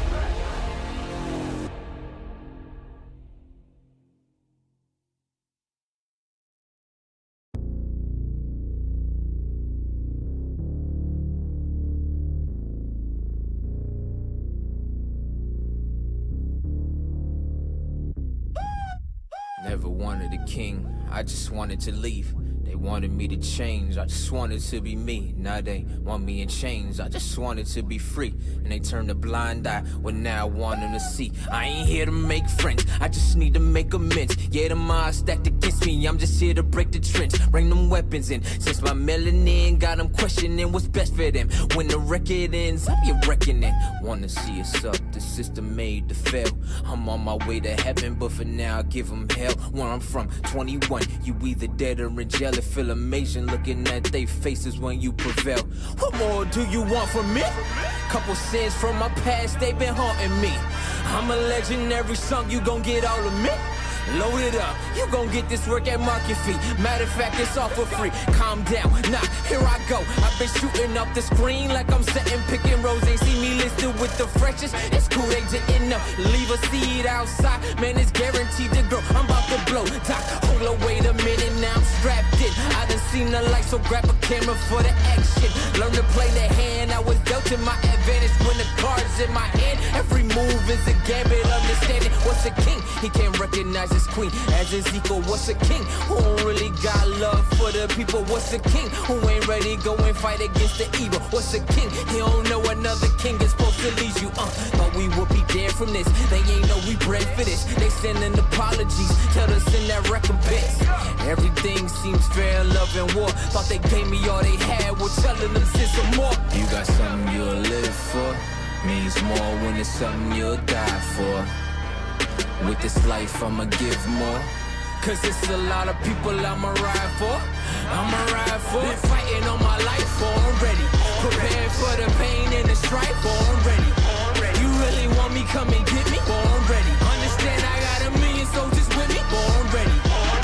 Some family in a box, other family members boxed up. But no matter the circumstances, promise that won't stop us. Life like Super Mario, from underground I popped up. Shoulda level up every time I make the block jump. Royal we pay for the royalty like ASCAP. Dividends invested in myself like I'm the NASDAQ. Never tripping, I'm setting traps on my demise. Do it all on Forest Whitaker, I barely bat an eye. Yeah, push me to the limits, I may bend, but I never fold. I'm a living witness to the greatest story ever told. At the verge of dying, but the lessons life provided made me learn and floss up. So the line in the looks better go. Life becomes legacy, so what hill will I die on? Told you I am legend, so my son will be an icon. Snapshot of the vision, better focusing like Nikon. Here to make a difference that keep living after I'm gone. You got something you'll live for.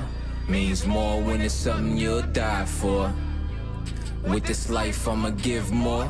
Cause it's a lot of people I'ma ride for. I'ma ride for. Been fighting all my life for, I'm ready. Prepared for the pain and the strife for, I'm ready. You really want me, come